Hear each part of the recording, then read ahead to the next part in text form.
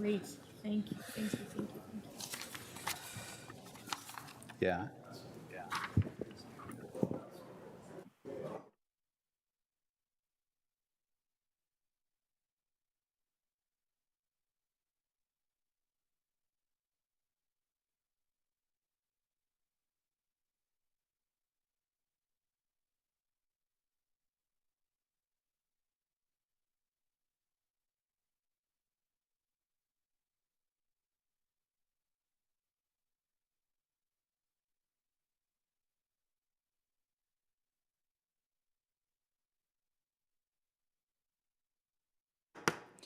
Good morning and welcome to the July 17th meeting of the Arlington County Board. Welcome to all of our public who's here. We have with us Board Member Carantonis, Board Member Garvey, Vice Chair Crystal, Board Member Christian Dorsey. I'm your Chair, Matt DeFerranti. This morning, I have a few announcements. We have virtual participation as well as so many of you in the room. After those announcements, we'll go to public comment. Then we have several items that we'll be discussing at that point. Those on participating virtually, you'll be joining us through Microsoft Teams. I just have a few announcements. First, those in the boardroom, if you are not vaccinated, we ask that you wear a mask if you are unable to maintain a 6-foot distance from others. There are signs on the back benches to indicate proper distancing for those of you in that circumstance. And we have provided overflow space in the conference room right across the hallway as well. You can view and hear the meeting from there if you wish just to remember to come back if you're speaking when it's your turn. Board members and all senior staff up here on the dais have been vaccinated, and that's why we're without masks and not social distancing. I think this is particularly important because we've seen a slight uptick due to the Delta variant. So as you make choices over the coming days and weeks and months, please be safe. Some members of the public, county staff, and other presenters are participating remotely as part of our hybrid meeting model, which we will continue to offer for those who prefer that virtual options. For in-person speakers, you are welcome to remove your mask if you're wearing one when it is your turn to speak at the podium. The podium can be lowered and raised by using the up and down arrow buttons, which are on the right side as you're facing us. Please speak clearly into the microphone so that everyone can hear your comments. If you are submitting documents, we always have a few people who do, as part of your testimony, please hand them to the clerk with your name and contact information. Ms. Jacobs right over there. For remote speakers, please keep your microphones muted and your cameras off until you are called to speak. We will give you a little lead time so that you're able and prepared to speak. You will need to unmute yourself using *6 if you're on the phone, and clicking the microphone button on your toolbar if you're using Teams on an app or a browser. After speaking, if you speak virtually, you may exit the call and continue to participate in the meeting via the live stream online or cable channels Comcast 25 and 1085 and Verizon Fios channels 39 and 40. I believe Spanish language interpreter is on the line for the public comment period portion of the meeting only, and can help with individual translation. Could our interpreter introduce themselves in English and in Spanish? Good morning, everyone. My name is Laura Castro. I will be your Spanish interpreter. Buenos días a todos. Habla Laura Castro, intérprete de español. Thank you. Gracias. Gracias. Occasionally, we may need to get up and stretch our legs, walk behind us here. There are speakers and monitors in the back so that we can continue to see and hear the meeting if we do so. And finally, importantly, I need to announce that agenda item number 59, consideration of an ordinance establishing a law enforcement civilian oversight board and independent policing auditor, has been deferred from today's agenda to next Wednesday so that we could have full consideration. The board will take up that item on Wednesday, July 21st, no earlier than 6:30 p.m. We will meet here in the county board room to hold a public hearing and consider the item. If you'd like to speak on that item, the online speaker form is available at countyboard.arlingtonva.us. If you have already signed up to speak on that item, you do not need to submit another form for next Wednesday. With that, we are ready to hear from our public speakers. I would just remind, we do have procedures that we follow with respect to those speaking, which is for agenda items that are not listed, for non-agenda items, we limit speakers to one person per topic. Just as a reminder, that's been our policy throughout the year and in past years. Madam Clerk, please call the first two public comment speakers. Our first speaker is Jennifer Bloom, followed by Christina Brown. Thank you, Madam Clerk. Ms. Blum. Good morning. My name is Jennifer Bloom, and I'm a resident of Bellevue Forest. I'm speaking on behalf of several of my neighbors about deep concerns regarding the manipulative use of county code to subdivide a lot on the Bellevue Forest North Piedmont cul-de-sac. Some of you are already aware of this project. Because of its location and the nature of the lot in question, this subdivision process is more complex than many. The lot is pie-shaped. It would turn the cul-de-sac from having 5 to 7 lots. The lot is entirely downward sloping with many neighbors at the bottom. In total, the existing lot shares a border with 8 others, mostly on the downward slope. There are 120 trees on this lot. It is one of the rare remaining lots that actually fits our name, Bellevue Forest. We share our homes and this rare environment with many deer, fox, and other animals. The builder plans to tear down the existing 1960s ranch house and subdivide the lot in order to build 2 houses. He has filed his subdivision request for approval, and just last night we heard from the staff that the zoning administration has decided that it meets zoning ordinance, although the process is still ongoing. We find this stunning and scary. Here's why. As you know, the Arlington County Code requires lot frontage of 25 feet per lot on a cul-de-sac. The builder's submission to the county for subdivision only meets this requirement through a manipulative use of county code. In short, he proposes to dedicate, i.e. give back, 10 square feet of frontage to the county for public right-of-way, thereby expanding the circumference and thereby getting his 25 feet for each lot. Without the dedication, he would not meet the 25-foot requirement. It is most noteworthy that the dedication is not necessary for a sidewalk or any other right-of-way. There's already a sidewalk on the lot. Sorry, if you can wrap up, please. Okay. This project isn't just about Bellevue Forest. This is about manipulating a code. Why do you have a 25-foot lot requirement or any frontage requirement? Thank you. If you're going to then abuse it. Thank you, Ms. Bloom. Our next speaker is Christina Brown, followed by Ann Bodine. Ms. Bloom, you don't have to stay, but if you want to, we will respond to your comment and every public speaker's comment once the public comment period is ended. Thank you. Ms. Brown? Virtually, I believe.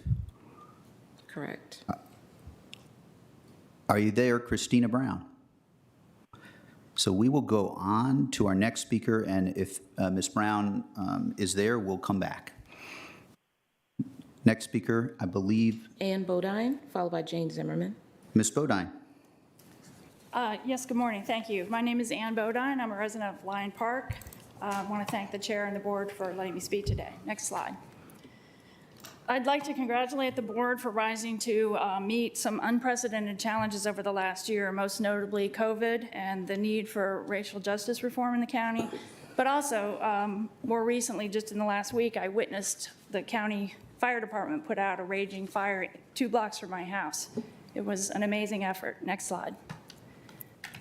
Some of these challenges that we've seen are related to climate change, the tornadoes, the floods of 2019, and COVID. The tornado certainly was evidence that climate change is real. We're also seeing flooding in Europe and heat domes out west. NOAA says some parts of Arlington will be underwater in 100 years. We're adding impervious surface equal to a new Pentagon every 2 to 3 years, and we're not offsetting it by more trees or parkland. Next slide. So what can we do? Let's start with trees. I propose a tree preservation ordinance like we have in the District of Columbia right next door. There, a permit is required to cut any tree over 44 inches in circumference. Doesn't mean the owner can't cut them, it just means there's some due diligence. So let's go to Richmond and ask for permission to do that, and I think John Dillon would probably agree. Next slide. But before we have a tree preservation ordinance, I would like to make a direct appeal for a tree in my neighborhood. I see it out my kitchen window every day, 2810 3rd Street North. It's a huge oak tree. It's about 100 years old. It's just been bought by a developer. So it's 157 inches in circumference. And remember, DC protects trees at 44 inches. Everybody knows all the benefits, but I'd like to propose the county buy a lot and make it a park, or impose a variance for setback, zero setback, the lot line to save this tree. Thank you very much. Thank you, Ms. Bodine. Our next speaker is Jane Zimmerman, followed by Ian White. Ms. Zimmerman. Good morning, and thank you for this opportunity to bring to the board's attention the concerns of many residents regarding the most recent iteration of Lee Highway Langston Boulevard. The plan, that is. My name is Jane Zimmerman, and I am a member of the Old Dominion Civic Association and a 27-year resident of Arlington County. Like many residents and stakeholders along the Lee Highway Langston Boulevard corridor, my neighbors and I have commented on several iterations of plans. Sadly, the answer we received was the most recent iteration of the plan. It breaks faith with the premises of the guiding principles and the visioning study and represents a radical departure from the feedback and expressed viewpoints of the primary stakeholders, Arlington County residents. This iteration of the plan reflects developer-driven interests which are being shoehorned and reverse-engineered for their short-term profit at our long-term expense and existence. These issues literally hit home when scenarios A and B for Area 3, where I live, allow Arlington County to exercise eminent domain and extend either North 22nd or North 23rd Streets through my 74-year-old house and those of my neighbors on either side. I'm not alone in having a proposed street or alley go through my home. The transformation from Lee Highway to Langston Boulevard should mark a new vision for the corridor and improvements that will enhance our neighborhood and the wider Arlington community. We're not opposed to improvements. The planners need to go back and prioritize the input from residents who are committed to the long-term sustainability of our community and remedy the serious flaws. The flaws include the impact on increased density, exacerbating traffic safety, congestion, and parking, unaddressed issues regarding environmental sustainability, and the lack of attention to the impact on our schools, parks, and community spaces. Please see the statement I uploaded to the County Board website, and note the following residents are here to support me.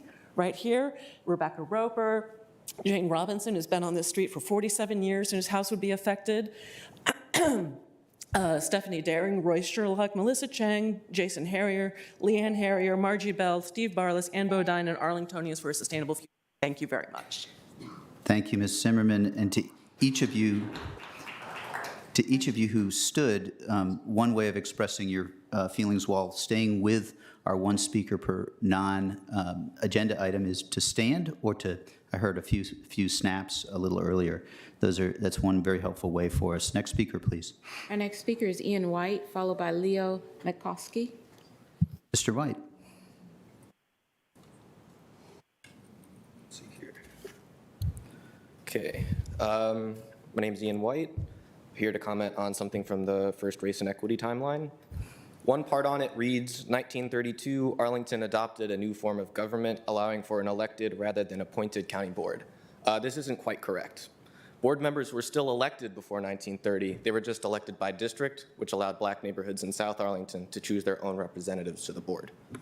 From 1870 to 1890, no fewer than 5 black men were elected to the board in this system.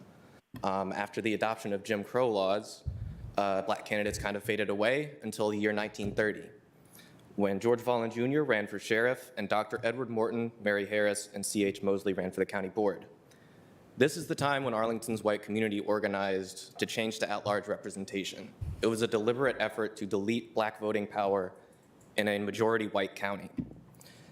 Let's see here. All 4 candidates lost under the new rules, which were adopted before they could run under the previous system that had ensured diverse representation a generation ago. And it would be another 57 years past this point before another person of color was elected to the board. We built a system designed to keep the board all white, and it has done so quite well with few exceptions. In the past 90 years, a handful of black and Latino men have been elected to the county board. All have gained office during the 2-seat cycle, which is our electoral exception. It only happens once every 4 years. And among those, only Mr. Dorsey won by getting first place. All others were second place choices, and they would not have won any other year. With this information, I hope that you will acknowledge the history and intent behind our at-large and single winner elections and pledge to get rid of this exclusionary relic. I thank you for your time. Thank you, Mr. White. Our next speaker is Leo Metkovsky, followed by Con Nguyen. Mr. Matkovsky. Hi, my name is Leo Metkovsky. I'm a lifelong resident of Waverly Hills, and I'm interning with Fair Vote Virginia. I'd like to discuss ranked choice voting and its benefits for our community and our candidates. Now, the Arlington County Democratic Board has used ranked choice voting since 2014. Mr. Karantonis, just over a year ago, in the first round of your nomination, you were a slim 1.2% behind the frontrunner. Yet, because of ranked choice voting, it was clear that the nomination was rightfully yours. The importance of your case should not be lost on the county board. Now, each of the 5 members before me hold their positions with the majority support of their party. The same, however, cannot be said of our general elections. House Bill 506 was signed into law on April 6th of 2020, meaning the Arlington County Board has had well over a year to implement ranked choice voting. With House Bill 1103, we may well lose our chance to lead Virginia in voting reform as cities like Alexandria and Richmond catch up. Now, the ACDC's commitment to ranked choice nominations is admirable. It shows dedication to both the voters and the candidates. However, the misleading results seen during Mr. Karantonis' nomination can and have happened in our general elections. Arlington can and should do better. Now, the ranked choice voting wouldn't just give voters more choices in Arlington. It would give candidates more legitimacy. If we know and acknowledge that ranked choice nominations serve Democratic candidates for nomination, what is stopping us from passing the ordinance? If Utah, Alaska, and Maine can implement ranked choice voting, why aren't we leading Virginia to do the same? In the words of Maggie Davis, the deputy chair of the ACDC, there is a strong value in identifying the candidate with the broadest support. Again, Arlington's Democratic Party has used this method for 7 years, and we've had over a year to implement it. We must extend our democratic values beyond the party and into the county. Only then can we continue our commitment to true majority representation. And so I petition the Arlington County Board to rank the vote. Thank you. Thank you, Mr. Matkovsky. Our next speaker is Con Nguyen, followed by Charles Henkin.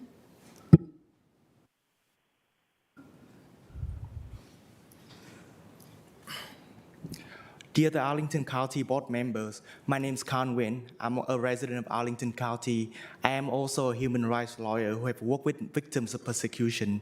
Today, I would like to speak about the practice of transplant tourism, where people travel abroad for organ transplant, and how this practice is driving the crime of organ harvesting in China. First, some background information. For cultural reasons, Chinese people do not believe that a person's body should remain intact after death. Therefore, there's not a lot of people who's willing to donate their organs for transplant.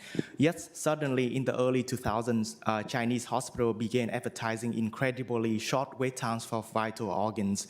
And what they did was that they has been killing prisoners of conscience, most of them Falun Gong practitioners, in order to sell their organs. This has been recognized by the US government at various levels.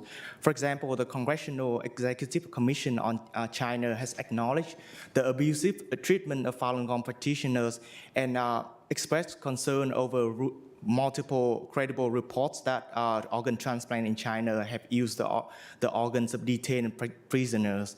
You may find additional supporting documents in the handouts that we provided. China has become a major international center for organ transplants, and this issue should concern us here in Arlington County, because members of our community who need an organ might consider traveling to China for transplant and may unwittingly participate in this state-sanctioned murder of innocent people. For example, we recently received information that a Northern VA resident who is on a transplant waiting list received an offer to get a kidney transplant in China for $50,000. Numerous other counties in Virginia, such as the Fairfax County, King Williams, Caroline, Shenandoah, Frederick, have passed resolutions to educate their citizens about these issues. And therefore, I urge the board to adopt a similar resolution. Thank you very much. Thank you, Mr. Nguyen. Our next speaker is Charles Henkin, followed by James Hurst. Mr. Henkin, are you there? I am. Can you hear me? We can. Go ahead. That's excellent. Thank you very much. If you put up on the screen just the first slide on my presentation. My name is Charles Hankin, been a resident of Arlington since 1976. I'm here speaking for the Arlingtonians for Our Sustainable Future on an issue that goes back at least to last December, when then Chair Garvey and I began to exchange communication with respect to a very important and positive development. Chair Garvey, then in a January letter to me, indicated that the county is in fact engaging with Tischler-Weiss planning enterprise in support of analyzing future developments. This is a very positive development, and we welcome that. At that time, I responded for ASF on February 1 that we would welcome having a contact within the county that we could discuss the nature of the contract and the scope that Tischler-Weiss would be brought in to support. I think it's very important and positive, and we would like to have a response to our request to engage with the county on the status of the Tischler-Weiss planning concept. So that is the first of two issues I wanted to discuss. The second, in a way, is related. The advantages of Tischler-Weiss extend beyond simply analyzing the costs under existing community benefit approach that are sought from developers in connection with proximate areas to the development. And we think there should be consideration of the so-called proper approach, which is used by many nearby jurisdictions to allow for consideration of offsetting costs that are not now allowed under the current system. As I say, it is widely used. The previous county attorney had legal arguments against such an adoption. We have never seen a legal document from the county with respect to his judgments. We'd like to see that and review it. Thank you, Mr. Hankin. Can you conclude, please? Thank you very much for your consideration. Thank you. We will respond. Thank you for the slides. We will respond after all the public comment speakers have spoken. Thank you. Next speaker, I think, is Mr. Hurwitz. I and many other Arlington residents who are out and about the county every day are becoming very concerned about the seeming complete lack of multimodal safety related to motor vehicles, bicycles, micromobility vehicles, and pedestrians.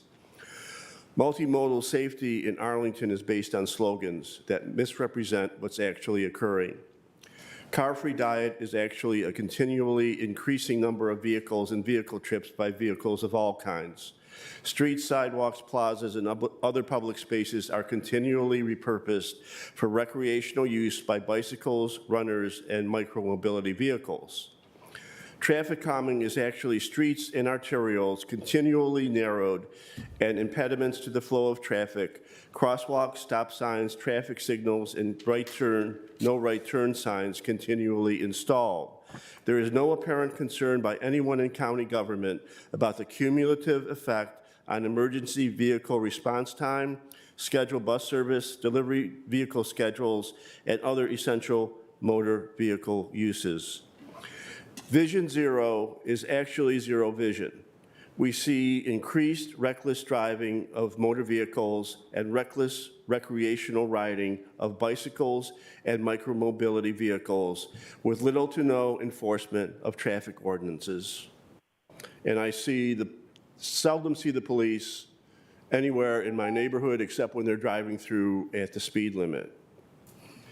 Question for county government: when will you implement an actual comprehensive multimodal safety program? When will we see the police out and about on bicycles in the county? When will we see an actual safety program on the trails that mitigate the bicycle racing and the scooter racing? Thank you. Thank you, Mr. Hurwitz. Next speaker. Our next speaker is Kirsten Nelsey. Ms. Nisley.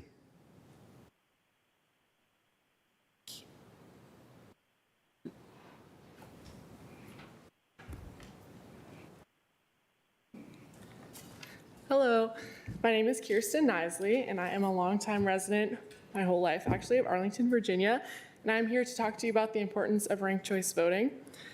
Ms. Nisley?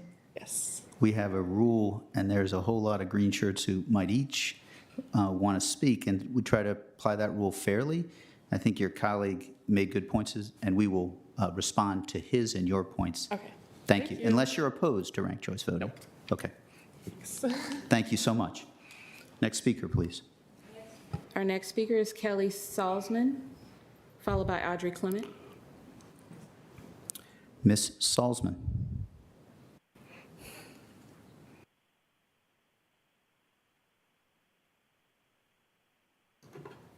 Yeah, she was. Hi, my name is Kelly Salzman, and I'm an attorney with the Legal Aid Justice Center and a resident of Arlington. I'm here to talk about the Arlington County Sheriff's Office ending its harmful practice of making courtesy calls to ICE prior to releasing individuals from the Arlington jail. But I do believe there's someone else who's here to talk about it as well. I do not want to overstate. I want that person to have the opportunity. So if I can just submit my written comments, I would prefer to leave the space for somebody else to talk. Thank you, Ms. Salzman. Really appreciate it. Next speaker.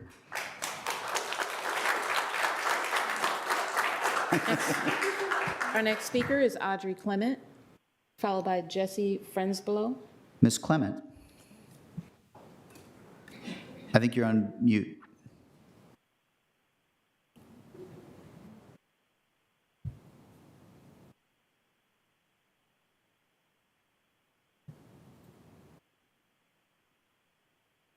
No, not yet, but I'll tell you what, Ms. Clement, if you want to work with our clerk, we've got a few more speakers, and then we'll come back to you to make sure you can speak.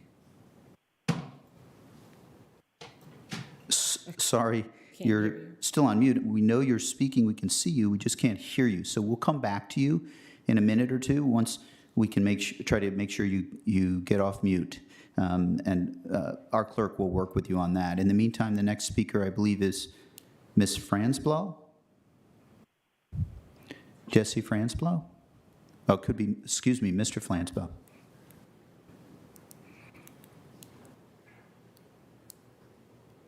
Hello, thank you so much. I'm Jesse Fransblow. I'm an organizer of Sanctuary DMV. I'm also here in solidarity with the union members here today. I'm here to talk today about the lack of transparency when it comes to police collaboration with U.S. Immigration and Customs Enforcement, ICE. Police collaboration with ICE is a problem across the country. It drives fear into the community, leads to discriminatory police practicing, racial profiling, and it puts our neighbors and loved ones at risk. There's a serious lack of transparency and accountability when it comes to Arlington's policy on police collaboration with ICE. Police in Arlington have been involved in the deportation of community members. Police share information with ICE. You have little information about the rules they follow when they share information about the companies involved in data sharing.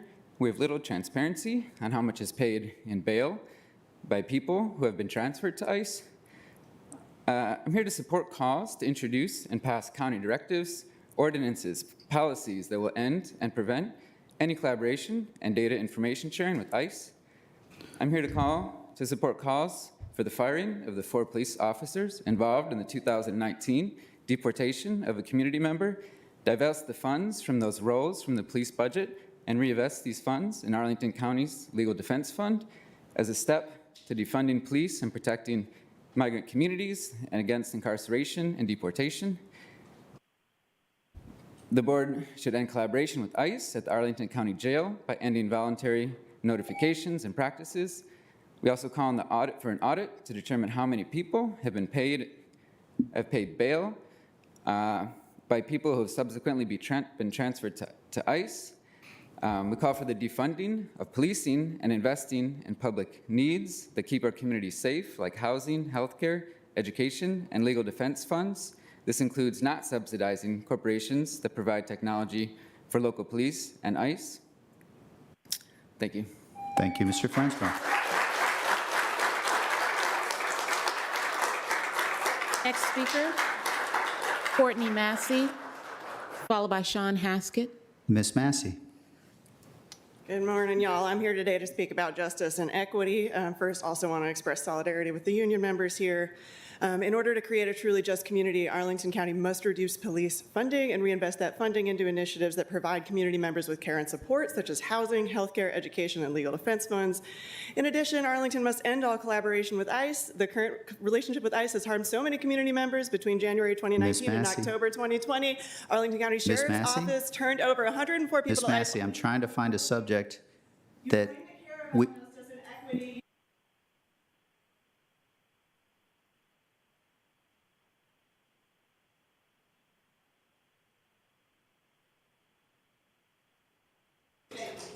thank you, Ms. Massey.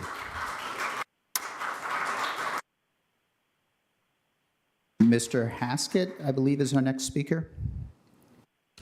That is correct.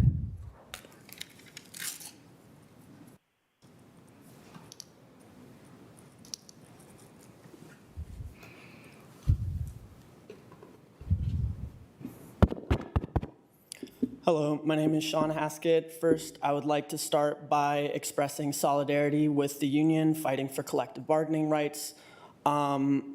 I'm here to talk about the role of public officials in damaging our constitutional rights to search and seizure, to, well, I mean, many of our most basic constitutional rights. Something that isn't really acknowledged when it comes to ICE and CBP is that Mr. Haskett? Anywhere within 100 miles of the sea, which includes Arlington, our constitutional rights are suspended when it comes to ICE and CBP. Mr. If they Haskett? suspect that we are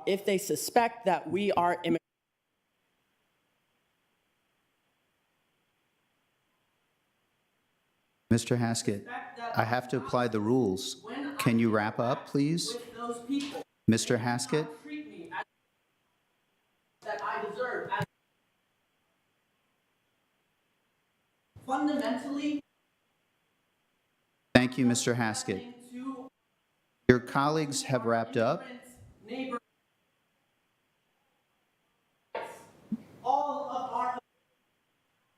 Thank you, Mr. Haskett. Thank you, Mr. Haskett. Thank you. Please sit down, or at least let us continue the meeting. Mr. Haskett. Mr. Haskett. Thank you, Mr. Haskett. Next speaker. Next speaker is Danny Sendejas.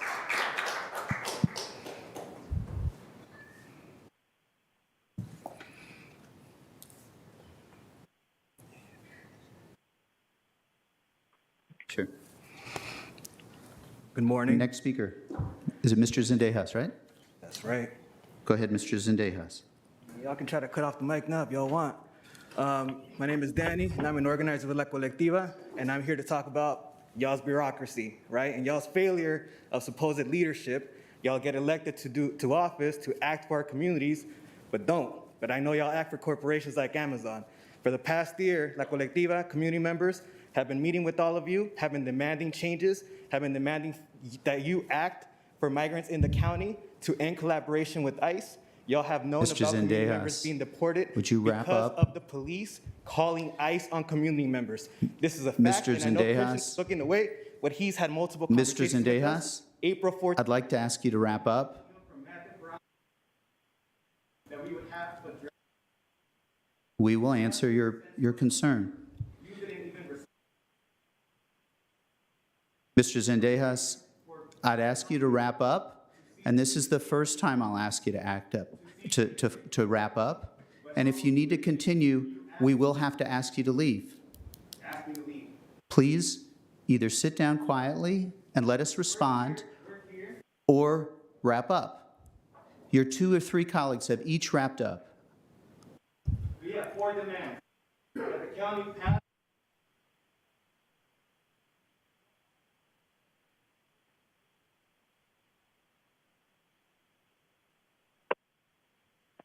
We call for the defund. We call for the sheriff. Thank you. Thank you, Mr. Zendejas. Please have a seat. Our next speaker. This is the second time. Get a chance to talk. let us have a chance to respond to your concerns and have a seat. Mr. Zendejas, I'm asking if you would please have a seat so we can respond to the concerns. We have a couple. Mr. Zendejas, thank you. Please have a seat.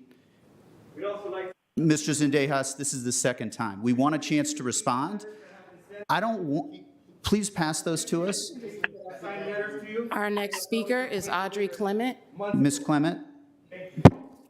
Ms. Clement, go ahead. Yes. Ms. Clement, go ahead.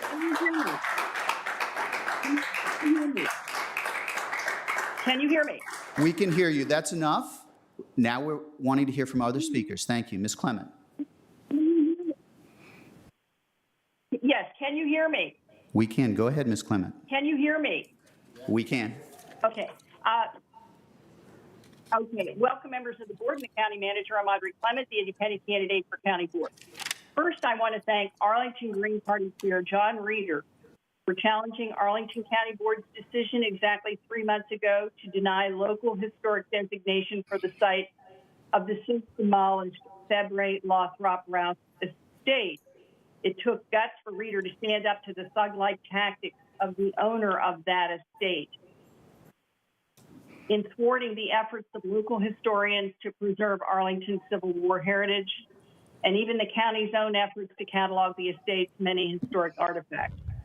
Unfortunately, just yesterday, Arlington Circuit Court denied Reeder's standing to sue the county, arguing that he is not an aggrieved party because his property does not abut the estate. According to Reeder's attorney, that interpretation accords no one but the property owner herself the right to a zoning appeal, which is clearly unjust.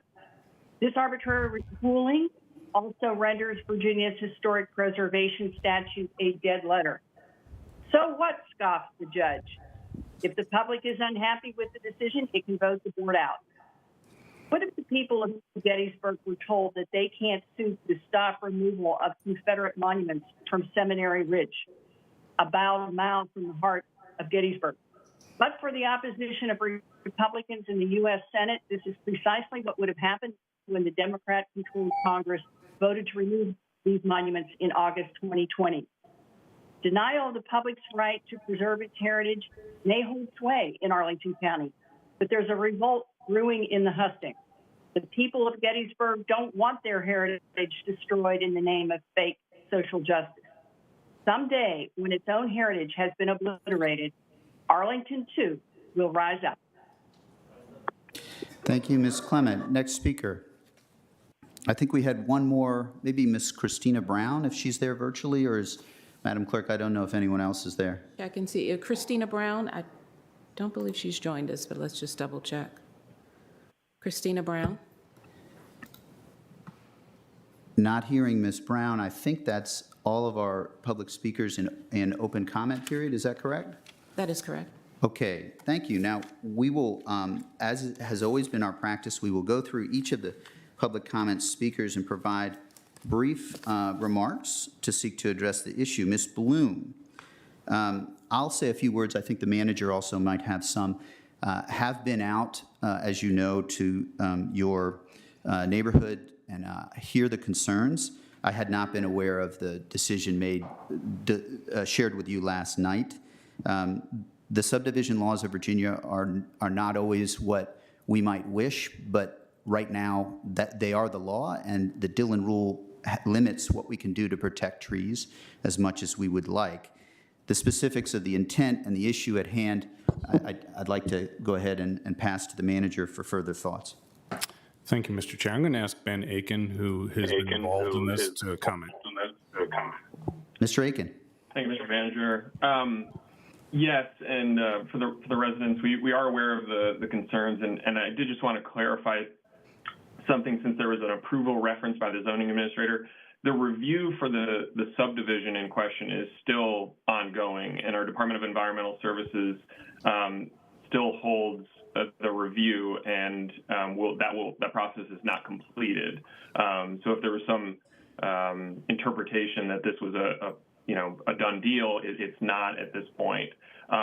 With that said, it is a request for subdivision in accordance with Chapter 23 of the County Code, and reviews conducted under the county subdivision ordinance are administrative in nature, meaning that staff hold the responsibility for approvals and denials rather than through public hearings or public approval. So really, it's still ongoing, and we would obviously share determinations once they're made with the affected stakeholders and those who have written in, but that's not necessarily influencing the decision. The decisions are made based on the compliance with the ordinance.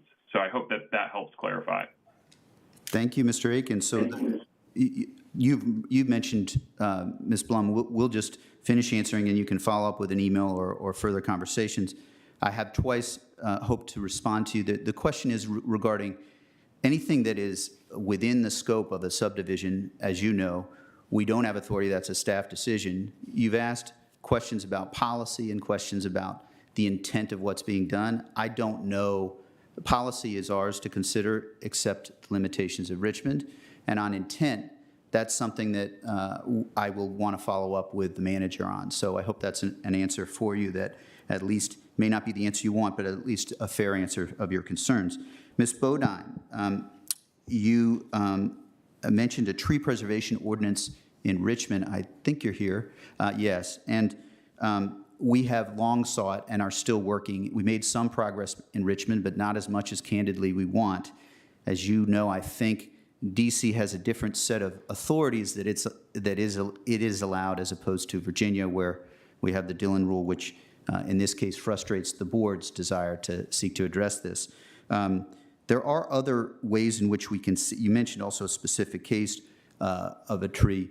There are other ways in which we have tried to use persuasion without to seek to preserve trees, and that is one that I think is worth following up on. I don't know, Mr. Manager or colleagues, if you have thoughts on that item. Mr. Manager first. Specific to trees or to the offer to have us look at purchasing a property? No. It's not about, not to purchase the property. The question would be to persuade, to see if there's a way that there might be to persuade the owner to work with us, but both issues if you can. So yes, and we're happy to get in we know Ms. Bodine and have a conversation with her. We can only engage in gentle persuasion, and I think that at this point I'm going to leave the comments at that. Thank you. Colleagues, yes, Mr. Karantonis. I think exercise, I very much hope that we will see progress in Richmond the next, in the next General Assembly. That's one thing. Still, I believe that in many cases we will have to, fine-tune and hone into our skills to persuade owners and developers to save trees that are really compatible at the end with their development. I do think that I do think that owners and developers can see the value of preserving trees in many properties. There are, I can imagine that there are some situations where the trees are really very difficult to deal with, but in many more they are not. And so I do think that staff should be trying to exercise as much diligence as possible. It's a little bit more of work, I understand that, but I think that everybody has a stake into this. Thank you, Mr. Karantonis. We will go on to the next item. Colleagues, if you'll forgive me, oh yes, Mr. Dorsey. I was just going to add a dimension to this, and Ms. Bodine references the greater authority we need in Richmond and the analogous policies in a home rule community like the District of Columbia are not exactly applicable to Arlington. I appreciate your recognizing that. One thing that I have heard from a number of advocates who shared the desire to see preservation of historic and canopy contributing trees, as well as just an overall approach that reduces clear cutting of lots, have found some success in getting private community members to find similarly aligned private community members who may be interested in homes to actually go ahead and purchase lots that have significant tree cover that ought to be preserved. Often those efforts are a lot more successful than staff efforts. People tend not to trust the government when it comes to making personal financial decisions like property to buy. So I think that's something that maybe your group should explore if it hasn't already. Thank you, Mr. Dorsey. Now we will move on to Ms. Zimmerman. Thank you, Ms. Zimmerman. I see you're still here, and I think some of your colleagues who stood behind you to indicate support are still here. Thank you for raising the questions regarding Node 3 and for referring to our impending later today. We'll take up the item to change the name of Lee Highway to Langston Boulevard. We have heard concerns in the last 2 weeks regarding Node 5, as you may be aware, which is near Lyon Village. We still have work to do. This is the earlier stages of this planning process. You mentioned we want to stay consistent with the overall spirit of this, and we are trying and will try to strike the right balance of recognizing that, as you said, our community will continue to change and be improved, but we also want to be mindful and respectful of our zoning that we have had and what fits in terms of density with respect to impacts on traffic, trees, and schools as well. So we're trying to strike that balance. You've brought this to our attention. I know colleagues will want to follow up, and I have Ms. Garvey to start, and then Ms. Crystal. Thank you. And Ms. Crystal, I know you've been quite involved with this, so I'm going to let you handle timeline and those other issues. But I had one quick question, because I think one of the things the speaker said is this is going to allow eminent domain. I don't think that's correct. Could someone explain, I don't know if it's the manager or a lawyer, eminent domain and how it works? I don't think adopting something is going to allow eminent domain, as the highway plan goes. Eminent domain is like there and possible now. And there are a lot of guardrails to keep us from actually exercising that, as I understand it. That's correct. The board would have to take an affirmative action towards a property to exercise eminent domain, and in that situation, we would have to pay fair market value for it. And it also could go, right, exactly. We couldn't force the person to sell. Right. Can I? Thank Yes, you. we We'll could. just, yeah, go ahead. Yeah, we could force them, but then they could go to court, right? The judges, how do judges look upon eminent domain? Well, it has to be used for a public purpose. And so if the judge agrees with the public purpose, then it would be an issue of what the fair market value is. Okay, thank you. That didn't go exactly the way I thought it would go. Sure. I will turn it over to my colleagues. Who will probably. Sure. Well, I just wanted to, I think that's an excellent brief explication of eminent domain, but what I wanted to say was I really appreciate first Ms. Zimmerman and your neighbor coming in and coming together and making one comment together. We really appreciate your help in keeping our meeting flowing in that regard. I know, as the latest area iterations and proposals have come forward, it certainly has begged a lot of concerns in the community, including the ones you all enumerated for us. And of course, with our long-range planning processes, that's sort of exactly the point, right? To kind of test different ideas, get the community feedback. And I really appreciate the chance to hear from you all at this sort of iterative point. I did want to clarify, though, on that point about eminent domain, because we have struggled with this a little bit in other planning processes in the community.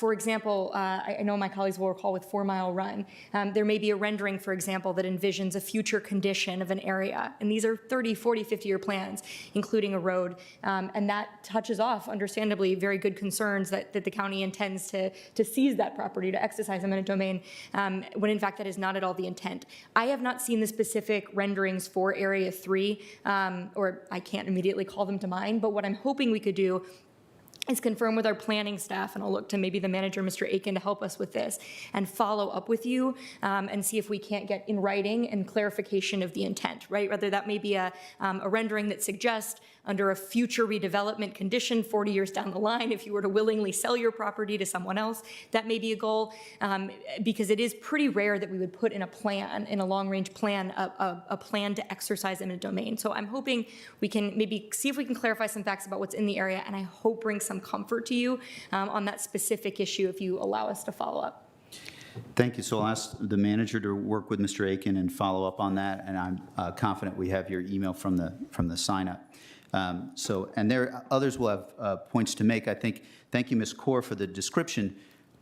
My impression, first, there's the legal process. Second, the history of the county, irrespective of planning, the history of us exercising eminent domain is very, very limited, to my knowledge. Certainly not while I've been on, and I don't know if colleagues in the last 5 years. But we'll go quickly on that point since it's to Ms. Garvey and then to Mr. Carantonis. Yeah, thank you. I very clumsily tried to make that point this morning, and I'm sorry. It always distresses me when people are concerned about eminent domain. It just doesn't happen very often. We don't like to do it, and it's not part of what we've got planned here, as Ms. Crystal much more eloquently expressed. And there's a lot more conversation to go, and I think there's a lot of misunderstanding, and we will work that through with you. And nothing's been adopted. This is just a proposal. We're going to be working it through, and we appreciate hearing from you because that's part of the point of putting it out there so we can talk about it. So it's not anywhere near being a done deal, and there's a lot of conversation and back and forth still to go. Thank you. Thank you, Ms. Garvey. Mr. Carantonis. Well, I just wanted to reiterate that I don't believe that anybody ever had the impression, the wrong idea of doing urbanism by eminent domain. This is just not how we do things. This is not how we plan. This is not how we develop visions for the future. We develop visions for the future in collaboration with the communities that live there, in collaboration with everybody in Arlington. And I haven't seen the Area 3 specifically, but I very much understand what you mean when you want to say to have more clarity about the intents on impacts on schools, on traffic specifically, on the scale, on how on what exactly human scale is, what the incremental future of that is. Every community wants to have predictability around them. And I think that we all are committed to deliver predictability at the end. So I'm really very interested in this conversation, and we will be following on this. Thank you, Mr. Carantonis. The next speaker was Mr. White, raising important questions. I had not had a chance, Mr. White, are you here? Yes, Mr. White, I had not had a chance to look through all the materials that were published this week.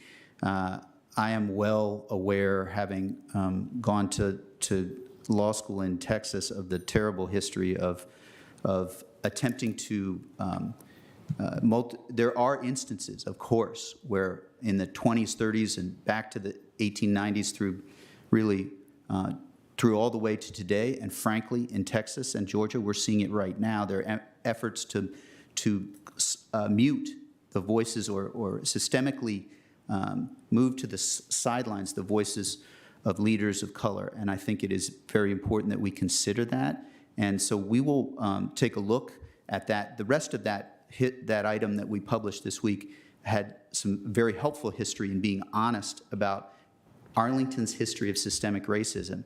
And now we have to think about what we do next, and we have to be right on those specific details.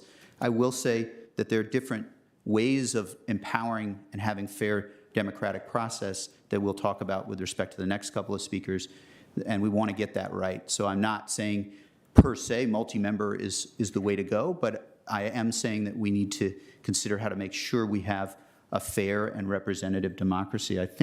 I don't know if there's anything else that Mr. Manager you would like to say with respect to.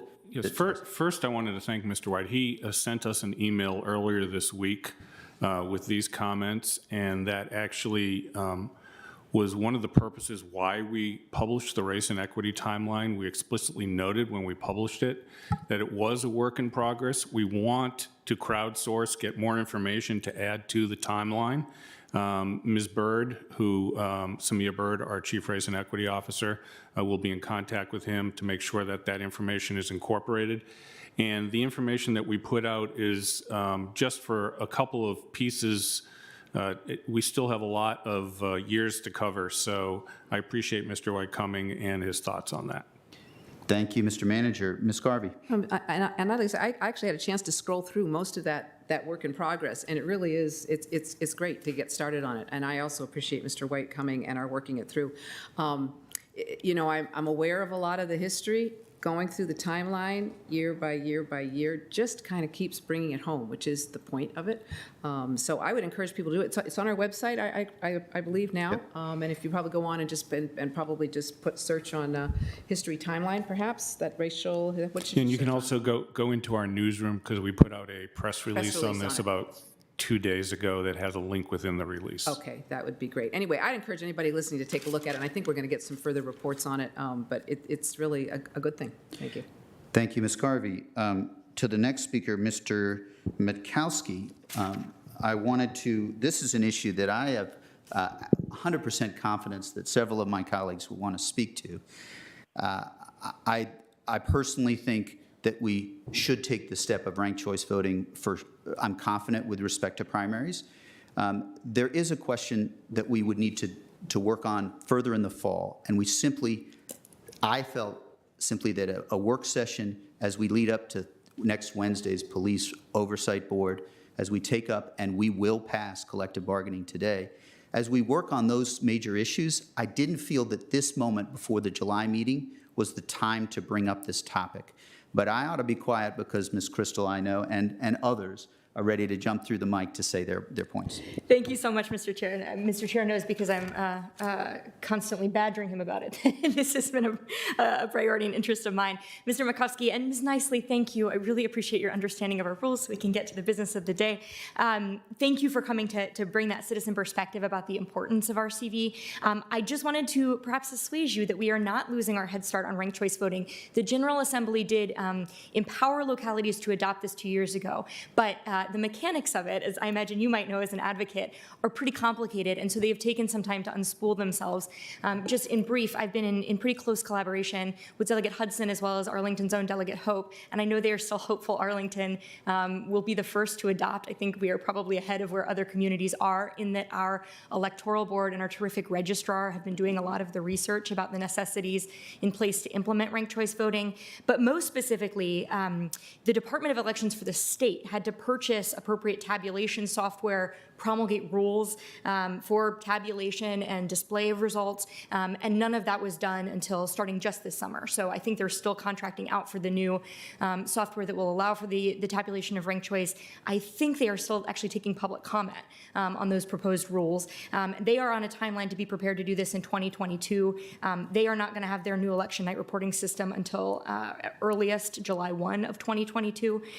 So we have been talking amongst ourselves. I'm really looking forward to greater engagement in the fall, but I just wanted to assuage your concerns that the moment was slipping us by.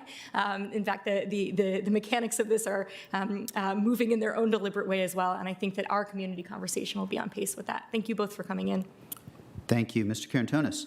And just in addition to what, first of all, thank you for bringing that up. I know that Ms. Crystal is working very diligently on this, but also this board has already appropriated money for the register here, for our electoral boards to begin working on this. So that the technical preparation for that is really important.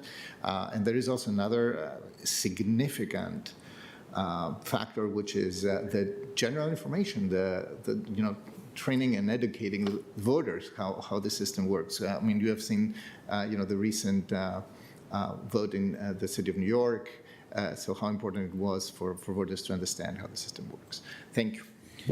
Thank you, Mr. Karantonis. So based on all that, a specific response is that sometime before the end of the year, we will be doing a work session on how to move forward on this. I am not, if you think about Eric Adams' election, and if you think about some of the implications of ranked choice voting, a majority would win, but it is the case also that we have seen that respecting the minority of our voters' views in the United States is not, in my view, always the best thing. And the simple word I will say with respect to that is I no longer believe in the filibuster at all. So I just so that we're thinking about this. The next speaker, Mr. Nguyen, this is an important issue that I've heard of once before. I want to follow up and learn more about it. I will say that there is a piece of me that is that we want to take stances, but this is an issue that is not typically within local government's major area of work. But I am aware that in Northern Virginia, localities have considered this.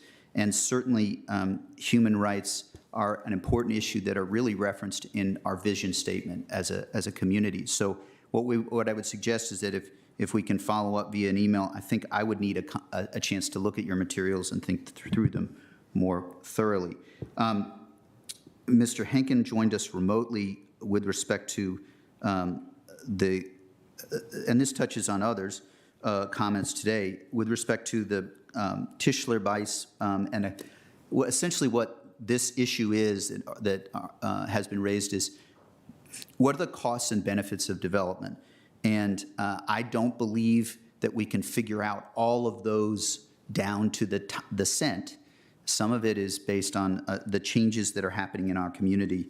But I do think, I would like to just see if there's an update from the manager on this one or not. I know that there's been discussion and there's been work on it. I think that the manager and also the acting county attorney have sort of been working together on this. I don't know if there's an update. I'm going to give the acting county attorney the opportunity to give you the update because the contract with Tischler Bice is being handled through the county attorney's office. Sure. So that's a nice, easy question in your second meeting as acting county attorney, Ms. Kaur. Sure. We are working very closely with Tischler Bice to develop the model. I think we are working diligently towards it, but I don't have results yet. Got it. Thank you for that continued work, and we know you will follow up, Mr. Henkin. Mr. Hurez, thank you for coming and speaking with us regarding multimodal safety. In our capital improvement plan that we will approve on Tuesday is funding for Vision Zero so that we get to 0 pedestrian deaths by 2030. There is money in that real money in that capital improvement plan. Certainly we will continue to work on that as we seek to keep our community safe. It's also the case that our police, I often, not every day, but often see our police on bicycles, and I think it's a great way of working to keep our community safe. Mr. Chair, I just wanted to remind you, we're about to post the job announcements for the traffic control officers that the county board adopted as part of the fiscal 22 budget, which also will be focused specifically on enforcement of the type of issues Mr. Jerez brought up. Thank you, Mr. Manager, and that is an important point because I think that that's part of our work to reform our public safety so that we are in the 21st century and so that we can focus our work and not have our police overburdened with some of that and instead have de-escalate some concerns that we've seen nationwide regarding traffic stops, which are certainly well-founded. Ms. Salzman, thank you for your work for Legal Aid Justice Center and for deferring and centering the other voices that spoke on this important work. Mr. Franz Blau, excuse me, and Ms. Massey, Mr. Haskett, and Mr. Zendejas. We have been working on this, as you well know. Fairfax adopted a trust policy. It's also the case, I think you know, on our website that for years we have had a set of policies that really seek to minimize, but there is federal and state law regarding this. And so I think I'd like to turn, I know colleagues may have comments as well. I do know the manager has been working on it. Candidly, part of the reason I've been working with Ms. Bird, our Chief Race and Equity Officer, and so that it is implemented, our Chief of Police, to seek to get the right, to look at all these policies, as have colleagues, so that we get the right next steps. Much of the work we already do, but I do also think it's appropriate to ask the manager to speak to this. Yeah, thank you, Mr. Chair. As a matter of fact, next week there's going to be a meeting among Ms. Bird, the Legal Aid Justice Center. I've been told Collectiva has been invited and will attend, and also Captain Green, newly promoted captain from our police department. But let me start out where you started out, and this has been stated multiple times here by myself, by previous county managers, by this board, and by previous boards, that the Arlington County law enforcement does not enforce federal immigration laws. We do not. And so our policy is we won't collect and we won't report information based on immigration status. Now, we continue to work with a lot of people in the community. There's a lot of information available on this. And let me just be very clear about what our policy is. Arlington County police officers have departmental policy practices and the law, and it's our policy that we will not monitor, detain, interview, or investigate a person solely for the purpose of determining their immigration status, period. The policy directive that I've just talked about limits when we may contact ICE. I'm not saying we won't contact ICE, but what happens is that if a subject has been stopped, in the specific case that's involved here, that happened in 2019, is that at the intersection of Columbia Pike and South Buchanan Street, there was a vehicle crash. During the investigation, the driver of one of the vehicles stated he did not have a driver's license and provided documentation to the responding officer that appeared to be fraudulent. And while attempting to confirm it, that he had a valid driver's license, we do, as in all cases, go into the Virginia Crime Information Network, and information came back that this individual was a deported felon. And given that, there was a request in the system that we contact ICE, which is what we did, and the information was confirmed by ICE, and they responded and picked up the suspect who was a deported felon. Now, let me be clear, Arlington County Police did not stop or ask that individual for any information regarding his immigration status. So,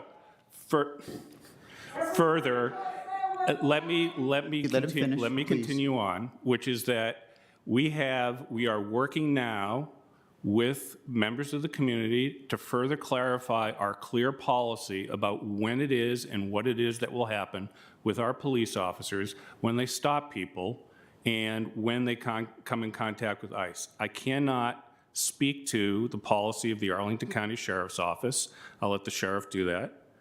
And I just wanted to return people, it's on our website, it's on the county website, to the policy of this board and our police department, which we absolutely 100% follow. We will not inquire about an individual's immigration status, not only our police, but any member of our staff.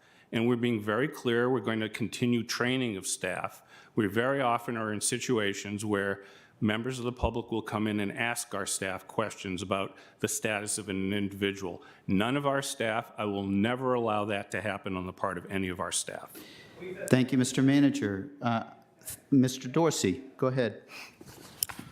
So a number of thoughts here, Mr. Chair. So, one, the Fairfax County trust policy, which I know is, maybe even some people in the room have contributed to having their adopting that this year. It, in total, I think provides some useful consolidating of a lot of different approaches to the counties, in that case Fairfax's, lack of involvement in immigration enforcement. I want to make very clear that in Arlington, I have, first of all, read the trust policy line by line, all 6 pages, cross-referenced it with our own policies, and there's nothing that Fairfax is doing that is of greater protection to someone who may be undocumented than Arlington is doing. However, I think there is great benefit in making sure that that is presented and consolidated in such a way that people can see it, as Fairfax has done. So I look forward to that work. As we have heard through the public comment today, there are a couple of different things going on. There's a specific incident referenced in 2019, and through lots of conversations with people about that incident, including the person directly affected, I have to say that there is not a clear agreement on all of the facts of that matter. And I've been trying to figure out how to get to a resolution of that. I'm not sure that we can. Then it comes to the other things that were mentioned, a number of demands that people have had about not only what should happen with officers in that incident, what we do in terms of funding police, what we do in terms of other public investments. And I think everyone will agree that those have been presented to this board as a set of demands that we are to adopt or not. And at this point, it is clear that we have failed to accept those demands. That is our prerogative. We have some substantive disagreements about some of the courses of action that have been suggested, or in this case, demanded. Because we haven't agreed doesn't mean we fail to act or respond.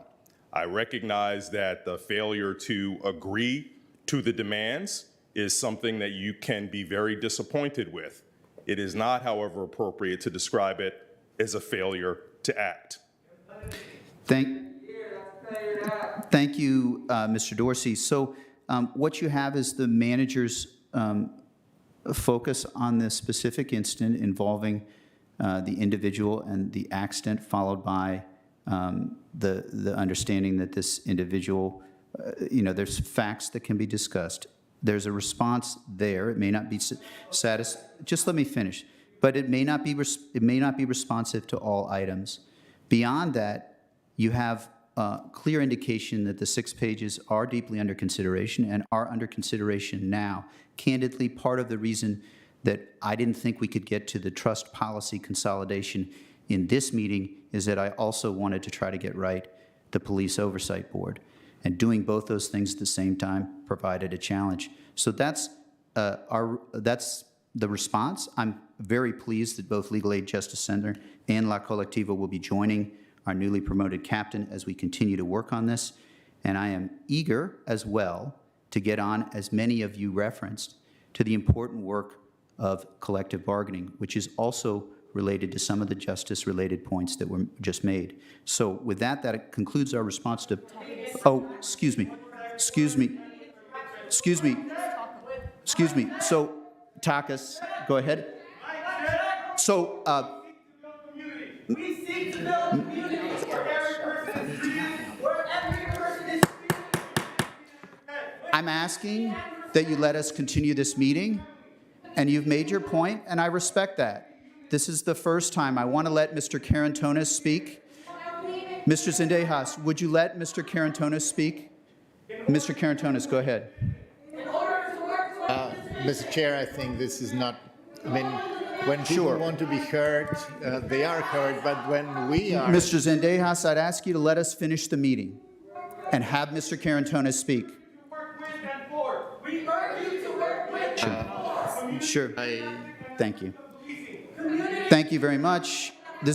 We will go ahead and have a short, brief recess of 5 minutes, and then we'll come back to work on collective bargaining.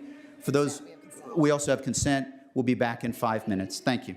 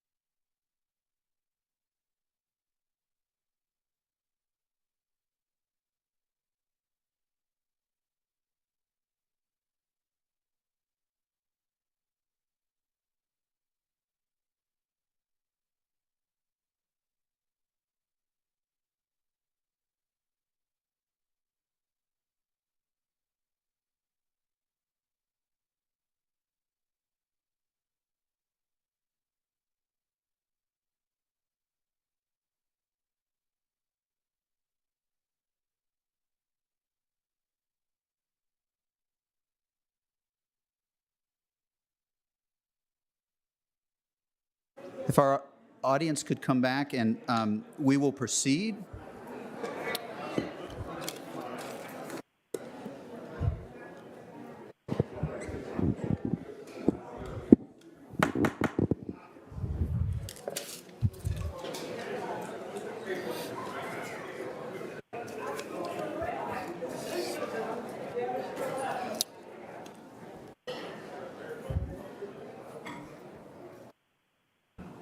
Colleagues and our public, thank you very much. We'll go now to a concluding comment from Ms. Crystal on this. Thank you so much, Mr. Chair, for the opportunity to say a word before we move on entirely on a related topic, which is funding. I think there may be some sympathy for the call. I have some sympathy for the call to invest in communities instead of policing. And I just wanted to share a word because we've seen communities around the country's budgets laid bare on which they spending on policing triples that of their education budget, et cetera. I just wanted to make sure, especially with so many people who are involved in delivering human, community, and housing services in Arlington in this room, that people know what that picture looks like in Arlington County. Here in Arlington County, our funding of human and community services, which includes housing services and health services and youth programs and family services, is more than triple our police budget, more than triple. If you add in education, which is another express priority of those who've argued before us today, that is 2/3 of our police budget, or 2/3 of our county budget, which swamps the 5% spent on police. So if you believe that your community should be investing in people and human services and housing and education and libraries and parks and youth, you are in that community because we believe that too. I appreciate the opportunity to share that context before we move on. Thank you very much, Ms. Crystal. So now we will go to our consent agenda. And Madam Clerk, have any items been pulled from our consent agenda? Yes, we have several items. We have item number 1, 5, 26, and 51. So we have listed on the screen are the items that have been pulled from our consent agenda. With those exceptions, items 1, 5, 26, and 51, I will entertain a motion. I will actually go ahead and move myself the consent agenda. Is there a second? Second. The motion has been made and seconded to approve the items on our consent agenda with the exceptions of items 1, 5, 26, and 51. All in favor say aye. Aye. Any opposed? None opposed. The chair also votes aye. The consent agenda is approved 5-0. The consent agenda is a series of items that, while important, there is not controversy with respect to these items. I want to just describe a few of those items as we move forward. This will take a couple of minutes. You're welcome to listen. I will do them quickly because I know that we are eager to get on to our first non-consent agenda items. On the screen, you see just the summary. This is a very heavy consent agenda and a very heavy meeting. So I'll go through these quickly. First, I'm thrilled to say that we have approved a purchase power agreement to help provide solar energy on our new Lubber Run Community Center, which we opened officially about a week ago. So we entered into a contract. The contract essentially enables us to get solar while a company helps with those facilities that are the solar panels on the top of that roof. The last bullet on this page is part of what's very important to me, and I know our public and our board and our staff, which is we have made a commitment to get to 100% renewable energy for our county government by 2025. We estimate that this particular agreement will contribute towards that goal of 0.5% towards that 2025 goal. You may know we also have a 2035 goal of 100% renewable electricity for all of Arlington. So that's the first consent agenda item I wanted to highlight. I am thrilled. We have received a significant multiple millions, and 148 residential units will be committed to households earning 50% or less of the area median income. Amazon announced this. This is a gift beyond any of our requirements, but it is a partnership, really, that helps serve affordable housing. It's the Crystal House Apartments, It's been essentially, the parcels have been provided to us to develop affordable housing. A minimum of 406 residential units will be committed, earning 80% or less of the area median income. This is a very positive step. Next item. We have a workforce grant, return to earn grant program as we move beyond and seek to build back more equitably in Arlington. We have accepted $131,000 for a workforce innovation and opportunity grant that will work with our Virginia Community College system and the Northern Virginia Community College. This is an important next step. Next slide. We have engaged with our Washington Council of Governments, Metropolitan Washington Council of Governments. We also are doing this within our Housing Arlington initiative. We are committed to fair housing. The history of this issue, many in the room will know, this is a long-standing body of work that President Obama moved forward, and frankly, the Trump administration was terrible on. So it is moving forward nationally. This is an indication of an agreement to work regionally on this issue in addition to in Arlington. Very proud of this work, very important, and appreciate multiple individuals. I believe the manager, also Mr. Dorsey, have been engaged with COG on this work. Next item. Commuter choice. This is an area where we are continuing to work towards multimodal, and on Lee Highway, soon to be Langston Boulevard, we will be having a bus-only lane so that more residents can move more quickly to work, through our community, and home as well. So that's this commuter choice approval that we also just took under agenda item number 38. Next slide. I know this is important to our liaison, Vice Chair Crystal, but also to all of us at different times. Most, but always, arts grants, $215,000 in financial support of Arlington County arts organizations and artists with the fiscal year 2022 Arlington Arts Grants. We took that step and awarded those grants to a number of organizations, 22 artists. Next slide. Infrastructure is what our country is focused on through President Biden and through Congress.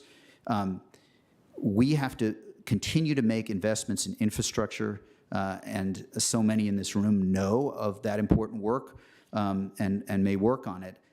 We put $7.5 million plus contingency for treatment upgrades at the Arlington County Water Pollution Control Plant. This is the sort of thing that is key to good governance, is investing where we need to invest. So you can read the other items on this slide before I suggest we go to the next. There's also work we have seen we have to do to preserve our environment, and we have invested in Ballston Pond to help with the vibrancy of that area. If you bike by Ballston Pond, you know that there's a need for that investment to make that body of water more vibrant and a better habitat. So that's another of our key investments. I believe that concludes the items I wanted to highlight for the consent agenda, which takes us to our next item. And I believe it's our first general agenda item, regular hearing item. Madam Clerk, would you call the first regular hearing item, please? Yes, number 58 is an amendment of Chapter 6 of the Code of Arlington County, Virginia, to add a new provision to allow collective bargaining. Thanks very much. I'll turn it to Mr. Schwartz for the staff presentation. We, of course, also will be taking public comment on this item. Before we do, just one word of context. Last month, we took this up for the first time, and I said that we had reached quite a bit of agreement, but I didn't say that we still had items left to work on. We have narrowed those number of items, and I'm very proud of the collaborative way in which we've sought to do so. That will not say that every issue has yet been resolved, but that's context. We took it up first. We have to do that. A request to advertise followed by today. We'll be considering and finally acting on collective bargaining. So, Mr. Schwartz, with that preamble, over to you for the staff presentation. Thank you, Mr. Chair. I have a brief set of slides. If we could go to the first one.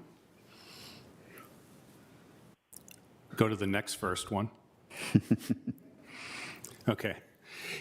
Last year, the Virginia State Legislature approved a bill that allows labor organizations to petition jurisdictions for collective bargaining, and that was effective as of May 1st. And as you noted, last month, the board issued a request to advertise with a draft ordinance that talked about the provisions for a collective bargaining ordinance in Arlington. And so here we are today for that vote. If we could go on to the next slide. And I wanted to focus on this for a minute, which is that, and I've stated this several times, I've stated it in our board report, I'm stating it today, and I've stated it many times to our staff and supervisors that having collective bargaining is an opportunity to expand collaboration between management and employees. It's going to improve the workplace environment, and it's also going to help reaffirm what I'm so proud of what we have in our county, which is our tradition of our employees providing excellent service to our community. And the opportunity to formally organize and collectively bargain through their representatives is something I look forward to working with. We could go on to the next slide. We actually tried to take account. We probably missed a few. There are about 16 areas in our conversations of the last month where we've reached further agreement since the June advertisement. I'm highlighting the 5 areas here: the number and types of bargaining units, some definitions around temporary employees, supervisors, and managers. I think we've worked out the details on a management and labor dispute process in comparison to a grievance process, and some official work time and facility usage options for labor representatives, and some clarification of good faith bargaining language. There are still, as you noted, some issues remaining. So we could go on to the next slide. Once this is adopted today, I wanted to sketch out a little bit of the timeline. Given some of the requirements in the ordinance that labor groups have the opportunity to organize and be certified by our labor relations administrator, and the timeline involved, it's unlikely that we will be to you with any tentative collective bargaining agreement. As a matter of fact, I know we won't be with you to one for the fiscal 23 process, but we absolutely hope to be here for fiscal 24. And coming with this, of course, is additional administrative staff. We've had a small amount of funding included in the adopted budget that will help us get started on that, hiring of a labor relations administrator, but and some additional resources for the county attorney's office, and for I'll need some additional resources for my office. I'm not going to spend a lot of time talking about that. You'll hear more about that when I come forward with the budget presentation. If we could go on to the next slide. And last slide. Here's a little bit about what awaits us once the ordinance is adopted. There'll be, I assume, organizing campaigns and petition for certifications, and elections and decisions on the part of employees whether to accept a union or not. Before I conclude, I did want to say 2 things. One, I wanted to thank all the employees who've come out today and all of their efforts. And I did also want to give a sincere thanks to the labor representatives that we met with over the last month. We have continued our dialogue, I think, in a thoughtful way. We haven't always agreed, but we've had very respectful conversations, and that's the way it should be. So with that, I'm going to turn it back to you, Mr. Chair. Thank you, Mr. Manager, for the thorough process and for listening, engaging, and working towards down from 16 to 8 items in the staff report, and now fewer than 8 items that I believe we're going to be discussing today. Madam Clerk, I believe we have public speakers on this. Just for everyone's note, public speakers on agenda items, we take as many people who want to speak. That does not mean that you have to speak. You can associate yourself with someone if they have spoken very well, you believe. I will say, we've said it a couple of times, we're going to enact collective bargaining today, and so if you, we have those issues left to resolve. We will stay here as long as needed. We also, at least from my part, I think it'll be great if we can enact it and and not everybody will be starving through lunch, to be honest. So, but whatever works best for you, we will hear all public speakers. Madam Clerk, would you call the first public speaker?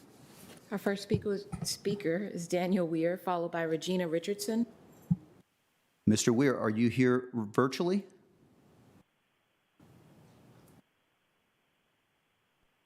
Okay, we will come back to Mr. Weir. Regina Richardson, are you here, Ms. Richardson?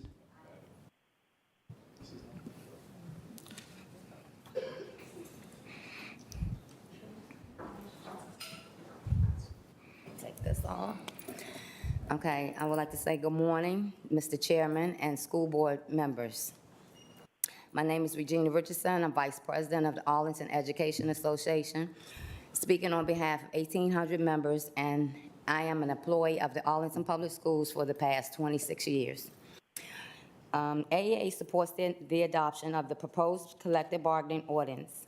AAA believes that collective bargaining process will enhance the positive working relationship between Arlington County and its employees, both on county and school board sides.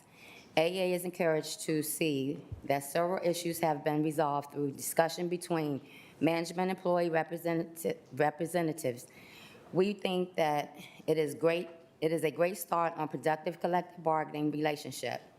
Please keep working to resolve the outstanding issues through a collective process. AA is the bargaining agent for school employees prior to 1978, and our records show that the bargaining relationship produced positive results for students, schools, and the Arlington County. AA is pleased that Arlington County is a leader in Virginia in many respects, including establishing a positive results-oriented working relationship with its employees through collective bargaining. Thank you. Thank you, Ms. Richardson.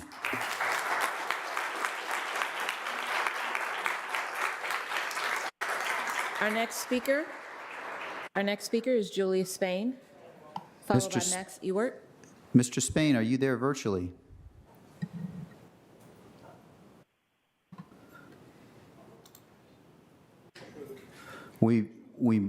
Let's for sure be thorough. We'll go on to our next in-person speaker, but we'll want Mr. Weir and Mr. Spain to also get to speak if we can arrange that. So next speaker?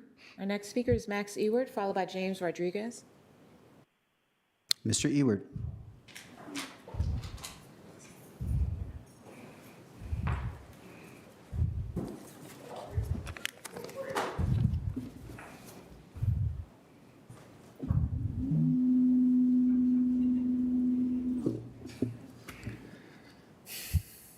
Good morning, Arlington County Board members, County Manager, and my fellow AFSCME members. My name is Max Ewert, and I have been an urban planner with the Department of Parks and Recreation in Arlington County for over a year now. One of my projects has me conceptualizing a green space in a busy mixed business and residential community in Arlington County. My goal, as with all of my projects, is to create something that residents, workers, and visitors of Arlington County can all enjoy. I am grounded in developing a space that is environmentally sustainable while also being inviting, inclusive, and meets the needs of everyone that comes across it.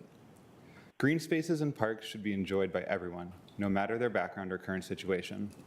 The truth is, it will take several years and smart, dedicated public service professionalism from across departments, many who are sitting behind me, to create and protect a space we can all be proud of. The fact is that my union activism runs parallel to my planning work, because there are so many similarities between the work I do, a strong collective bargaining ordinance, and a union for Arlington County employees. That, in part, is why I was proud to sign my union card a few weeks ago. This collective bargaining ordinance is the first step towards building stronger relationships between the county and its employees. Arlington County's ordinance needs to be inclusive of the many different people and job titles that work to make our county prosper. We need an ordinance that recognizes that as county employees, we should be able to address not just concerns that are common, but to keep an eye out for the future as well. Our ordinance should give us the right to negotiate over all workplace concerns. This ordinance will be historic when it passes, giving county employees the right to organize their union for the first time in over 40 years. I am certain it will be an ordinance that has the capacity to uplift and will be able to stand the test of time like any valued public space does. Thank you for your time. Thank you, Mr. Ewert.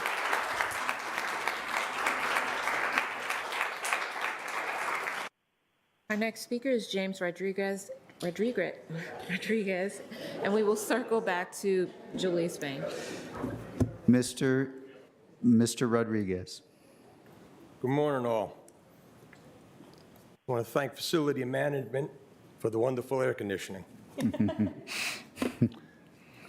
I think I've spoken with a few of you on Open Door Mondays. We're familiar.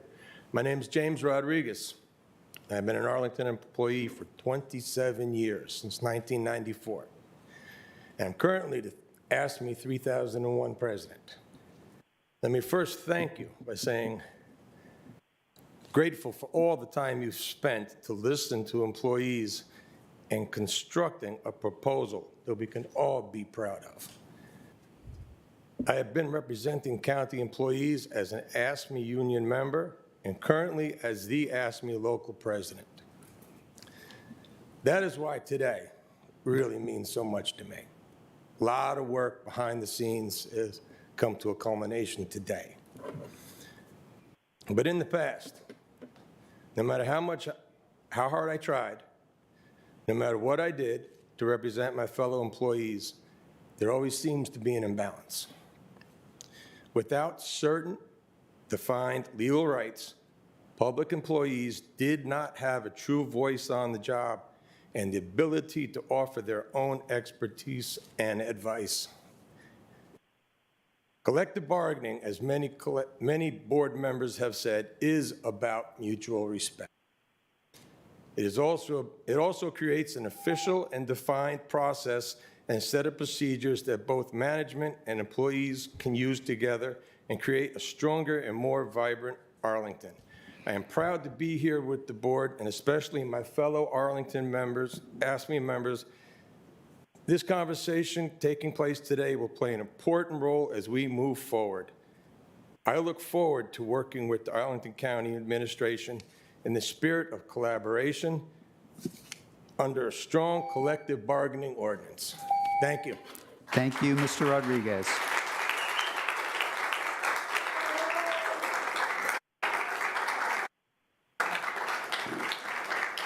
We'll go back now to Daniel Weir. Thank you, Mr. Rodriguez. And now we go to the next speaker, I believe Daniel Weir, and then just a minute, if you don't mind, Mr. Lynch. Daniel Weir, go ahead. Good morning, Mr. Chair, members of the board. Thank you for the record, Daniel Weir. I'm here in my individual capacity, and I want to start by thanking you for affording us the ability to participate virtually should we need to. I think that this is a great step forward in coming out of this. Candidly, I'm 6.5 feet tall, and I very much missed that rhetorical advantage when I addressed you from the pulpit over the years. One thing I want to, just a philosophical point that I wanted to make sure people are aware of, we do not have, when it comes to collective bargaining for armed agents of the state, in the United States, we decided in the 70s that the military, members of the military would not be able to avail themselves of this because it effectively took members of the military outside of the civilian-controlled chain of command.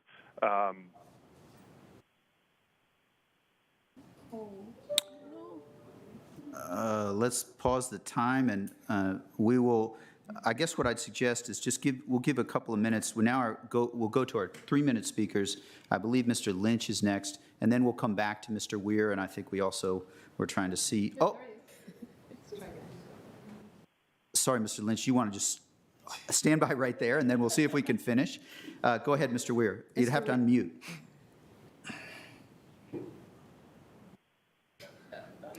Let's proceed. Yeah, so take 2, take 3. We will come back to Mr. Weir at the end, even if he shows back up. Mr. Lynch, come on, and we'll go ahead and finish.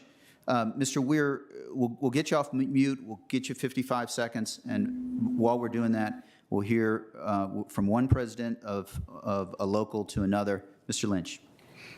Good morning. My name is Brian Lynch, president of the Arlington Professional Firefighters and Paramedics Association. Thank you all for your willingness to listen and find collaborative solutions to the issues surrounding the collective bargaining ordinance. This process showcases how working together can create positive results for our community. We advocate for openness, inclusion, and transparency on all issues. This is the way a progressive community operates. However, on the topic of layoffs and transfers, your top managers insist on maintaining unilateral authority. In other words, they don't want us to be part of the process. As the experts on how to keep Arlington safe, we have important knowledge to lend on the mix of skill sets needed to maintain the level of protection Arlington families and businesses deserve. So the question must be asked, why can't we be part of potential layoff or transfer discussions? In other communities such as LA and Denver, where issues like this are open for collective decisions, firefighters find viable options to keep everyone working and make sure the right firefighters are in the best places for their skills. These solutions keep the community safer. This is what happens when firefighters have a seat at the table. A progressive community like Arlington, recognizing the professionalism of both management and labor, should not be afraid to discuss anything. In particular, it should not be adopting a collective bargaining ordinance that provides its workers the least voice on these issues of any such ordinance in the region, an ordinance that could shut out workers of key decisions, open the door to favoritism, and union busting.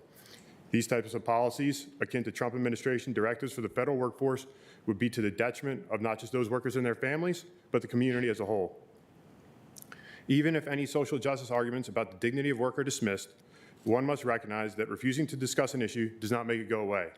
It instead pushes the topic elsewhere, for example, into the realm of protest and posturing for the media, where all too often we see two sides shouting past each other rather than talking with each other. Research from the Naval Postgraduate School on collective bargaining and homeland security shows that the bargaining table is where we can find common ground that leads to a better outcome for all. Compromise lets the county make decisions while still giving workers a voice. Compromise in good faith is what collective bargaining is all about. Denying workers a voice is unfair and inconsistent with true collective bargaining. You have the opportunity to make Arlington a stronger and safer community. You can lead the way on how a county government shows respect for its workers by establishing a collective bargaining ordinance that gives the rest of Virginia a model to follow. Thank you for your time and consideration, and we look forward to a new era of collaboration and cooperation in our county. Thank you, Mr. Lynch.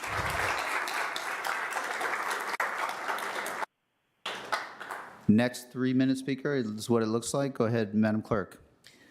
Our next speaker is Reed Koploff, followed by Robert Hollingsworth. Mr. Koploff, I believe in person. I was going to ask that same question, but she highlighted one and we got moving too quick. Ms. Smith, would you come forward, please?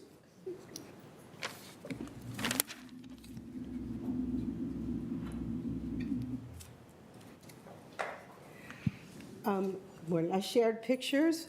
Hopefully you will look at them after my presentation. Good morning, county board members, administration, and those in the audience. My name is Carol Smith, and I've been a children's librarian with the Arlington Public Libraries for almost 5 years. I'm also a member of the AFSCME committee in Arlington County. I bring a wide and varied set of experience to my role as a children's librarian, and I know it makes me a stronger librarian, better able to serve the needs of the community. Arlington County Libraries have some of the very best patrons. They are the reason I come to work and enjoy it as much as I do. As a children's librarian, it is my duty to create programs that will engage our youngest readers and keep them excited about reading, and more importantly, about learning.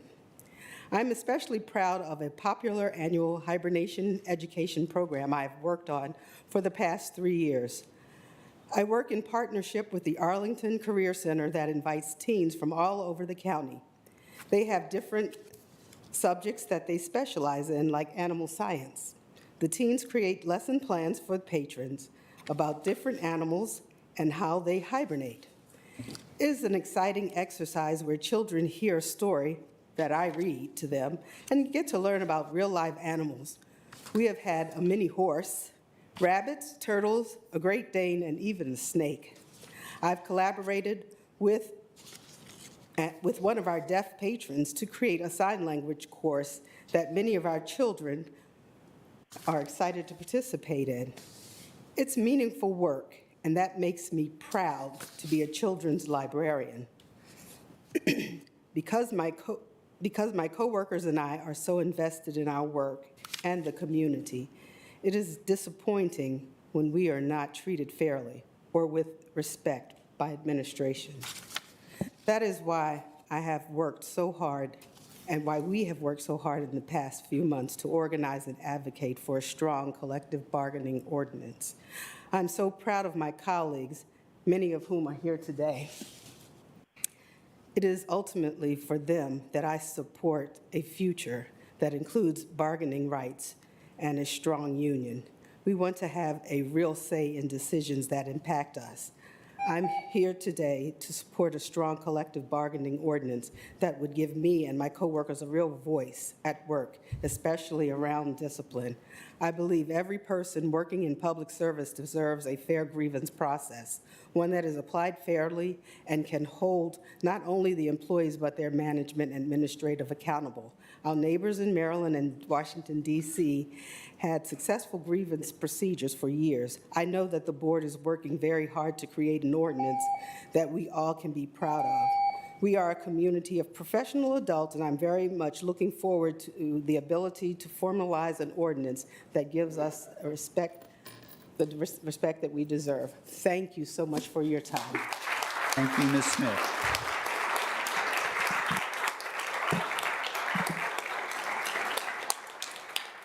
Again, my apologies, Ms. Smith. My apologies. My apologies for not calling you. Our next speaker is Reed Koploff, followed by Robert Hollingsworth. Mr. Koploff.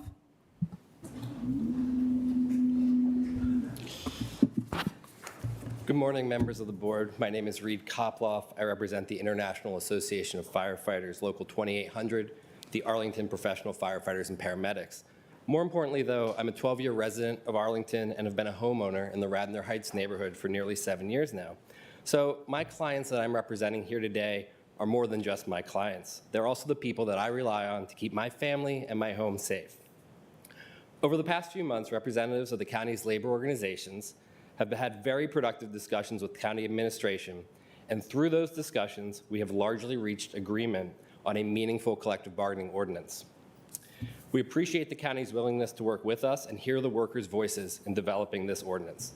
The agenda item today lists 8 remaining areas of disagreement between the county and labor. I'd like to draw your attention to 3 of them, the items listed as 4, 5, and 6. These issues are related to and deal with the rights reserved to the county and how, if at all, the employees' views will be taken into consideration on these issues. In the county manager's recommendations, he recommends that the ordinance not include negotiations addressing the impact of management's exercise of its rights. This means that when the county opts to exercise any of its rights under Section D of the ordinance, the county would be able to do so without having so much as a conversation with its employees. This position is antithetical to the concept of collective bargaining. Through collective bargaining, management and labor can and should work collaboratively to reach consensus and agreement.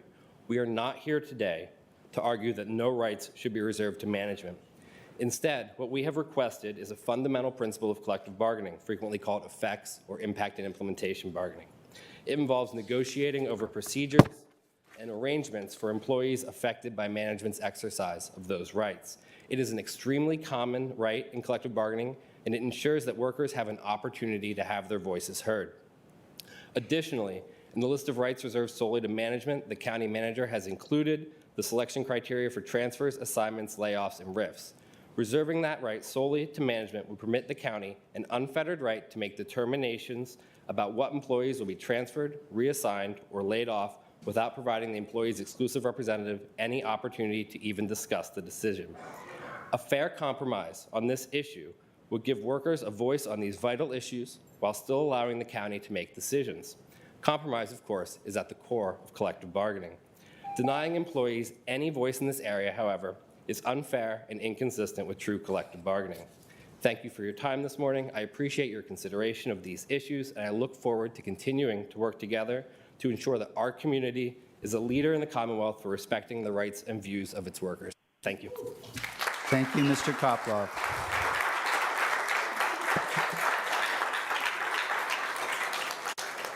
Our next speaker is Robert Hollingsworth, followed by Ingrid Gant, and we will follow back up with Mr. Weir. Mr. Hollingsworth. Good morning. It's my pleasure to be here. I want to say good morning again to the Arlington County Board members, administration, and fellow attendees. My name is Robert Hollingsworth, and I'm Executive Director of ASME District Council 20 in Washington, D.C. ASME District Council 20 represents thousands of public employees in Washington, D.C. and in Virginia. As part of ASME Virginia Local 3001, many of our members are Arlington County employees. And so we have a vested interest in securing a strong ordinance that reflects the true spirit of collective bargaining. I'm also a public worker for D.C. government for over 20 years, and I've always had the freedom to bargain with my employer over all the working conditions that affected me and my colleagues. I am excited that Arlington County is considering the collective bargaining for its employees, and I will enjoy that so that they will then enjoy the same collective bargaining rights that I enjoy, that I and my coworkers in the District of Columbia have enjoyed. We are all deserving of the dignity that comes with having a full voice on the job and fair process to resolve their complaints. So first, let me commend the board for hearing it, its workers and its citizens, and deciding to take the time to create a collective bargaining ordinance that is true to collective bargaining in both spirit and letter. This ordinance is consistent with the standards in the proposed Federal Public Service Freedom to Negotiate Act, and one that is reflective of the typical scope of bargaining in local ordinances across the nation.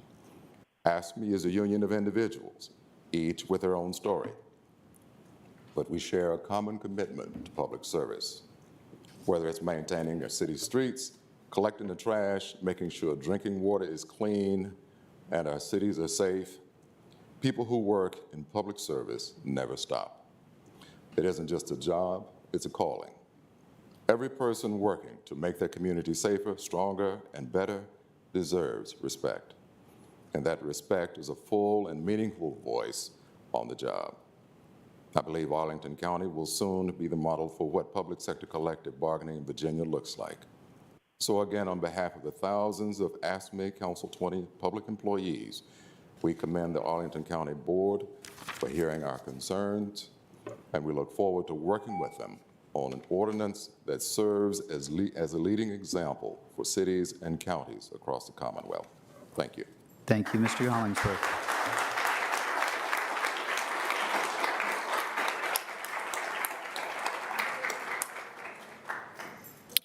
Next speaker.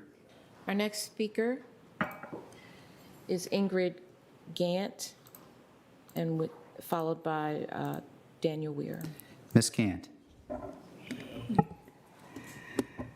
Good morning, Chair Matt DeFerrante and members of the county board, and to our county manager.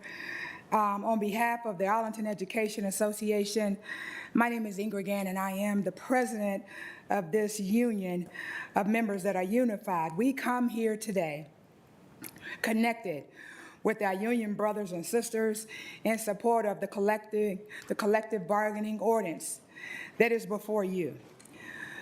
Collaboration between the county manager and unions achieved progress leading up to a three-prong approach, specifically what might be considered negotiable or non-negotiable, and how they are to be resolved.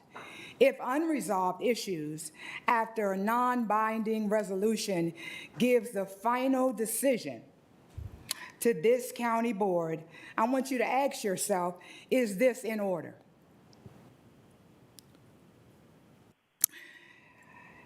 I want you to think about the accountability that is a must when employees will disagree with unfair treatment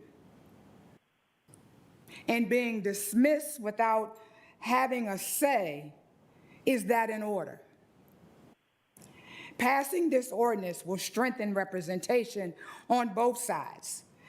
It will allow the American Federation of State, County, and Municipal Employees to be at the table. County board members, it will allow the Arlington Fire Department and Police Department and other unions that may come your way to be at the table. I applaud you on today, each of you, for this great start while leading the way for others in the region and the state. Many of you have come through Arlington Education Association seeking our endorsement. under the Political Action Committee. Our chair is here with us today, and I want to recognize him and the other members of our Arlington Education retired community, also our educators who are here, bus drivers, teachers, assistants. Oh yeah, we're here. Because when you do to one, you do to all. I am a native Arlingtonian, born and raised here. I've worked for Arlington County Parks and Recreation for over 17 plus years. I know what it means to have collective bargaining. I've been a school employee on the school side for 29 years, and I'm the only president of Arlington Education that's been here for 5 years. So I've seen the changes come and go. This thing about collective bargaining is real, and it needs to happen now. I applaud you for leading the way. I believe returning collective bargaining to Arlington after losing it, for those who may not know this, over 24 years ago, will strengthen the efforts, increase communication, fostering an outcome that is the best for students, our employees here today, and our community. AEA is standing with every member of every profession of ASME, seeking membership. AEA stands with every member within the 5 bargaining units, recognizing there is power in numbers. AEA boldly supports the adoption of a collective bargaining ordinance in Arlington. While the grievance procedures leading to arbitration will cause some anxiety to employee unions for sure, respectful conversations have an appreciation and honor to impact today is great. Your timeline for agreements going to an effect in the fiscal year 2024 is a slap in my face.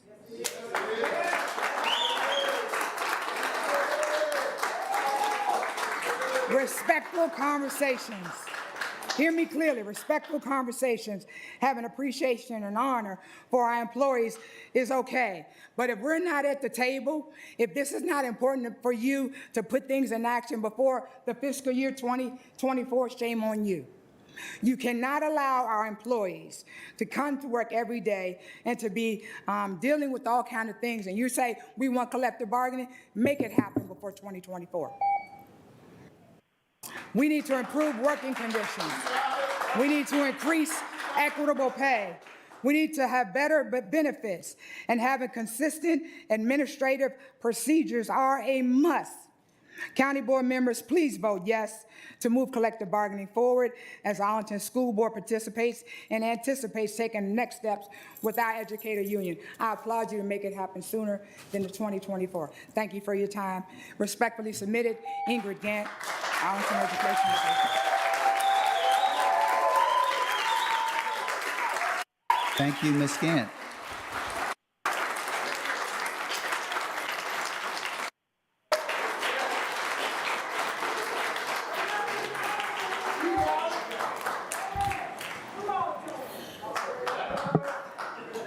Thank you, Ms. Gant. We'll go back for our last, our virtual speakers, Mr. Weir. Thank you. I'm sorry to be that guy. My point is just this. Among the categories of workers at issue today, one of these things is not like the other. You know, one of these things is an armed agent of the state. And we as a society have decided that armed agents of the state need to be subject to civilian review and control, to the civilian chain of command. This ordinance is fine. The point that I want to make, and the only point that I want to make, is that this ordinance and the agreements that come out of this ordinance must fundamentally preserve and not jeopardize or let be threatened the civilian oversight of the chain of command of armed agents of the state when it comes to police officers. So thank you for please keeping that in mind, and good luck with your deliberations. Thank you. Thank you, Mr. Weir. Does that cover everyone, Madam Clerk? Or did we have one more? Oh, I think that covers everyone. Great. So the conversation is now with the board. As we consider these issues, I think there are a few items out there. Of the 8 questions that remained, I'll list them. Question 8 concerns the the sort of process, if there is a dispute, and whether that would be considered by the county board, the county manager. So that's one item. Question 8. We had several speakers touch on questions 4, 5, and 6, which is the negotiation process when there is a transfers or assignments, change in transfer of employee duties or a new assignment, I believe. And then there's the broader negotiation to being in conversation part of that issue. That would be a second issue that I would mention. And the third issue that I heard mentioned is the timing for implementation.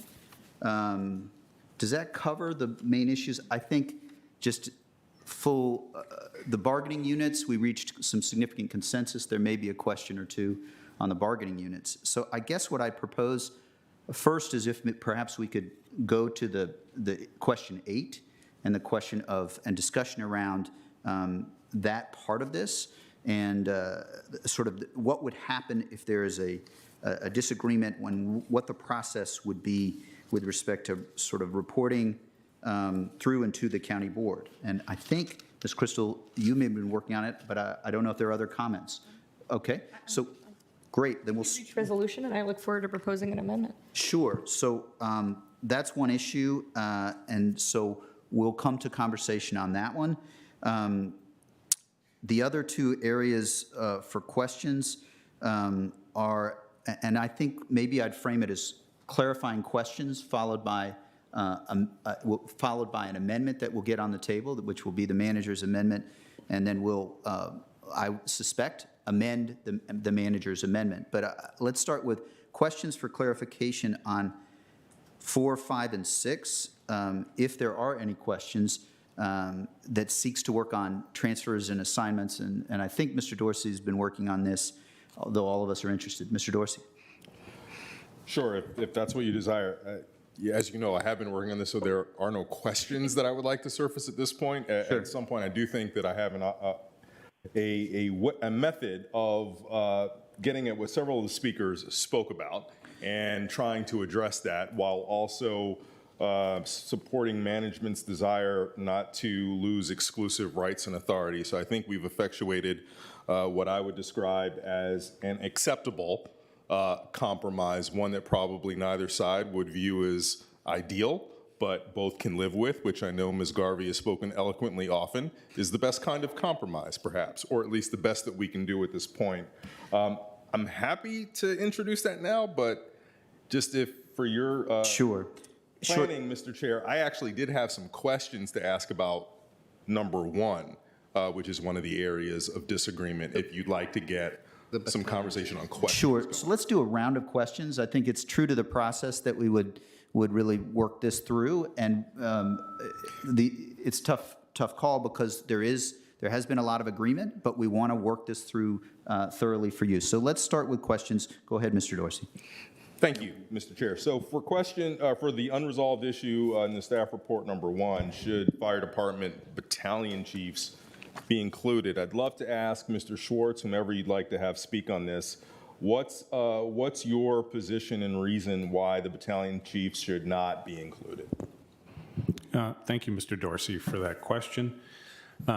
The Arlington County Fire Department command structure is as follows. There's the fire chief, there's, Marcy, I'm going to get it wrong. There's either 1 assistant chief and 2 deputy chiefs. I may have that backwards. And then there are 12 battalion chiefs. They make up the fire chief's command staff, the group of people that he meets with on a regular basis to determine issues about the course of the department, and he consults with them regularly. Our battalion chiefs also, in addition to providing that policy advice to the fire chief, are actually out in the field working with our firefighters and will respond to fires. So to accurately characterize where the difference of opinion has been, the question is whether they're of management or whether they are of the actual bargaining unit. And given the important role they play in policy, if they become part of the bargaining unit, essentially what that means is that the fire chief, in discussing issues of labor and management relations, would no longer have recourse to the advice and expertise of the battalion chiefs. That's essentially the issue here. I think that they do belong in a position where they're going to continually be able to advise the fire chief. Okay, if I could just follow up on that a little bit, I do appreciate that. Would you describe that level of advice they provide to the chief? Are they more of the cabinet or the kitchen cabinet? So in other words, are they a sounding board for the chief to then convene with a smaller group of supervisory officials? I think you described them as the deputy chiefs and the assistant chief, or are they sort of part of the broad decision-making matrix with no hierarchy with the assistant and the deputies?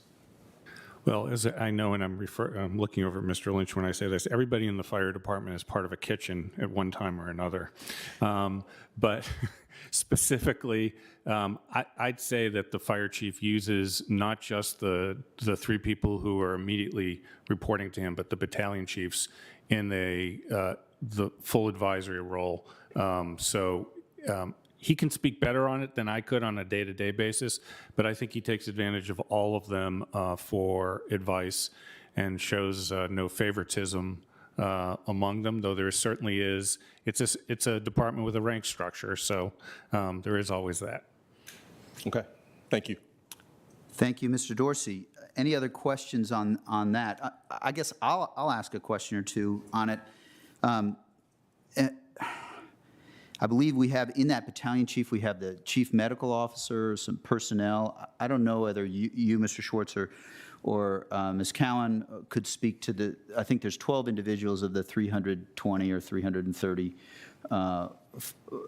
individuals in our fire department that are in that battalion chief group. But is there a way you could describe a little bit some of the different roles within the battalion chiefs?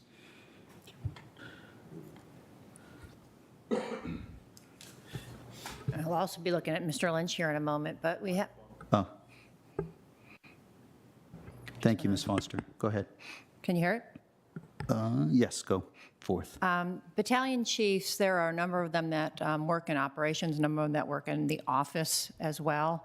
There's a battalion chief that serves over the recruitment area. There's a battalion chief that serves over the safety area.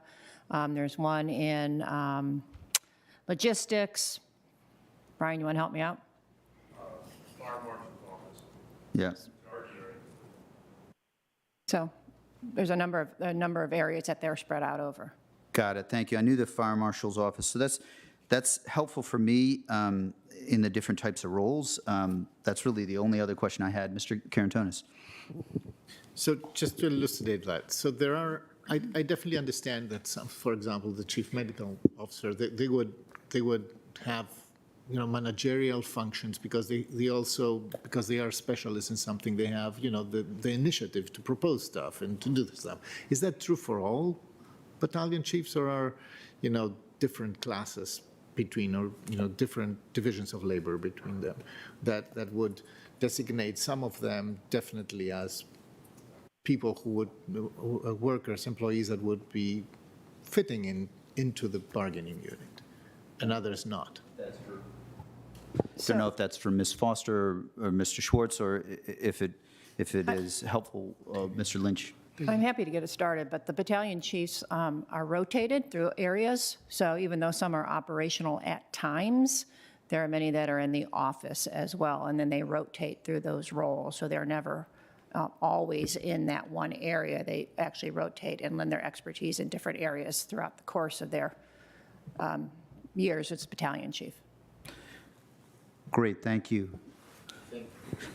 Thank you. Let's see, Ms. Garvey, go ahead. Yeah, similar question. I think I heard that if the battalion chiefs were on the labor side and the union side doing the bargaining, that would leave for management in the fire department, the fire chief and one or two deputies and like 4 people. Is that correct? Yes. So the department is 342, I guess, if you add the 12 to the 330. Okay, yeah. So, thank you. It's a very small management team then. Sure. So I think that gets most of the issues out there, but I'd actually like to see if Mr. Lynch, could you just come forward and describe a little bit? We've had conversations about this, and ultimately the conversation is with the board, but where there's expertise and in the spirit of collaboration that's going to lead to this, our adopting this, go ahead, please. You want to just describe the roles and how it add what you need to the battalion chief's conversation. So in regards to, they are correct that there are a number that work in staff positions. We have 3 platoons, which are on 1 out of 3 days of the week that are working. Each of those has 2 battalions.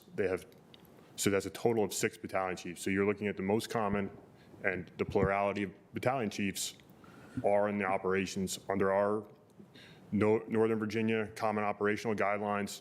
They would be routinely assigned to the interior of structure fires. Got it. That's the prime thing of the local's position. While management is correct that you only have 4 other chiefs, he still has the availability of a human resources analyst and several other civilian folks who actually take care of a large portion of the issues that would be the center of bargaining. So Great. We would urge you to include them in the bargaining unit. Great, thank you, Mr. Lynch. Appreciate your adding that for us. So I think, go ahead, Ms. Crystal, and then Mr. Dorsey. Just to surface, so my understanding, as we look to our neighbors in the region who've had the opportunity to implement this before, that it's a bit of a mixed bag. My understanding is Montgomery County and the district do not include battalion chiefs in the unit. PG County does. Does anybody have different information on that? Okay, I think it's helpful to surface that for a discussion. Sure, thanks, Ms. Crystal. Mr. Dorsey. Thank you. Yeah, I would just say I don't believe at this point I feel equipped to resolve this issue today, but I do think it's an issue that needs to be resolved at some point before we fully mature our collective bargaining posture in this community.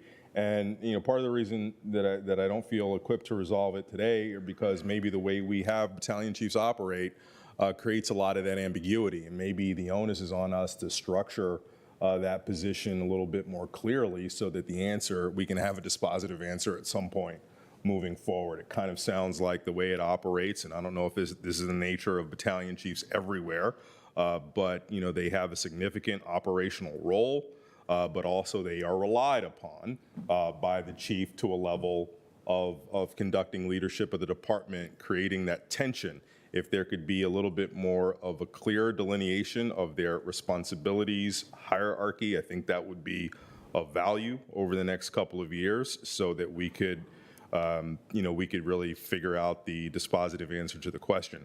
I will say that, the number of people in the leadership team versus the bargaining unit, I don't think there is a perfect ratio there. It's really about the nature of the work.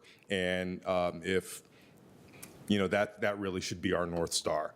And if the work qualifies the battalion chiefs to really be in a bargaining unit, we should not deprive them of that opportunity to do so. But I can't answer that question today. Thank you, Mr. Dorsey. Well, I think that's a perfect illustration that we're actually wrestling with this and wrestling with these issues. So for now, what I propose, you want to speak on this issue? I was just going to suggest I feel exactly the same way Mr. Dorsey would. If, as the board report notes, the recommendation is a sort of 3-year review process of our ordinance, right? I believe it is the manager's recommendation that we be the future boards be reflecting on how it's structured. I think that might be an opportunity 3 years from now. We'll have, I hope, well-recognized employee representative groups. We'll have a couple of CBA negotiations during an annual budget under our belt. And I think we might have an opportunity then to, if not included now, to hear from battalion chiefs themselves. I think, as Mr. Dorsey described, there's a need for greater description of the role, and especially the question really of what classification best serves both cohesion of the unit and effective decision-making. And I think those can be standards perhaps best judged after a few years of both having our collective bargaining ordinance in place, as well as giving some direction that I think I heard within the spirit of what Mr. Dorsey said to ask our fire department leadership to sort of keep thinking about the clarity of the role in partnership with HR. So, and perhaps an opportunity to hear from the battalion chiefs themselves as this launches and how they feel about being included in management or the bargaining unit. Thank you. So that's helpful. I was just double checking the language currently in the draft, in the final draft, I think it's on page 5, we may want to think about how we handle that individual sentence that in the definition of supervisor. And I also think we may want to hear from, additionally from our manager, but first, Mr. Karantonis. We eventually would need to decide whether we would tweak that sentence or whether we would keep it and then come back to it in 2 or 3 years. But Mr. Karantonis, go ahead. I mean, I agree with Mr. Dorsey and Ms. Crystal, and I struggle with that as well. So, you know, the way we phrase it right now, it's if in doubt, we say that they are management because of the, you know, the functions, the managerial functions that they have in their job description, in their job, in the day-to-day job that they are doing. But on the other side, there's still a very strong argument that they're not. So this is not crisp and clear. This is really at the edge. Sure. So for me, it's if in doubt, they should have the ability to join the bargaining unit. But I think that this is one of these minor yet significant points where we will have to revisit. Sure. So, in the interest of sort of efficiency, and because many of you may not be most focused on this, although we know some are, my instinct, and what I propose is we go on to the other 2 areas for other areas for clarifying questions, then we'll get to the motions, but it's possible that where we may end up is striking the sentence and just leaving it out until leaving out a clear delineation until we figure this issue out. That's where I would be, and please let me know if I have misstated or if that doesn't accomplish the goal that Mr. Dorsey and Ms. Crystal and now Mr. Karantonis have all mentioned. So what I'd suggest is that we just go forward to additional clarifying questions, if there are any, and then we can move to a motion. Could I just ask our attorney how that would work if we just strike it and we are silent on it? If you strike that sentence, the rest of the definition of supervisor would apply. And so the question would be whether the battalion chief is an individual who customarily and regularly devotes work time to supervision and has authority to hire, transfer, suspend, lay off, recall, promote, demote, discharge, assign, evaluate, reward, or discipline other employees, or adjust grievances, or effectively recommend such actions. Got it. So I think the answer to your question is yes, it would be ambiguous, and it would be determined by interpretation of that sentence. What I'm trying to do is leave us the time to address this with better information. But if there are other solutions, I'm fine with those solutions. I'm just trying to work towards moving forward. Go ahead, Ms. Question about that. Interpreted by whom? So would it be subject to an interpretation by our labor relations administrator if the battalion chiefs were to come forward and say we'd like to be part of the bargaining unit? Well, if there's a dispute over whether or not they meet that definition, then yes. Okay. I, for one, would not mind having that dispute rest with a skilled professional, which I hope will be hiring our labor relations administrator to be. I think I could be comfortable with that because I think what I'm understanding is for this to be in dispute, we would need the battalion chiefs themselves to feel strongly that they ought to be included and come forward and make that case. Management would also have an opportunity to make its case to a labor relations administrator. Am I understanding the process right? I don't know, is that a correct description of the process as we understand it? Or we still would need to work it through? I don't know if that's a Ms. Kaur or who's the best to answer that question? I mean, the labor management dispute section says that it's the union's bargaining agent who would come to to management to present a dispute. Okay. And so it's not explicit as to what the bargaining agent would discuss with the employees affected. I see. And I think Mr. Lynch. Got it. Mr. Lynch, go ahead. Could you come to the mic? Sure.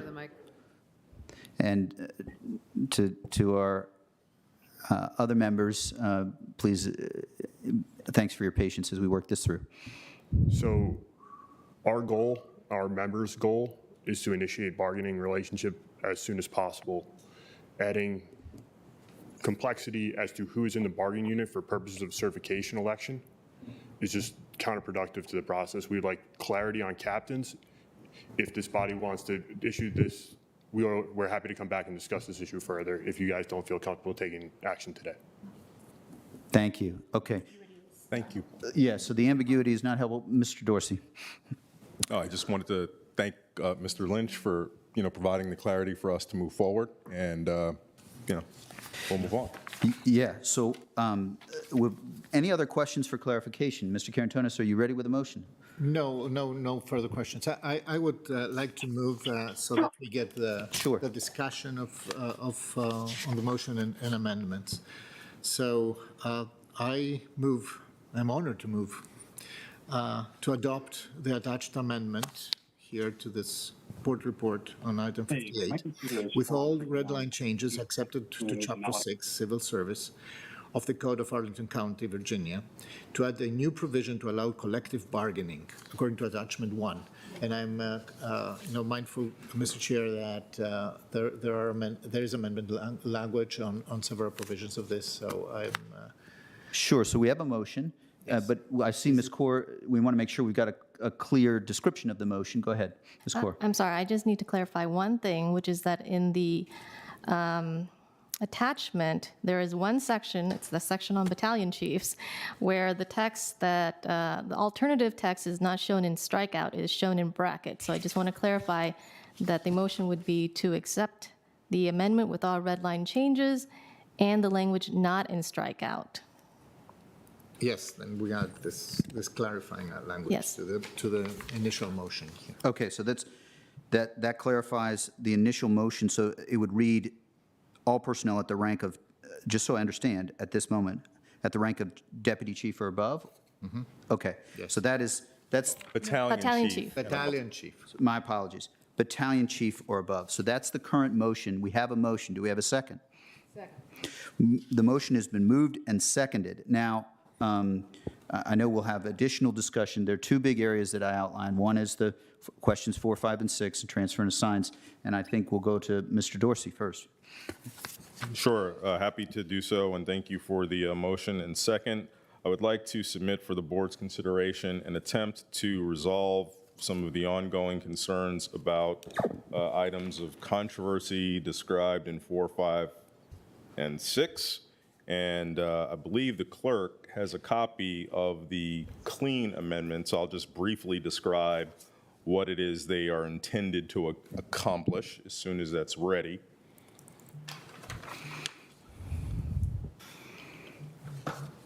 And so what happens with Section D, which is describing the rights exclusively reserved to management.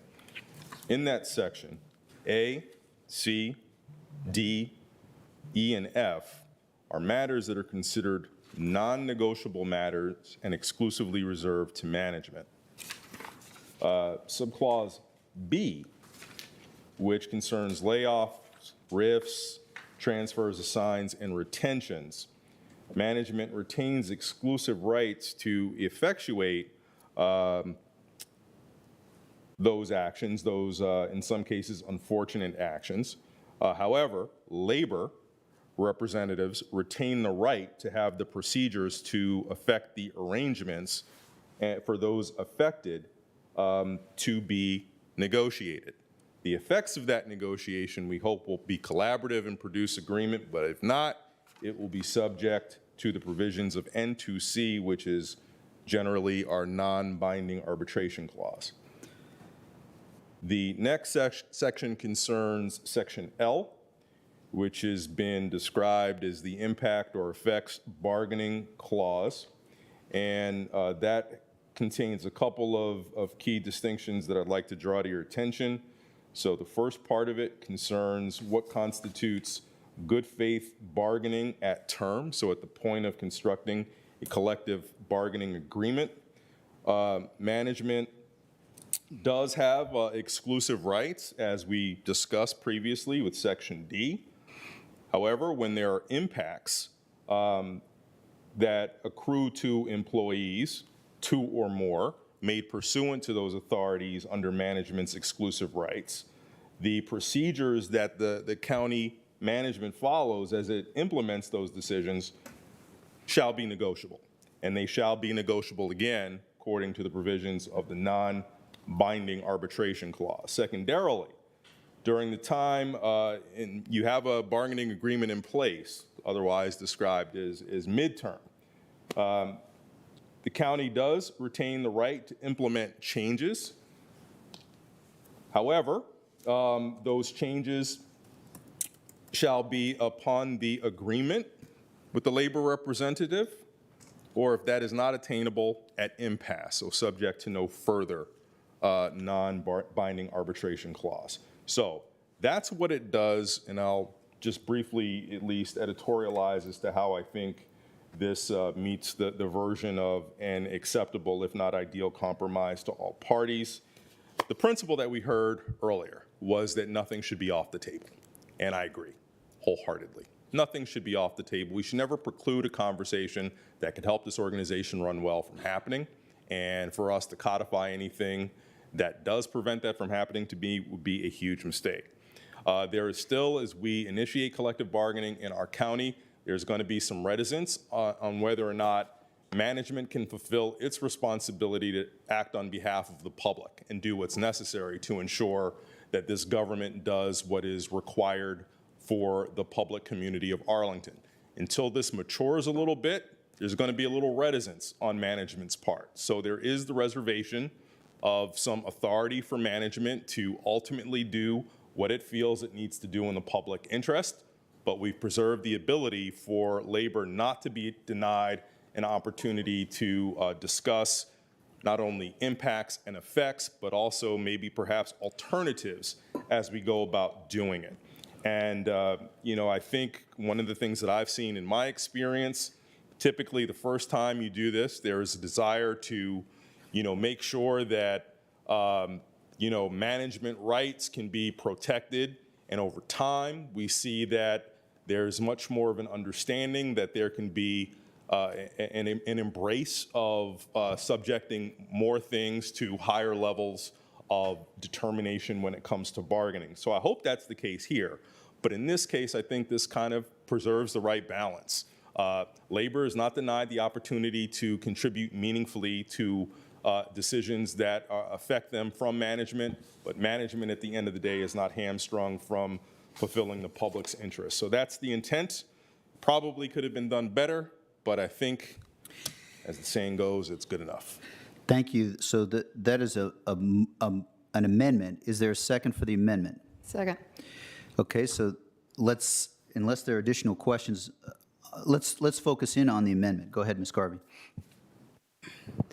Well, I think Mr. Dorsey's already very eloquently described it, and it does come down to how you treat people, and what I've heard loud and clear is that labor wants to be included in discussions, and this requires those discussions to happen.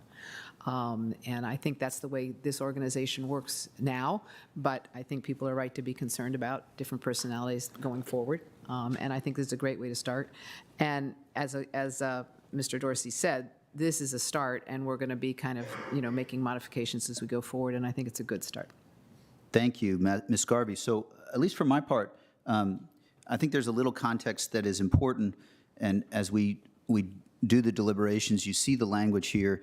It is no mystery, and it is I think it is for sure relevant to say, my understanding is that, Mr. Dorsey, you did a fair amount of wordsmithing and work over the last 24 hours to get to this place, and had a collaborative process. We may have a compromise that isn't perfect, but had a collaborative process to get to the amendment. Is that a fair way to describe it? Kind of you to say. Actually, there's not a whole lot of wordsmithing. There's a whole lot of proposing, deleting, arranging, moving. Yeah. But not. I call that the actual number of words, not so much. Okay. So, I will move. I think I'm supportive of this approach. I think it indicates collaboration. I'm sure that no one of us might have accepted all the deletes, additions, et cetera. But it does seem like it puts the right to confer, as I think you've shared with me at least, into this and the discussions while serving the interests of also being able to move forward in the very difficult circumstances that we're looking at. Ms. Crystal. Thanks. Well, and I was just going to say procedurally, I think as long as Mr. Karantonis accepts Yes. this as friendly. This is decided a when friendly we accept it. amendment. Yeah, second. Got it. So I think I've, got it. So I think I've heard from all board members, so thus the amendment is adopted by acclamation. All of us agree, therefore it is part of the main, Yes, the main motion. So now we. Well, if I may, I was Go just ahead. going to say, in addition to procedurally, substantively, I'm glad to be in support too. And Mr. Rossi, thanks for engaging us in these conversations. Although imperfect, I think it taxed two of our values, which you articulated well, which at the end of the day is what we hope an ordinance will do. I will just note that I do think Mr. Dorsey's amendment makes the non-binding arbitration process detailed in NC2 more consequential. And so when we are ready, I have an amendment in that subsection. Got it. I feel like the audience would say, yes, by goodness, we're ready. And I'm ready too. Go ahead, Ms. Crystal. Okay, great. Thank you so much. So this is, I think this was teed up as number 8 in our list of challenges still to be resolved, which is what happens, what is the final decision or outcome in the case of non-binding arbitration. I know we've each had some conversations amongst ourselves with colleagues representing the employee groups as well as with management. I think there is general disquiet about making the county board the sort of final home, the arbiter of last resort, so to speak, given the lack of training in labor relations. Nevertheless, I think the value that is important to me, at least, is a word that Ms. Gant used, which is accountability. And so I think it's really important that if the recommendations of non-binding arbitration are not implemented by management, it's really important to have accountability for that decision. And so this is a process designed to bring some sunlight to that decision, and I hope induce some motivation for the manager to accept, future managers to accept recommendations or resolutions from non-binding arbitration. A phrase that I've heard quite a few times from the labor representatives is that you have a process so that you don't have to use the process. I hope this will be a discouragement for management to disregard recommendations or resolutions resulting from non-binding arbitration, but should the manager persist in moving in a different direction, they should at least have to come forward and bring some public as well as board scrutiny to that decision by presenting why they have not accepted the recommendation at the next meeting of the county board. And this would follow subsection N2C on page 18, the subsection or the statement that ends in regarding any matters not set forth in subsection N2A above. Great. So the word accountability as well as the concept here, fully supportive. My sense is, I don't know for sure, but my sense is, I guess I would ask Mr. Karantonis, is this, you see this friendly? Yes, this is a friendly amendment that I accept, pending some discussion on clarifications on how this mechanism will work. Got it. So let's. And the seconder's feeling friendly too. Got it. Great. So we will, I guess we'll do it in this case in this way. We have agreement as to this being friendly by acclamation. This is included in the motion that you made. And now over to you for some questions regarding implementation, Mr. Karantonis. Yes. So the way I understand Mr. Dorsey's amendment on section D and L, so there is we take into account the impacts of actions under the exclusive purview of management. We open an avenue of negotiation, actually. So not just cooptation or asking the opinion or so, but this is an avenue of negotiation. The outcome of the negotiation can be an agreement. We wish it will be in 100% of the cases an agreement. If there is not an agreement there, or there is an impasse, then we go to section N, the non-binding arbitration. In that case, if there is still not an agreement there, Ms. Crystal's amendment asks the county manager to actually report it and explain why she or he will take, will make a final decision. And then what happens? It is reported, but the board still can decide by its own motion to take action on this. I mean, I can imagine that the board will be reluctant to convert itself into a labor arbitrator, but there may be important decisions, and we're talking here about, significant important decisions that may happen at some point. I mean, a massive layoff is an important decision, and I believe that, that the buck will stop with this board. So this is still an option there. Sure. So I just, you may have additional comments, but Ms. Kaur, we would have to take actions on our own motion. And in that case, if it were a change to the ordinance, we would have to follow all applicable procedures. That might be I don't know whether that would mean an RTA for a change like that. Okay. So that would mean request to advertise is what it would mean, is we would have to take action over, when you advertise, it takes the time between one board meeting and the next. But I feel that it's helpful that you mentioned that, Mr. Karantonis. I think it captures the spirit of accountability, and I hope that, Ms. Kaur, that addresses, you're the lawyer, go. Well, I just want to clarify Mr. Karantonis' question, whether he was saying that the board would amend the ordinance or try to reverse the manager's actual decision. If I may, I think, Mr. Here I am speaking. You're saying reverse the manager's decision? Yes. Yeah, correct. So Okay. that doesn't require an advertisement. Depends Well, on what the decision Depends is. on what the issue. the county's form of government gives the manager power to make management decisions. So the only action the board can take in that situation would be to direct the manager to do something, not to actually effectuate the change. Correct. Yeah, Which that's what's- is not an ordinance amendment, so would not require an advertisement. We would take up on our own motion direction to the manager if we disagreed with his explanation. Yes, you could give him direction in public, or you could give him direction not in public. Got it. Got it. Well, certainly, I think the concept of accountability is here, and my experience, when there's, a unanimous board, or if there's a key issue, then the manager takes action. And so, Mr. Karantonis, does that cover it?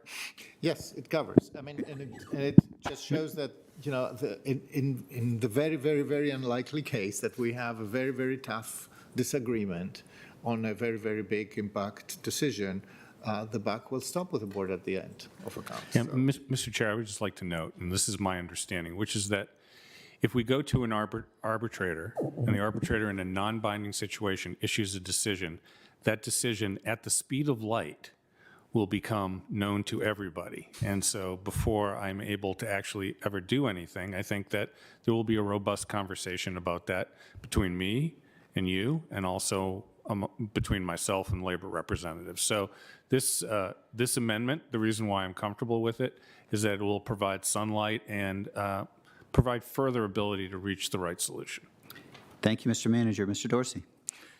Yeah, thank you, Mr. Chair. And I'd just like to say I'm supportive of this, but I want to temper expectations in the community that, effectively we're having a conversation that is describing the county board as sort of like the ultimate arbiter, and that's not what I'm gleaning from this. It is to surface that in the event that we go through this very careful process that doesn't produce resolution, and the manager, if deciding not to accept that final decision, it's probably a very nuanced and complex reason for it, in which case the actions of the board could be not just simply yay or nay to the manager's decision. It is, okay, perhaps we need to include different avenues of thought in constructing the program, go back, try again. It could be a variety of things. So I don't want people to in any way take this amendment or what we're doing as setting up that this is ultimately going to be the labor court up here on this dais.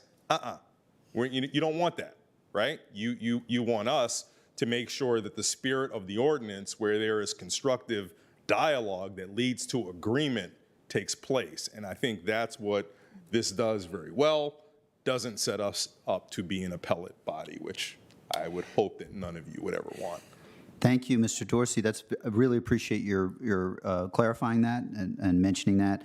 And it's also consistent. I think it's important to just note there would be accountability. There's also there's the point that our staff has expertise on some issues that are more detailed than we necessarily would have. Go ahead, Ms. Crystal. I need to propose an amendment to my own amendment. I'm mortified as the liaison to the Commission on the Status of Women, among others, that should read they, not he, to be inclusive both of future female managers as potentially non-binary managers. So Sure. as long as that's acceptable, we'll make that amendment now. So that also, I think explain why they has not or have not? Okay, thank you. Perhaps Ms. Smith or librarians have, or someone's got us corrected on grammar. So I think we are ready. Yes, I think we're ready for concluding comments, at least from my perspective, unless there are additional questions. Don't want to rush, but do want to keep us moving along. Mr. Dorsey. Thank you, Mr. Chair. I'm going to keep it brief this time. I spoke at length on this last time, and so therefore I don't think my opinions on this are unknown. Very happy to have gotten to this point, and I'm very happy with the work product that management negotiated with labor representatives. When you look at the distillation in the board report, very helpful, by the way, to summarize the 16 areas of substantive agreement that have been worked through over these many months, leaving half as many by number of issues that remain. But a number of those were not necessarily of utmost significance. As we heard today, essentially really, 3 primary areas and a couple of ones of significant interest. And I feel comfortable that we've been able to take the significant areas of interest and address them in a way that is better than the proposal that was put out to the community as staff's recommendation. So at the end of the day, what we had the opportunity to do with the state enabling legislation was to return collective bargaining to Arlington. We are doing so expeditiously, and we are doing so in a way that I think is responsible and sustainable and provides both a significant ability for labor to contribute to the running of this county and the growth and health and well-being of the community, while also providing management with the ability to bring its best initiatives to the table. All in all, I think this really fits the description of something that is a win-win. And I'll just leave it at that. I'd like to thank everyone for engaging in this process. It includes lots of people in this room who have spoken or who have, to allow this meeting to run more expeditiously, decided not to speak again today, which we appreciate as well.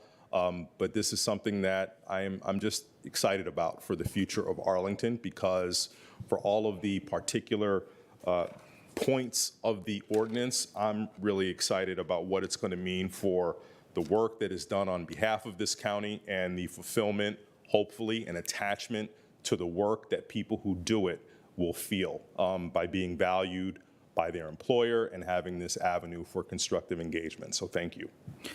Thank you, Mr. Dorsey. Concluding comments, colleagues. Ms. Garvey. Oh, thank you.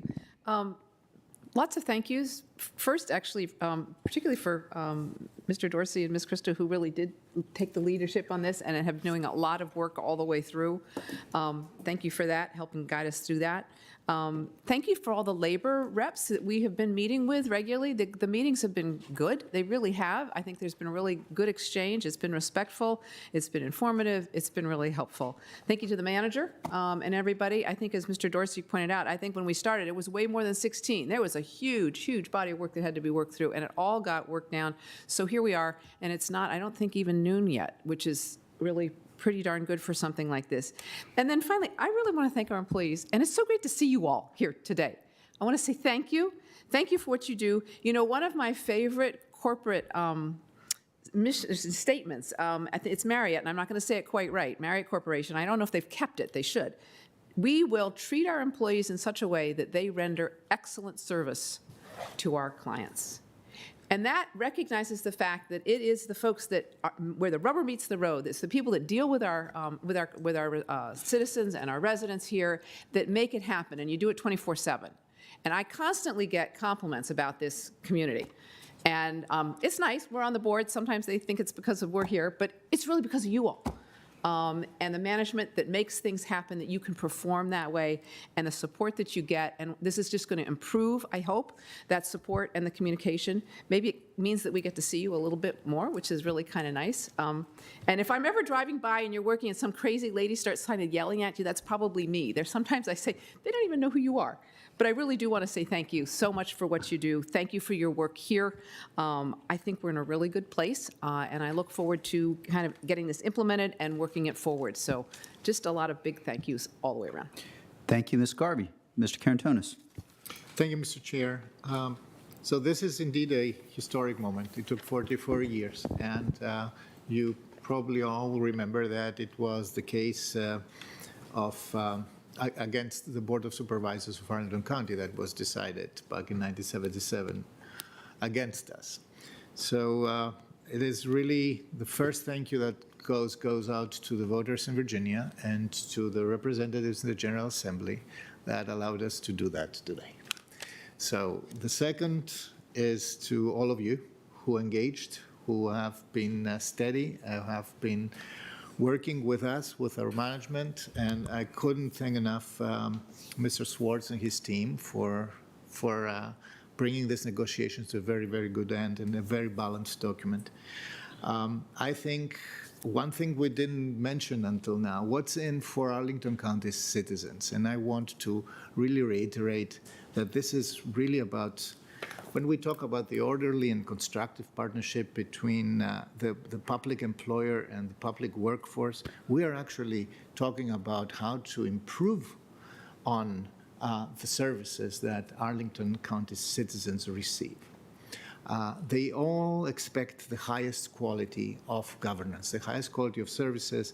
They expect them to be delivered by dedicated, qualified, efficient, reliable, ethical, honest, customer-centered public employees.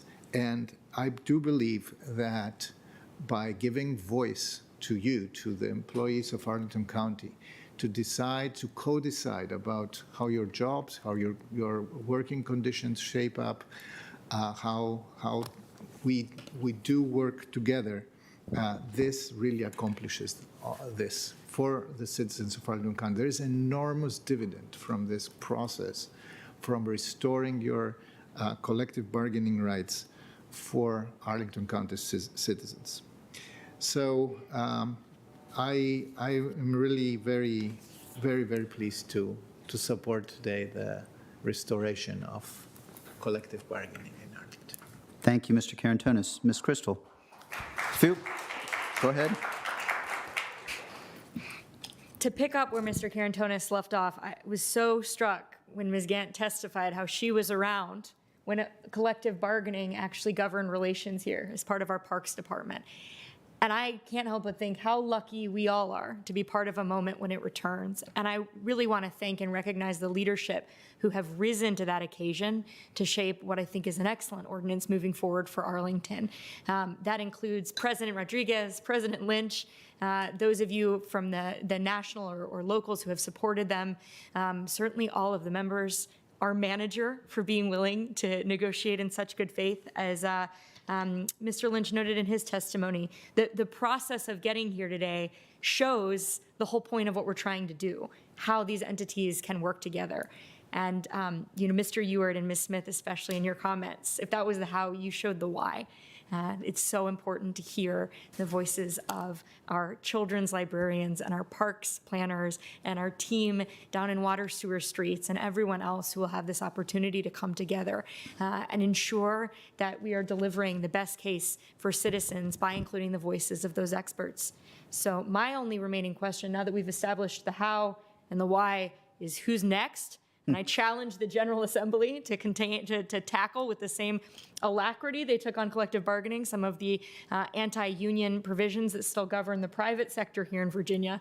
And I hope that we will see the spirit of collective negotiating and bargaining that has now come to Arlington County public government and the public sector ripple through our private sector as well as we seek to create a fairer economy for all working people.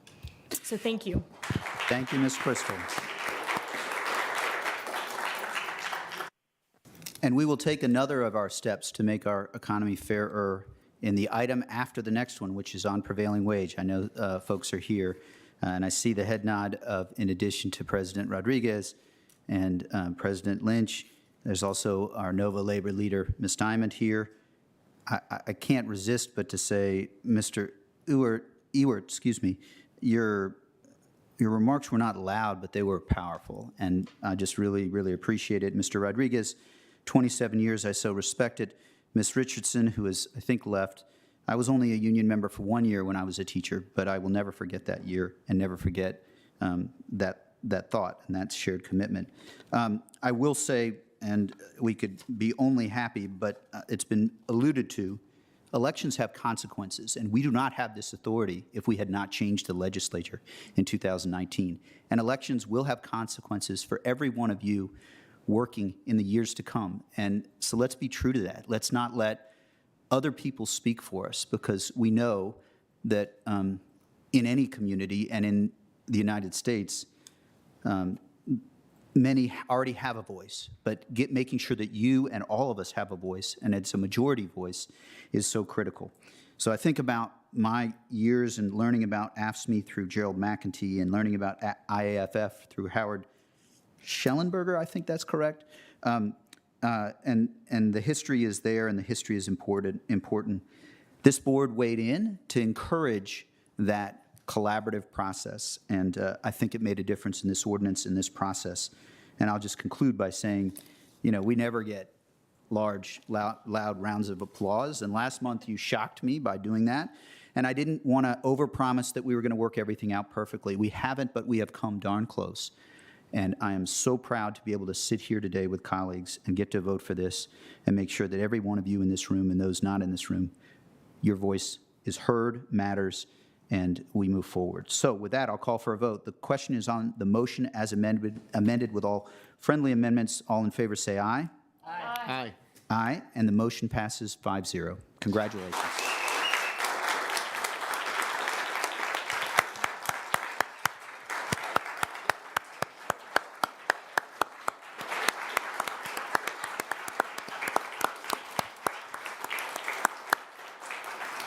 And Mr. Chair, we didn't talk about the 2024, but we will certainly have implementation questions.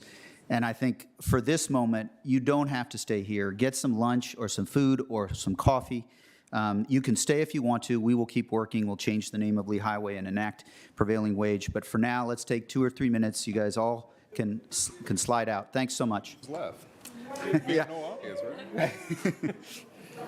I have to say, I love our labor brothers, but if you notice these signs that are supposed to like homemade on the back of corrugated cardboard are actually just... So we'll take just a minute or two break, and so we can go up and just talk. Go ahead. You.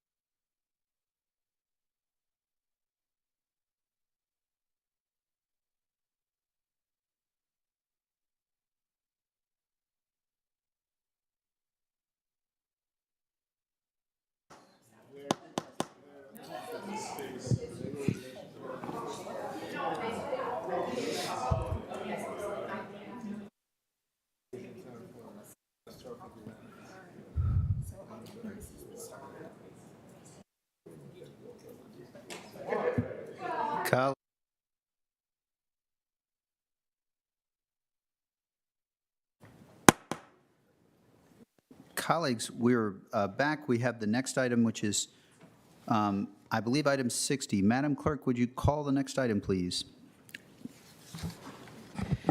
Yes, items 60, A and B, items related to the Park Shirlington multi-family housing project. A is a consideration of the Arlington County Industrial Development Authority bond financing for Standard Communities Park Shirlington multifamily housing project. And B is a request to the county board to allocate funding loan funds for the use by Standard Foundation Park Shirlington and to extend the existing loan term and to allocate funds for eligible existing residents at Park Shirlington Apartments.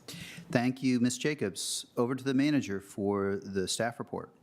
Thank you, Mr. Chair. Melissa Danowski, Sarah Pizzo from CPHD, and also Jason Fries from DMF are here for the presentation. I'm going to turn it over to Ms. Danowski. Ms. Danowski. Thank you very much.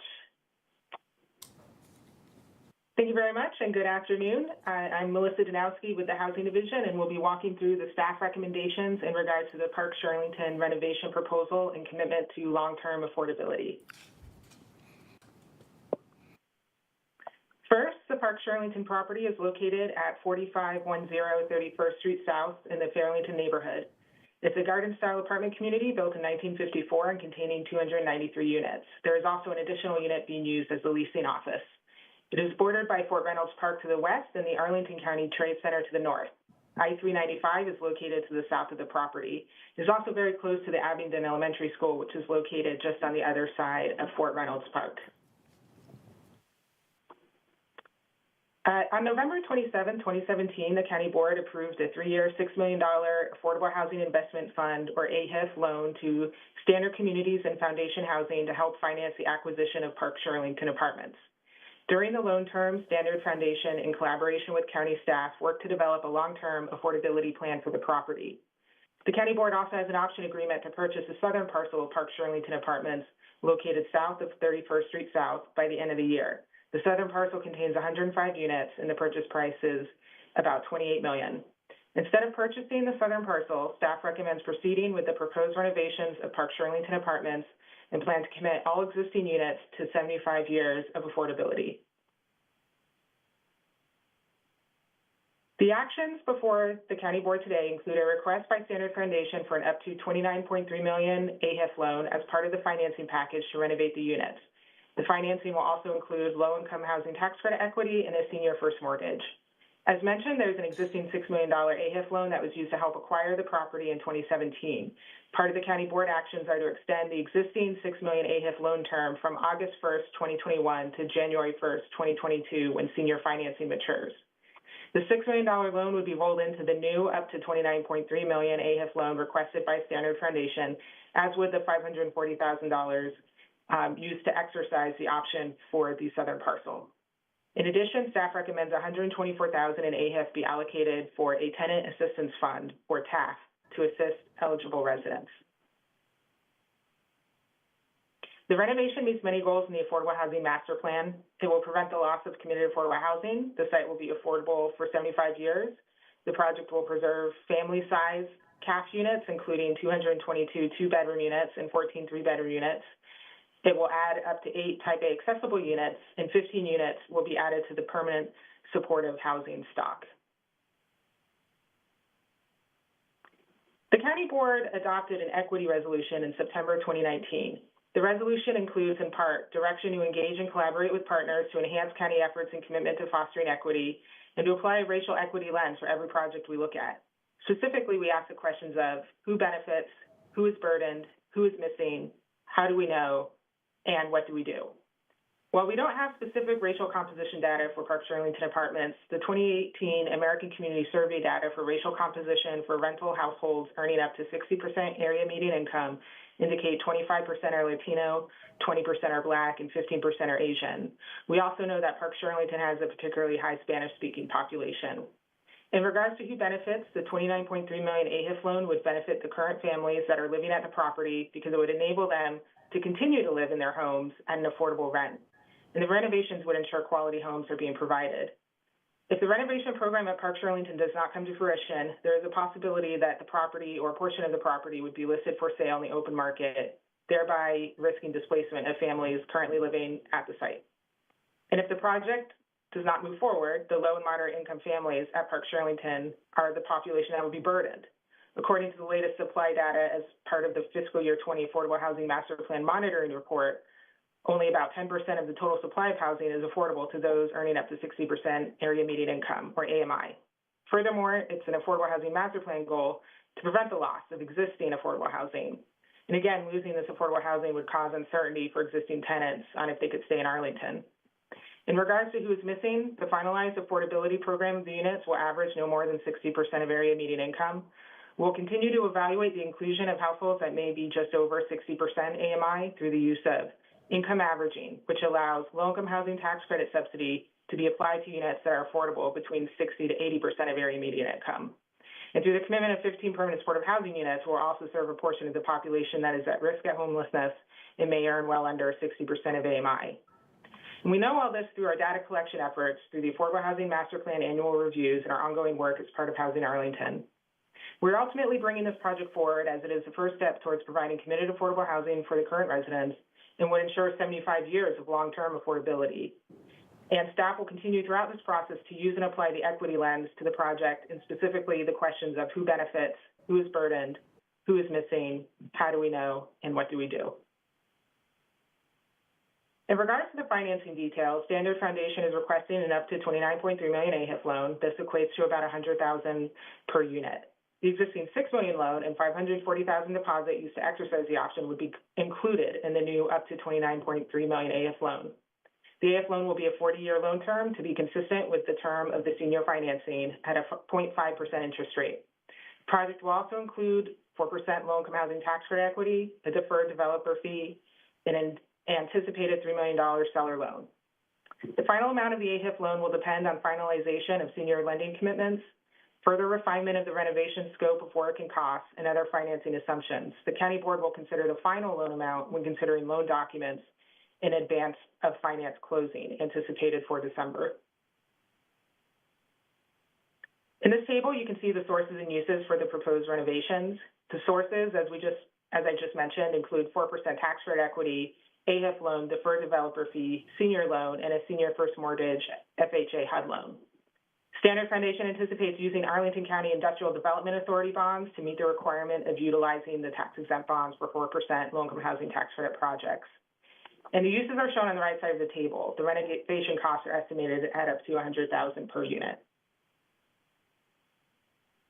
The finalized income mix of the units will average no more than 60% of AMI, and as previously mentioned, Standard Foundation have committed to exploring income averaging, which allows low-income housing tax credit subsidy to be applied to units that are affordable between 60 to 80% of AMI. If income averaging cannot be used, staff will explore other options, which may include subsidizing the over-income units with additional AHIF. There may also be natural turnover in units during the 2-year renovation period that would minimize the number of over-income tenants at time of low-income housing tax credit certification. In addition, Standard Foundation have indicated they can construct a new leasing office and community room on the site and convert the 2-bedroom leasing office to a committed affordable unit for 294 total caps at the property. One option for the location of the new leasing office and community room may be near the existing pool on the north parcel. Standard Foundation have yet to finalize cost estimates, which may necessitate additional AHIF.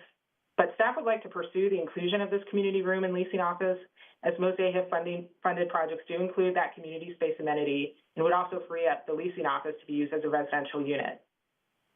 Up to 8 units will be constructed to meet the Uniform Federal Accessibility Standards and American National Standards Institute Type A requirements. And about 1 or 2 of those units will be accessible for those with hearing and visual impairments. Because the project is a renovation of an existing building and has no elevator access to levels above the ground floor, there may be an extensive amount of site work necessary that would be cost prohibitive towards achieving the full 8 units. But the exact number of accessible units will be determined as Standard Foundation further refine the scope and cost estimates of providing these units.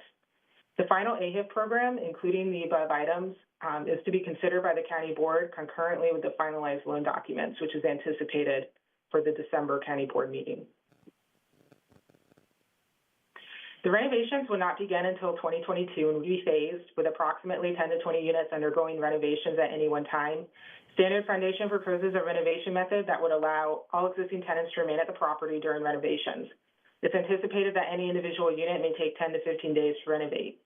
Furnished vacant units will be kept available to accommodate residents during the day as renovation work takes place. Additional levels of support will be made available for tenants who may need special accommodation. In the event something unexpected prevents a resident from returning to their unit at the end of the renovation day, furnished units will be kept available to serve as quote-unquote hotel units. A tenant relocation plan that will further define the tenant assistance received during the renovations will be reviewed by the Tenant Landlord Commission and will need to be approved prior to receipt of any renovation permits for the project. And consistent with the county's TAF policy, a TAF will be available for all eligible households at Park Shirlington. Staff recommends allocating $124,000 in AHIP to support the TAF, and because the tenants would remain on site during the renovations, the TAF would be used to assist eligible residents in paying any increases in rent for 2 years post-renovations. Tenants were notified of the renovation proposal via notices delivered under their doors and translated to Spanish. This notice included the county website, where public meeting information and materials have been posted. And staff has maintained regular communication with Bugada, which is a tenant advocacy group, to keep aware of any concerns or comments from the tenants. And Standard will continue to outreach and provide information to tenants as renovation plans progress. This item was considered as an information item at the June 3rd Housing Commission meeting and at their Bricks and Mortar Subcommittee meeting on June 30th. The request received initial general support at the Bricks and Mortar meeting.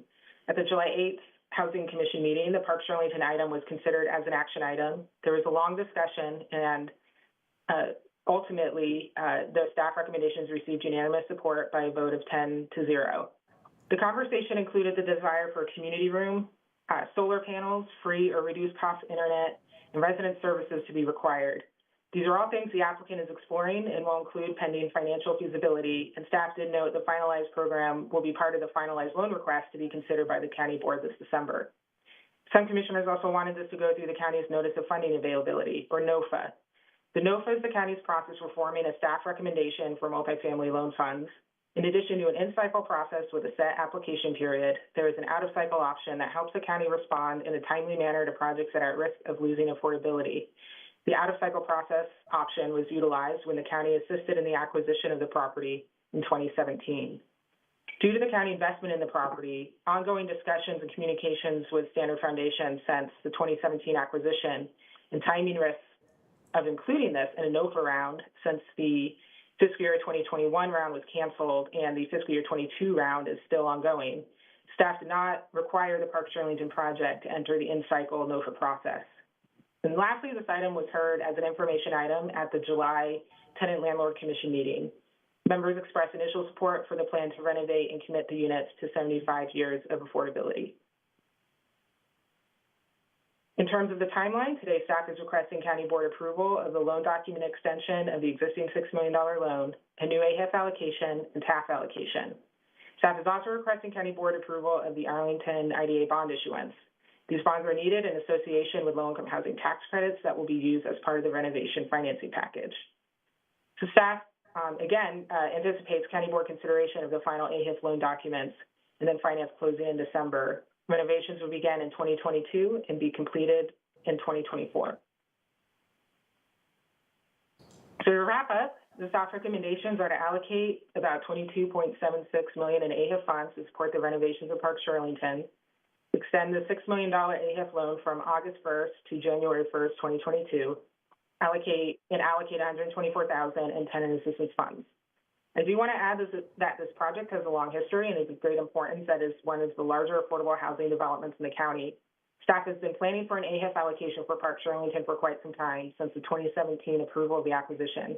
This loan request and AHIP allocations presents an opportunity to preserve affordability for 75 years at a county loan fund request that is in line with past requests and helps avoid displacement of existing tenants and families. Thank you, and that concludes staff's presentation. Thank you, Ms. Stanowski, and staff colleagues for the support of her presentation. I understand that We do have, is it Mr. Khan here? I don't know if Mr. Khan, you wanted to speak to this at all, or if you are there. Yes, I am here. Can you hear me? We can, and certainly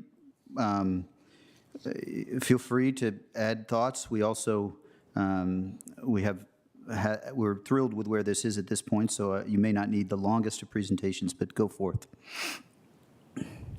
Sure thing.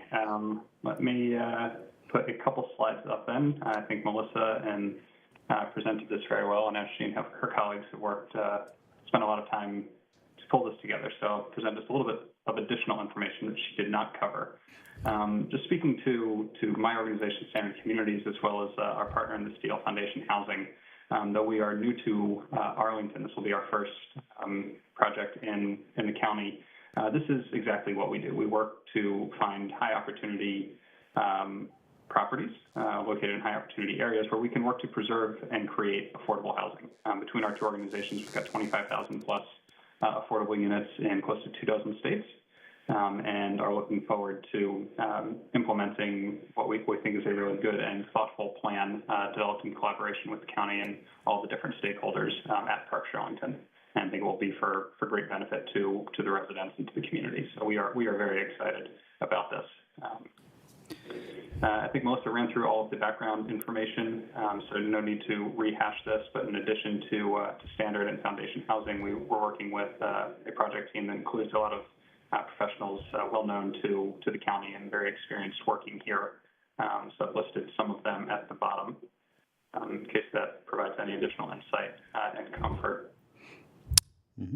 And then just a few more visual representations, of the existing conditions. As Melissa mentioned, we're located on 31st Street, 14 buildings across close to 16 acres with pools, some unit interiors that are certainly functional, but admittedly a bit dated and in need of the large-scale renovation that we have planned and are excited to implement beginning next year.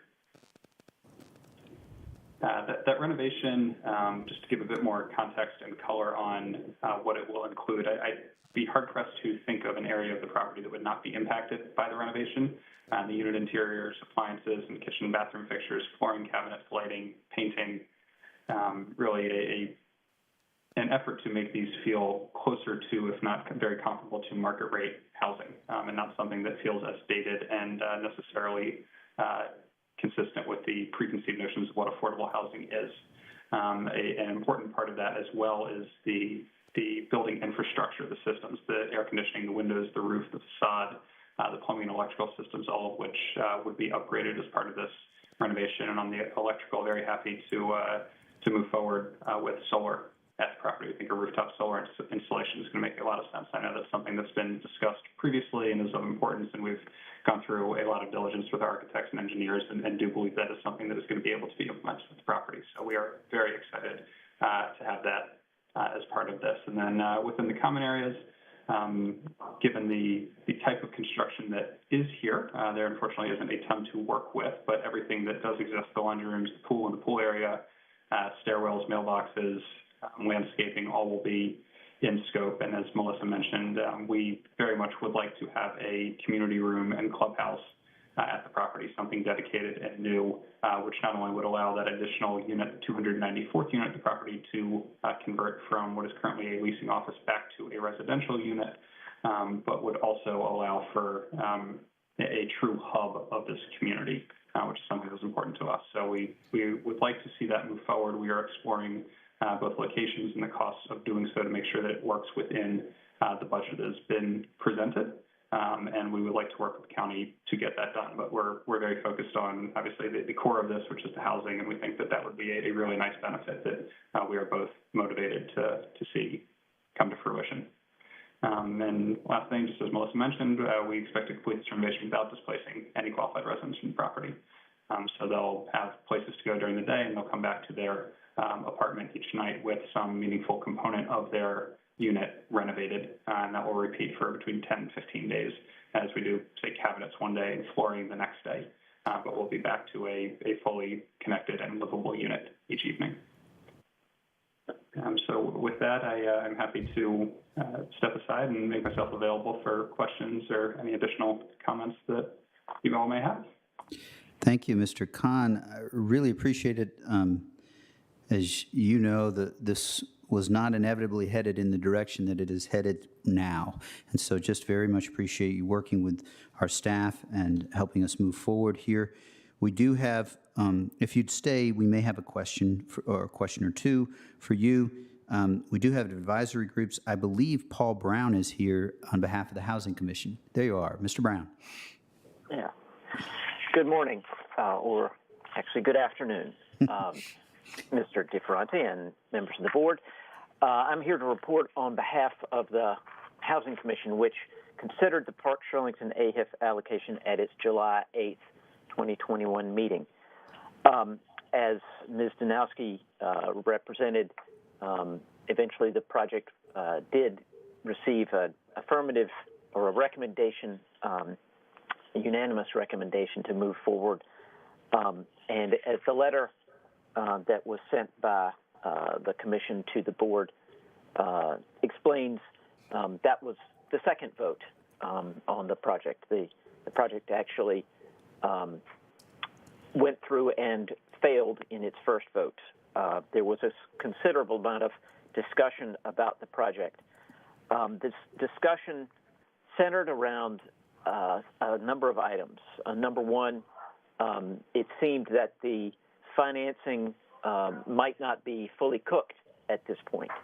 And after further discussion, it appeared both from the representations of staff as well as Standard Foundation that, as Mr. Khan represented, they know exactly what they're doing. They've done thousands and thousands of units across the country, and so that their budgeting did appear to be appropriate.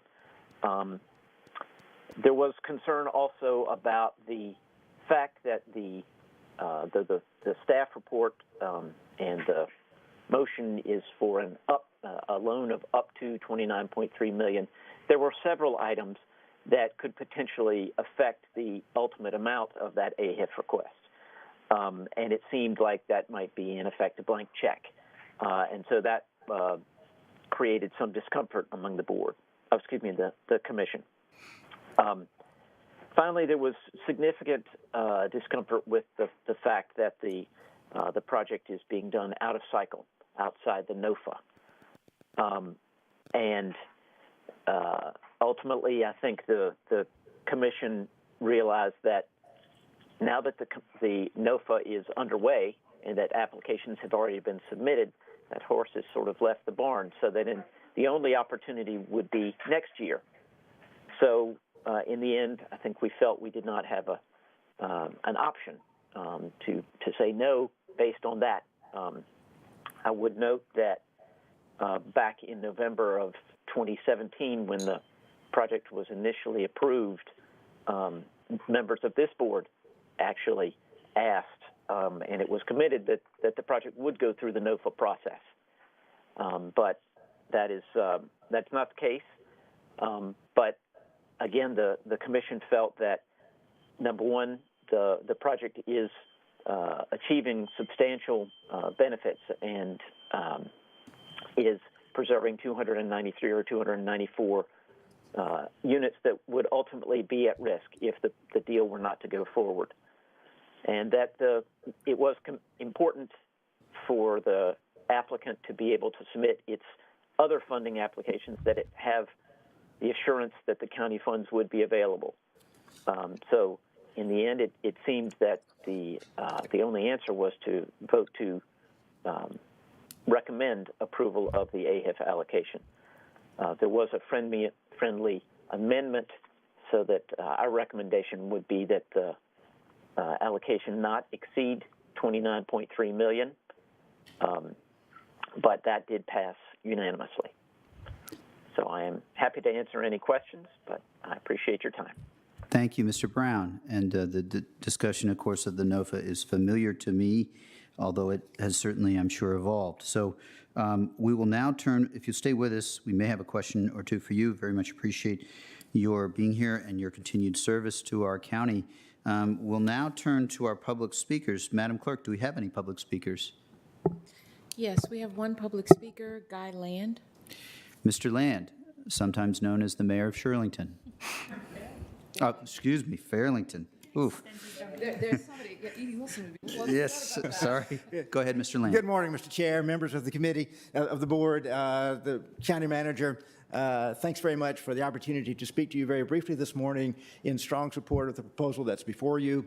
It is important to our community. Park Shirlington is a part of the civic association that I represent as the president of the Fairlington Citizens Association. Again, my name is Guy Land. And the residents of Park Shirlington are our constituents. They are very much an important part of our community. We have watched occasionally with alarm and dismay at some of the proposals that had been advanced for this property over the years, and are pleased with the outcome that is currently before you today. I think there are three key points for us. The first is that this does advance the county's more broad policy objective of preserving affordable housing, which I like to describe as housing that can be afforded by Arlington workers. The discussion by the Housing Commission member just triggered my memory that Commissioner Holly Bray is a Fairlington resident, and when Holly says she's for something, that generally takes care of it for me because she's so thoughtful in these issues. So the first is just the preservation of affordable housing, which is important not just to the county but to our community. The second is that this plan avoids the necessity that had been put on the table earlier for significantly increased density on this property. Earlier proposals had called for almost over twice the density that is currently there now. The fact that there is no added density proposed for this is a welcome relief to us, not just because of the potential traffic impacts that would flow from increased density, but because of the potential enrollment impacts on Abingdon Elementary, which is our neighborhood elementary school, which even though it has been expanded and renovated in the last several years, is now already at capacity for enrollment. So this keeps that a bit more manageable for us. And the third reason that we endorse this strongly is because it helps preserve the diversity of the Fairlington area that is important to our community.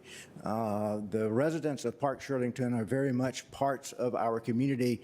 The kids participate enthusiastically when Santa rides the fire truck through the community.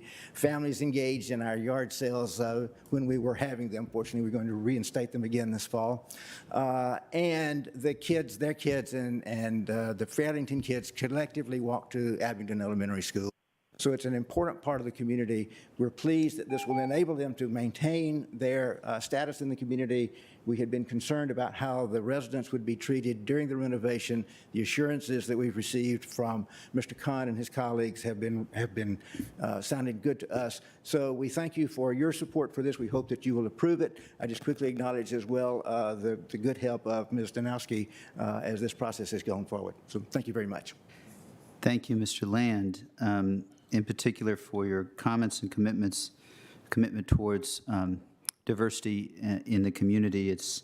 So I think that concludes the public testimony, and that the discussion is now with the board. On this item, I would suggest we go to Ms. Garvey for a motion. Yeah, I'd be happy to get things started with a motion. And there's a lot in there, but I've checked it with our acting county attorney, and I can make this motion simply. So I would like to move that the board approve the manager's recommendation as set out for item 60A in the July 15th board report and for item 60B in the July 14th county board report. Thank you. Is there a second? Second. Motion has been moved and seconded. We will now have discussion on this item. Ms. Garvey, do you want to speak to it? I'll just speak to it a little. It's great to see Mr. Land here. And this is a project that the Fairlington community, which is where I live, as you all know, has really been following. And it brings important diversity to the community. And it's, as someone says, 294 units, which I have for years been worried that we might lose because they're market rate affordable now, and we want to keep them. And this would set them, this just sets them on the road to to being brought online. There's still some other steps to go. It's going to come back to the board again, but we're looking at some good affordability for 75 years at least, which is great. I did notice also the Housing Commission expressed concerns about are they really going to renovate, and that we not get back in the situation that we've been having with the Serrano. And I note that they are Standard, I think it's Standard Properties, is going to be doing full renovations, and I assume that we've learned some lessons from the Serrano as well. I'm going to be checking those out. So I think that's all great. I had one question for Mr. Khan, if I could. Sure, of course. I went ahead and did all Mr. that. Khan. Yeah, Mr. Khan, could you talk a little bit? You mentioned solar power, and you thought you might be able to do that. Is that correct? Did I hear that correctly? You did, yeah. It's been something that we've been exploring. It had been a bit of an open question until very recently, but we believe that a rooftop solar installation on the existing buildings is something that is feasible and would be beneficial not just to the broader community, but also to the property and its residents. Well, so thank you. I hope that happens. That would be really, really great. Thank you. And happy. Yeah, great. Yep. Sure. So. Thank you, Ms. Garvey. So we'll go to Ms. Crystal and then Mr. Dorsey. Thank you so much. I too am very excited about the project and appreciate the applicant joining us today, as well as Ms. Donaski's presentation. My only question is one of process, and Mr. Brown talked about this in the Housing Commission's discussion. I think it was also summarized well in the letter.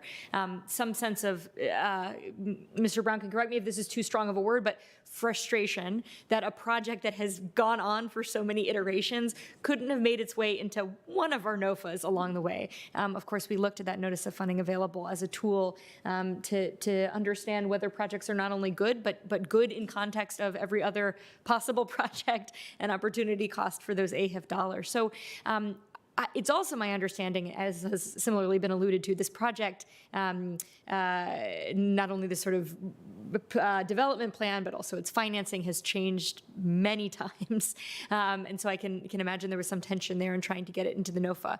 So all of which is to say, I think my question would be for you, Ms. Donaski. Could you just enlighten us a little more about why it wasn't feasible for this project, or why it was necessary for this project to be considered in an off-cycle NOFA when in fact it has been germinating for multiple years as multiple processes went along? Thank you for the question. First, I do want to note that we do have that out-of-cycle option, which does enable the county to quickly respond to time-sensitive projects. But more so, I want to talk about how, when the initial $6 million AHIF loan was made back in 2017, that shows and indicates a staff commitment to bring the project to fruition in terms of the long-term affordable housing. It was always the plan that additional AHIF would be necessary. And I do want to note that when there's that initial investment, that does show staff commitment to keep working towards that long-term program. And another project that also was not required to enter the in-cycle NOFA process was Boston Station. And similarly, that had an initial AHIF investment approved by the county board in 2017. And the second, an additional AHIF allocation was approved last month for that project. And what that means is, while our in-cycle NOFA process is certainly our primary method for forming our staff recommendation, when there's an initial investment already made, then staff does commit to working with the applicant to get to that long-term affordability. And there were just timing risks as well of including this in certainly the current NOFA round, because there are applications that Standard Foundation has to make in order to get their senior financing, tax credit equity, and it just would have posed a timing risk. Okay, thank you for that insight. Mr. Dorsey. Thank you. A couple of questions. I'm overall very pleased with this, but I do want to ask some questions about the plan for in-place renovation and ensuring that it'll be comprehensive enough to address any issues. So first of all, I guess for Mr. Khan, presently, have you identified any issues as it relates to kind of what you see between the walls in terms of, some of the big things like asbestos and other systems like that produce either have hazardous materials or produce hazardous fumes, or systems that maybe have become conduits for rodents and vermin that are going to need to be addressed as part of the renovation? Possibly go. One of the benefits of having been involved with this property for a couple of years prior to coming forth with this comprehensive renovation request is that we've gotten to know it pretty well. We do not have any concerns of hazardous materials such as asbestos at the property, and have done testing for that prior to our initial acquisition to make sure, and we'll continue to monitor that to make sure we didn't miss anything along the way. There are certainly some porous areas at the property that have allowed for rodent infestation or rodent incidents, which is fairly common throughout Arlington, is my understanding. It's an issue. We work with residents to solve it. It's not something that would preclude the tenant-in-place renovation, and it's something that can be addressed very comprehensively through that process. When we're made aware of things now, we are very responsive to it. In addition to being proactive, we have extermination at the site weekly, setting traps and bait stations to make sure that we try to keep things outside of the buildings. When we do receive a report from residents of anything coming up, we are kind of all hands on deck in that unit, plugging holes, inspecting points of access. Oftentimes it's either behind appliances or tied to the air conditioning units, all of which are within the scope of this renovation. So we look forward to keeping this as tight as possible.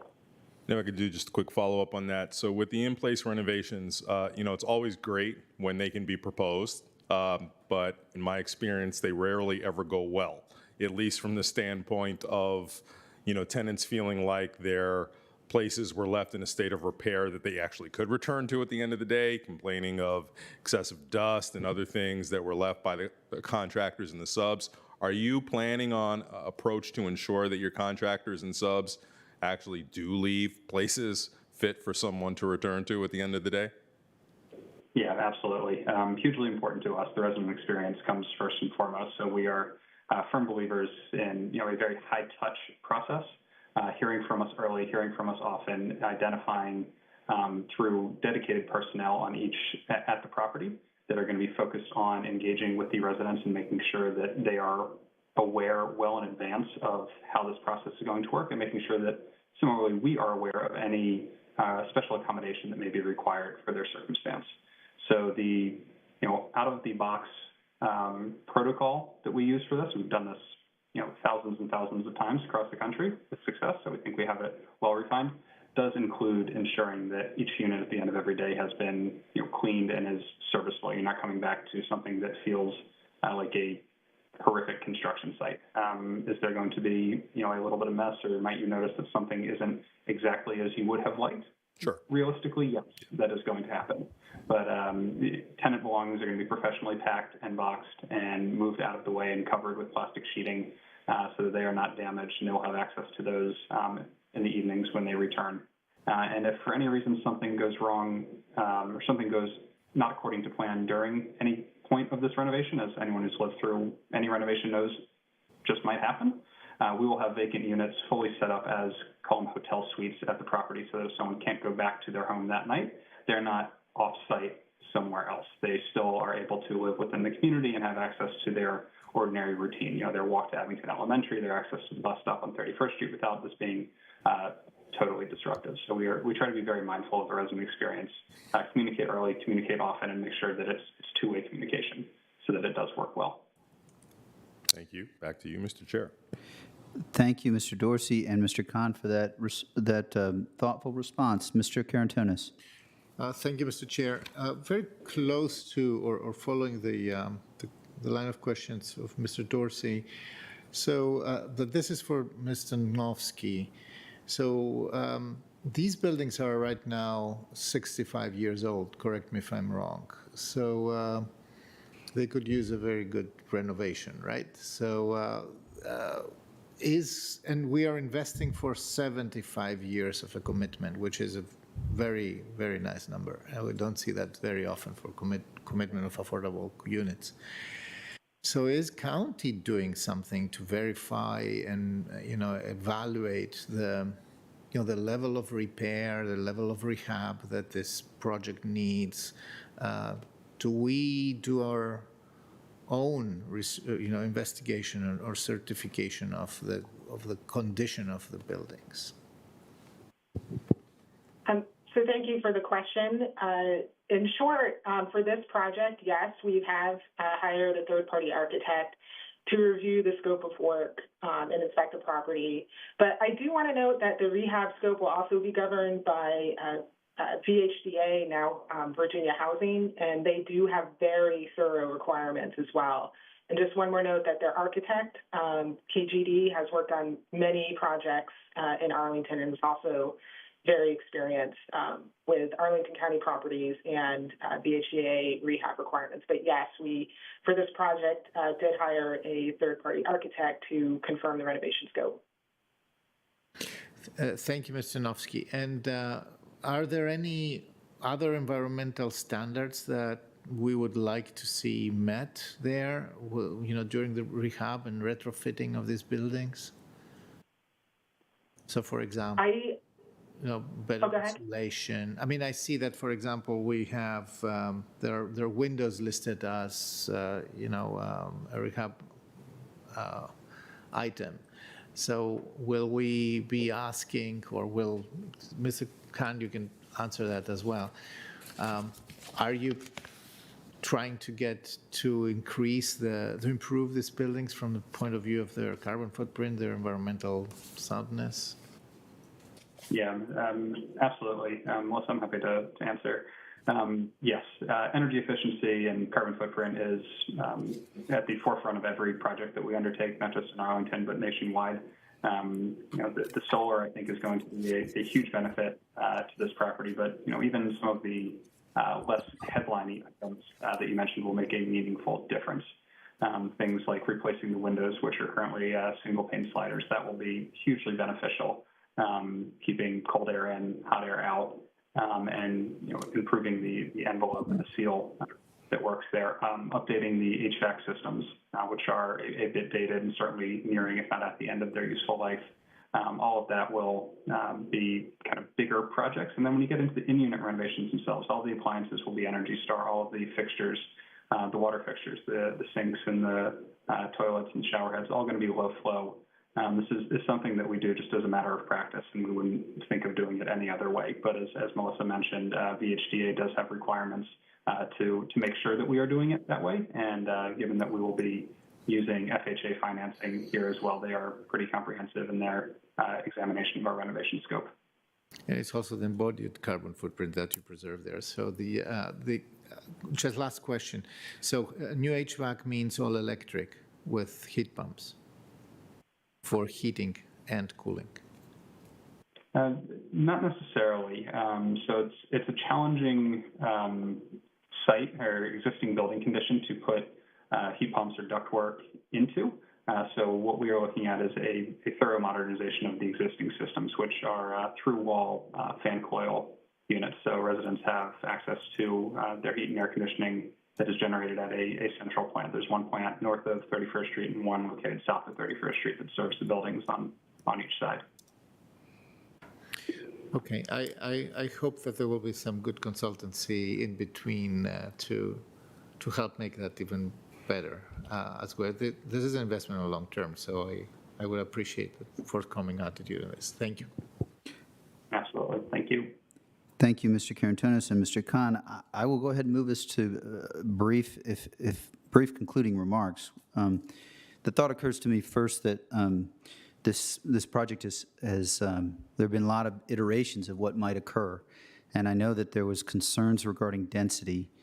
I guess I'm thinking of early during the pandemic when I connected with Jennifer Davies, I believe, and some others, and the Fairlington community helped with the rent for Park Shirlington for over a year, I believe, a lot of families. And so I'm very happy that this thought about preservation has sort of led to preserving a community while essentially rebuilding the units. And I know that, so that's a really positive step. Really appreciate Mr. Dorsey's questions regarding, and your answers, frankly, Mr. Khan, about the ongoing responsibility, the idea of hotels in the quote hotel type places in the area is reassuring, but certainly we also want to address some of the issues that are there. So I'm happy to support this.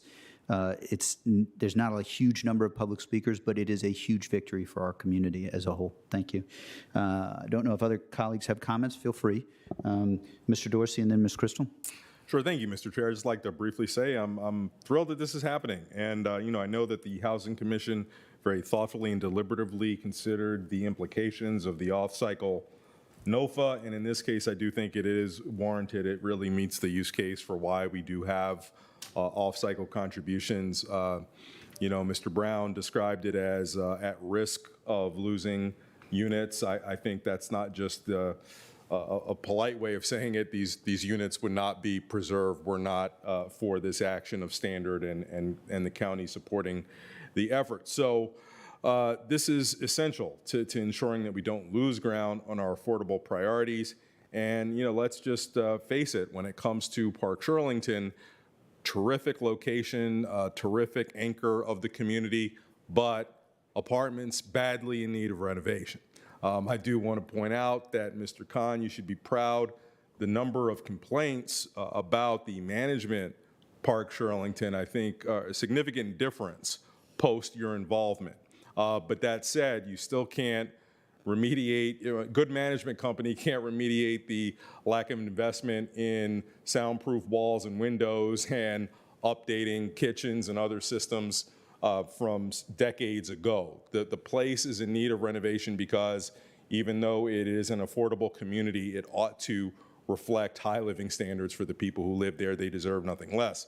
So I'm thrilled that this is moving forward. We've got a chance to do this, and so just great to have Mr. Land here representing the broader community who recognizes the value of doing right by the people who live in Park Shirlington. Thank you. Thank you, Mr. Dorsey. Ms. Crystal.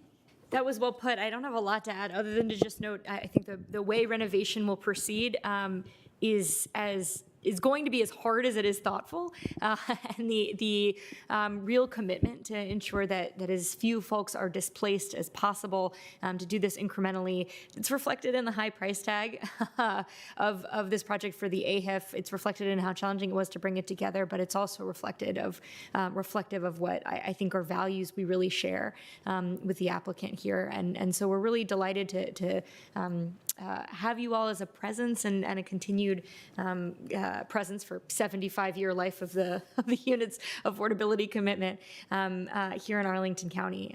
This is a little different than a lot of our AHIF projects or AHIF supported projects have been, and I think for really good reason. So thank you to the applicant for being willing to engage in all of the machinations that were required to get us here, and a big thank you to staff too. I know this has not been an easy deal to help bring across the finish line, and appreciate your commitment to it. Thank you, Ms. Crystal. Mr. Karantonis. Not much to add, Mr. Chair, except that this is a proof that we pay a lot of attention and we put also the money where our mouth is when it is about preserving affordable housing and preserving housing affordability in general. This is an excellent location. Mr. Dorsey is absolutely right that it would be absolutely impossible to retain these units without this investment. Now, that said, another appeal also to our Arlington County staff to be, to be very careful in really researching and making the project long-term viable as it should be. Exercising maximum diligence to see, whether the condition of the buildings is appropriate, where the rehab and the investments are going to keep these, the promise of these 75 years. Thank you. Thank you, Mr. Karantonis. Ms. Garvey.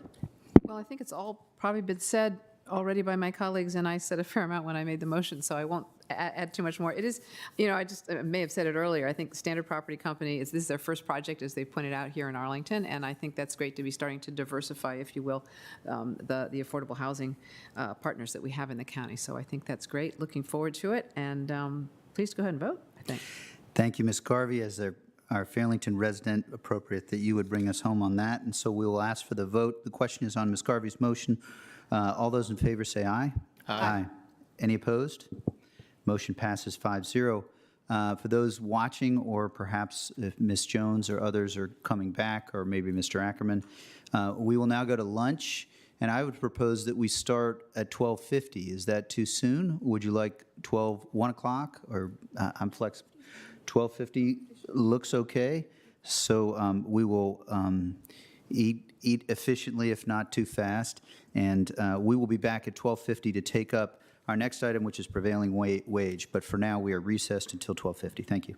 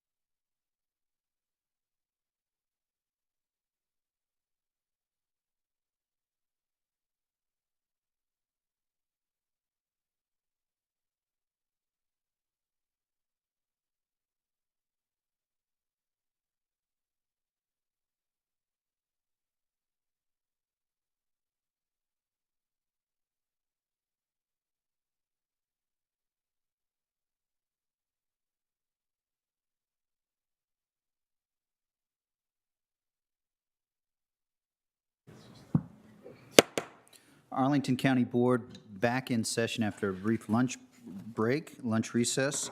Madam Clerk, I think that we are now to item number 61. Would you call that item, please? That's correct. Item 61 are a consideration of amendments to the Arlington County Purchasing Resolution to adopt prevailing wage provisions.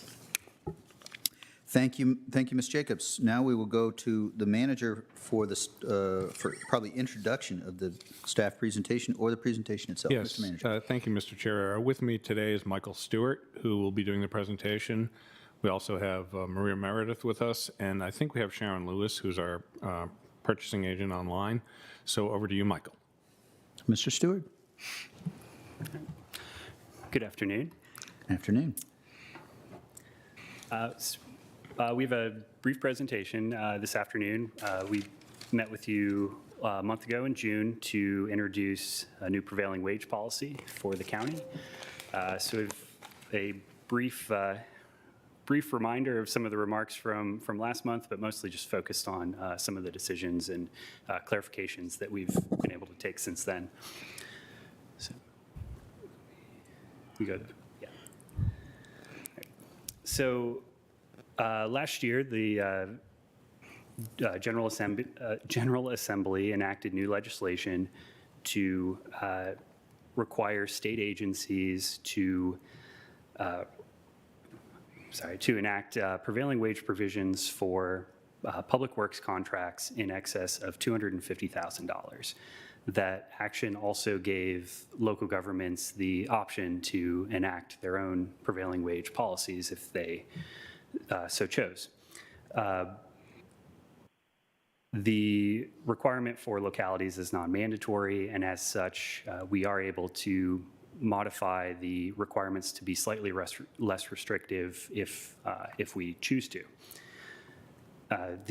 For the local prevailing wage policies, the Virginia Department of Labor and Industry is required to provide certain oversight functions. Specifically, they are responsible for making wage determinations, and they're also responsible for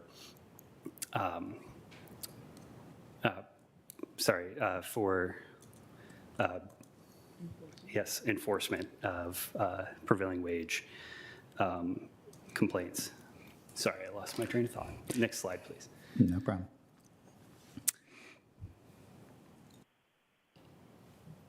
So the staff recommendation for the prevailing wage policy included a threshold amount of $1.5 million.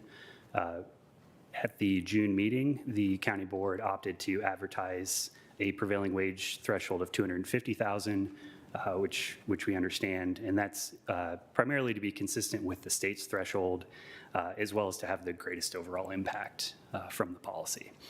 So with that change, the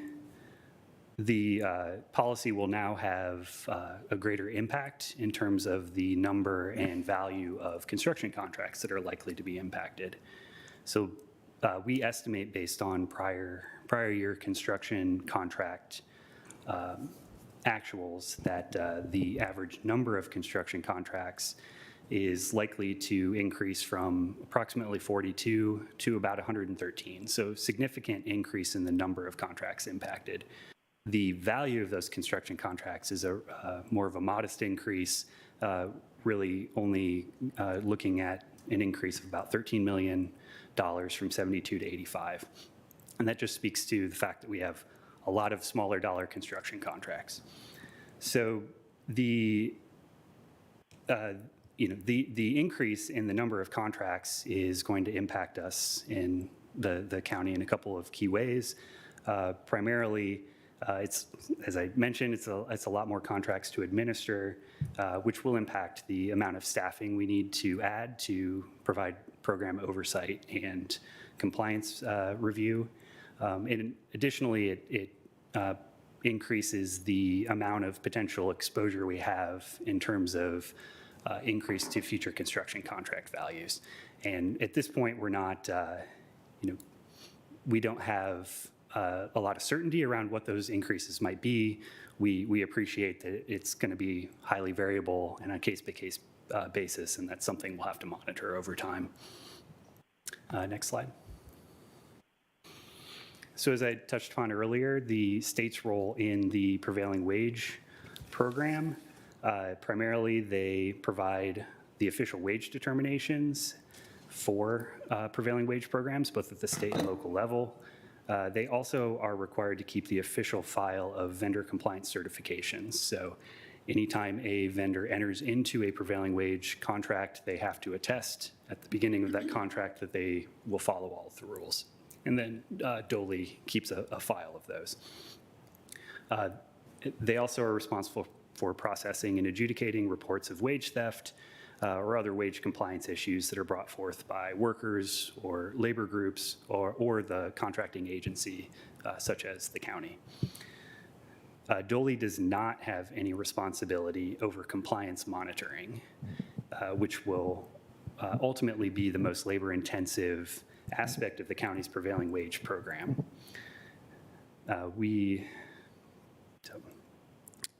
Next slide, please. So in order to provide compliance oversight, the county does need to add additional resources. The FY22 adopted budget included 1 FTE and a little less than $170,000 for this program. At the time, we didn't have certainty around the kind of magnitude of the program, how many contracts would be impacted, and we hadn't fully thought through what our approach to compliance had been. As we've given it more thought, we've looked at two potential approaches to compliance. One would rely heavily on external contract support, and so we'd essentially have one staff person to oversee the program, but then we would use contractors to provide field compliance support where they would potentially be interviewing workers, ensuring that signage was posted at job sites, and most importantly, would be reviewing certified payroll reports to ensure that the vendors were complying with the rules. We were initially leaning towards using contractor support, which would allow for a slightly more expedited program rollout. However, in the last month, as we've thought about it more and I guess organized our thinking a little bit, we're actually leaning towards and recommending using county staff to provide program oversight. And so that would look like, at this point, it would be a team of possibly 4, a program manager, a couple compliance specialists, an administrative support position, and then some county purchase software, which would enable vendors to submit payroll records. This approach, we think this approach is more appropriate at the inception of the program because it gives us a lot more control. It gives us more direct insight into compliance issues that may occur. And we feel like with a vendor, we lose sight of some of that. And we really feel like the beginning of this program, we're going to be in a learning phase. It also is, the cost is more predictable.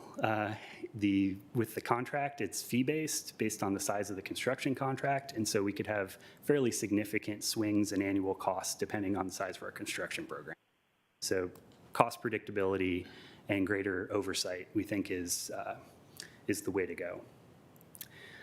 Additionally, with a switch to managing compliance with county staff and with county software, we feel like a few extra months would be important before we go live. It's going to take us time to procure software, go through a classification process for these positions, and it also we also need to finalize our contract terms and conditions for prevailing wage contracts. So with that, I will turn it back over to board. Thank you, Mr. Stewart, for the presentation and so clearly your diligence before last month and in the last month in this process. Thanks as well, Ms. Meredith. We'll get to questions, but first, Madam Clerk, do we have any public speakers on this item? We have one public speaker, Greg Ackerman. Mr. Ackerman. Hi, Mr. Board Chair and members of the board. I'll just keep my comments brief. I want to really thank you all for all of your support throughout this process. Arlington County will hopefully become the first county in Virginia to implement a prevailing wage ordinance, and we're all very excited. This spells a really great time in Virginia's history where construction workers were previously subject to a lot of abusive practices will be able to build family-sustaining careers in the construction industry through public works projects. So I want to thank you all very much for all of your help and support throughout this process. Also want to thank county staff. We saw with the diligent report here and throughout the months on their work in this ordinance has been really extraordinary and really sets the standard for the rest of the Commonwealth. So I want to really thank all the members of county staff. Yeah, that's it pretty much. We believe that prevailing wages are a really good idea, and we're very excited for the ability for Public Works Project to act as ladders for careers for local residents and for law-abiding, responsible contractors. So again, thank you very much, and really appreciate all of your work, everybody, on this ordinance. Thank you, Mr. Ackerman. That is our only public speaker. The discussion is now with the board. I think I'll turn to Ms. Crystal, perhaps for a discussion or a motion, if you're ready for that. Great. I am ready to make a motion, and I think our clerk has it. If we can pull it up on the screen. Didn't give her enough lead time. Did you get it? I'm happy to go ahead and just describe it. I will, in essence, be moving the alternative that we advertised last month, that we adopt the manager's recommendation with an effective date of January 1, 2022, subject to the following amendments, which will be shown in an attachment A that we'll have available as well to the proposed resolution language attached to the board report, that we strike 1.5 million from section 4-104 and 4-104 subsection 1 and replace it with $250,000 in both instances. So this is the amended resolution, and then the motion is essentially to move that resolution. Got it. Moved and seconded. Do you want to speak to your motion?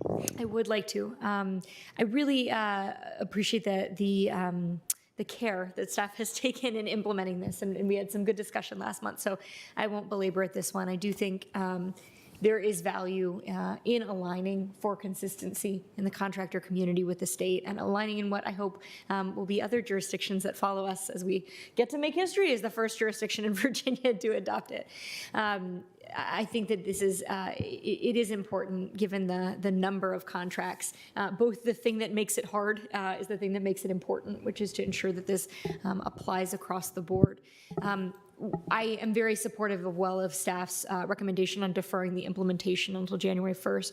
I would like, actually, as I kind of finish up the introductory comments in any event, one of the questions or concerns we'd heard, which I think is a fair one, is ensuring that deferring this for about 6 months for implementation does not mean that the county will be front-loading its contracts. To be honest, I don't know that we could do that if we wanted to, given our procurement process. So if there's anything, if there's anything that staff wanted to say just about maybe how our procurement processes go through the works, how they originate within the departments that need them, move through your office, to sort of assuage that there's really actually not much of a way to expedite them beyond the existing process, or anything you wanted to add to that, it could be helpful for the record. Sure. Purchasing has a fairly sizable backload as it is, and so we work any of the procurements through as fast as we can, but there's a pretty long list. So I assure you that DES and DPR are not, they haven't adjusted their construction schedules whatsoever.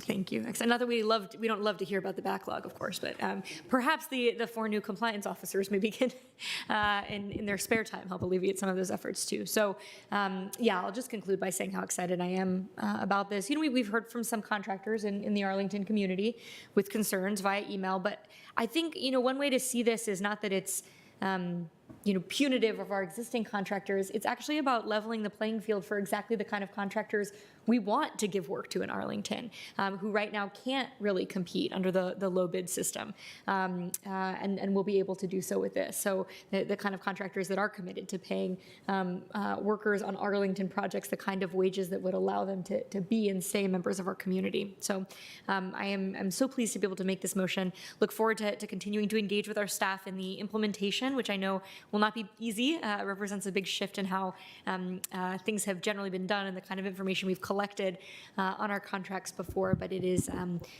hard work worth doing. So thank you, Mr. Chair. Thank you, Ms. Crystal. Ms. Garvey. Yeah, thank you. I'm prepared to support the motion. I had a question, though. I don't know if it's for Ms. Meredith or Mr. Stewart on slide 4 on the state role, which covers what the state does and mostly doesn't do. I was just wondering, how prepared is, do you just call it DOLE? Is that how we call it? How prepared is DOLE to do this? It says they're responsible for processing and adjudicating reports of wage theft or other compliance issues. So does that mean that workers here could go to the state, or would they come to us? So that's one question. And then 2, if it gets to the state, I mean, is the state prepared and able to be very helpful on following through? So first of all, any reported issues would go to the state. Certainly, I would expect some may come to the county and we need to pass them along. But DOLE, I think if there's one place where DOLE has staffed up and is prepared, it is on the kind of the wage theft or wage complaint, not litigation, but the processing of those complaints. They've added resources there. They have not really added resources on the front end of the process. And as we understand it, it's not DOLE's responsibility per se. It's more VDOT and Department of General Services. They would be responsible for for prevailing wage compliance for their contracts. So, which, as we understand it, they're taking a very passive approach.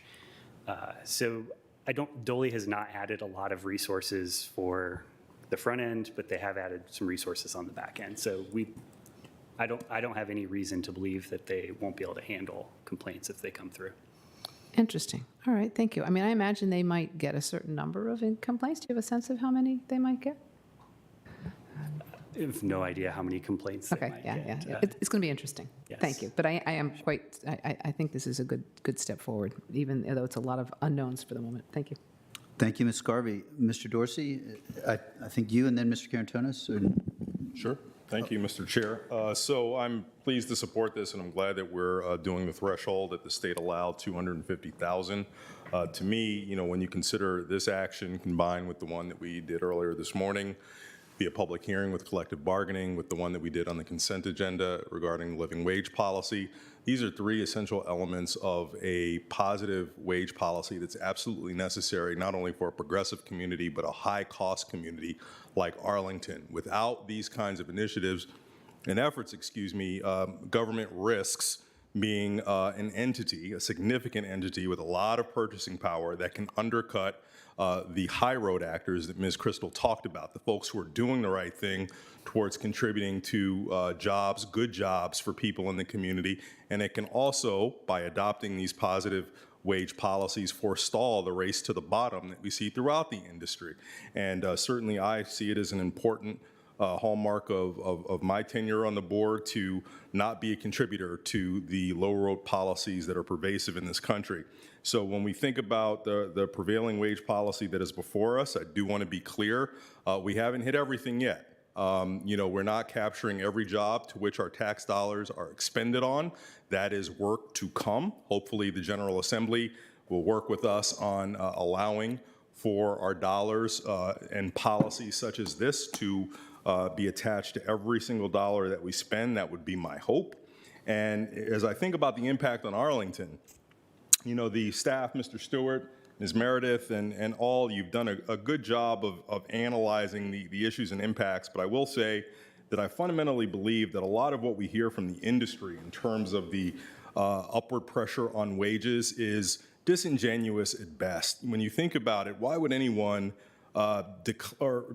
be hesitant to adopt or follow prevailing wage policies or cite the cost as a primary issue, it's probably because one of two things are happening. One, they want to use the ability to manipulate and suppress wages to indemnify against rising costs or other things that may affect their projects or their profit. That's it. Otherwise, there's no reason to object. And so we should not be enabling those very retrograde approaches to wage policies, because again, this is not just wages. These are the living standards for people. And if we don't do what we can, we exacerbate income and wealth inequality. And the other issue that was cited was one, the burden on small businesses, and I do appreciate that. However, I think we do need to contextualize the burden on small businesses is likely to be only Virginia small businesses, given that our national capital area partners, neighbors, excuse me, already have prevailing wage policies. So the other way to think about it is the Virginia small businesses that currently do not have to administer prevailing wage guidelines. Yes, they will have to change if they're going to compete, but we're going to help them compete through vendor training. And think about what's going to happen from that. It's going to open them up to greater markets that they can bid on across the river. So it's a net effect. We're going to create a good path for even those small businesses. So this is really just a damn good thing overall. And I reject anyone who wants to describe it as anything other. So I'm just thrilled to be able to cast this vote today. Thank you, Mr. Dorsey. Mr. Carantonis. I think Mr. Dorsey and Ms. Crystal have said everything I would like to cover. As a remark, I don't think that we seconded the motion. Thank you. Okay. Thank you. So just for the record and so I really appreciate you making sure, because we would not want to go through that. Thank you, Mr. Carantonis and Ms. Kaur. So we'll have the motion was made by Ms. Crystal and seconded by Mr. Dorsey, correct? So over back to you for concluding comments, or you're good? Everything is said. Doesn't have to be said by everybody, so that's okay. Oh, but this time I disagree. So I'll say a different thought. This is not something that is easy to implement. And so on this one, I have to thank the manager and the deputy county manager, Ms. Cowan, both of you, in addition to Ms. Meredith and Mr. Stewart. I don't know who would be the liaison, but certainly and it's not my decision, but you have shown yourself diligent and adaptable, and really appreciate your work, Mr. Stewart, as well as Ms. Meredith. I know you've been involved in this heavily, so happy to support this. The question is on the motion. All those in favor say aye. Aye. I'll vote aye as well. Motion passes 5-0. Thank you, Mr. Ackerman and Ms. Diamond, for being here. Also think of Mr. Castro and the lives and families that prevailing wage can help. So thanks so much, and you are welcome to stay. We don't have as many, but we're happy to approve this. And I do want it noted, we are first in the Commonwealth to do this, and that's where Arlington likes to be on serving our residents. So we'll go on to the next agenda item. Madam Clerk, would you call the next agenda item, please? Yes, agenda item 62, consideration to rename US Route 29 to Langston Boulevard within the boundaries of Arlington County, Virginia. Thank you, Ms. Jacobs. Over to you, Mr. Manager, for the staff presentation. Thank you, Mr. Chair. Mr. Aiken is going to rejoin us and walk us through the presentation. Mr. Aiken. Thanks so much, Chair DeFranchi and members of the County Board. Thanks for having me again today. I'm Ben Aiken. I'm the Director of Constituent Services in the Manager's Office, and today I'll be presenting the recommendation for the renaming of US Route 29. The recommendation is to adopt the attached ordinance renaming US Route 29, named Lee Highway within the boundaries of Arlington County, to Langston Boulevard between North Lynn Street to the western border of Arlington County with the city of Falls Church. So real quickly, since I know this has been covered, but I did want to just orient everyone. This map details the different segments slated for renaming. Specifically for this action, we're referring to Route 29 only. So that's the red-orange segments of Lee Highway noted here on the map and the yellow segment of Old Dominion Drive. This is all the Route 29 segments. The green segment of Route 309 Lee Highway otherwise known as Old Lee Highway, is subject to future action and recommendation to the Commonwealth Transportation Board. So as far as fiscal impact, Department of Environmental Services staff did confer and consult again with our partners at VDOT and have reconfirmed the estimate for this signage is up to $300,000, and we're comfortable with this as an upper limit estimate. As the exact designs are advanced, we're happy to come back or communicate these changes publicly through the renaming website, the informational website that we've put together. And again, I'll just note that the abbreviated name, because we've the full name of John M. Langston is being abbreviated to Langston in consideration to these fiscal impacts. So as far as next steps, following the presumed adoption, the county board no sooner than September could consider a renaming of the yet to be considered Route 309 segment. And then no sooner than Q3 of this year, the board would take that recommendation to the Commonwealth Transportation Board for their considerations. At the same time and on a parallel track, obviously working with VDOT to finalize designs for the signage. I will note that the segment of Route 309 is a less complex segment, and staff has not at this time voiced any concerns to me regarding the Route 309 segment. The reason why it will take more considerable design work with the Route 29 segment is because of the signage that's incidental, but directional signage and wayfinding from Route 66, which are larger signs, if anybody is familiar, and that takes more design work. But the local signage for Route 309 is not a concern for us at this time, as far as holding up this schedule or adding costs, I'll say. So that puts us into Q4 to early next year to be updating all of our internal databases, working with our external and internal agencies to just make sure we have all the operations and functional roadway updates made. That's a considerable amount of work, as I'm learning, over 20 lines of business, including Arlington Public Schools, and then further with the Postal Service, in addition to our own public safety dispatch, mapping, communications, billing systems, permitting, and more. We have to do all that work, and so that's why we're setting a tentative effective date of the signage to be installed and the full functional operations of the roadway being turned over to the new name by or before the end of Q1 2022. And that concludes my presentation. Thank you. Thank you, Mr. Aiken. I believe that's the full staff presentation. As far as advisory groups, I think virtually somewhere out there is Matt Weinstein. I think I've got that right. Who's been the advisor and has been working with the Lee Highway Alliance group that was tasked with thinking this through. Soon to be renamed, I would imagine, or soon to be the whole group changed. Mr. Weinstein. Yes, well, good afternoon, County Board members. I'm here representing the Working Group on Renaming Lee Highway. Should you have any questions about the process we went through last year to present the names to you this year for your consideration. And we submitted a letter in support of the name change yesterday. Should be in the record. Thank you. Thank you. So appreciate brevity where we have discussed this last month, but also appreciate your submitting the letter. We'll continue to consider this through. Now I guess we would move to public speakers unless there are other advisory groups. I think perhaps, Ms. Moyer, we will cover you in the course of our public speakers. Madam Clerk, would you call the first public speaker?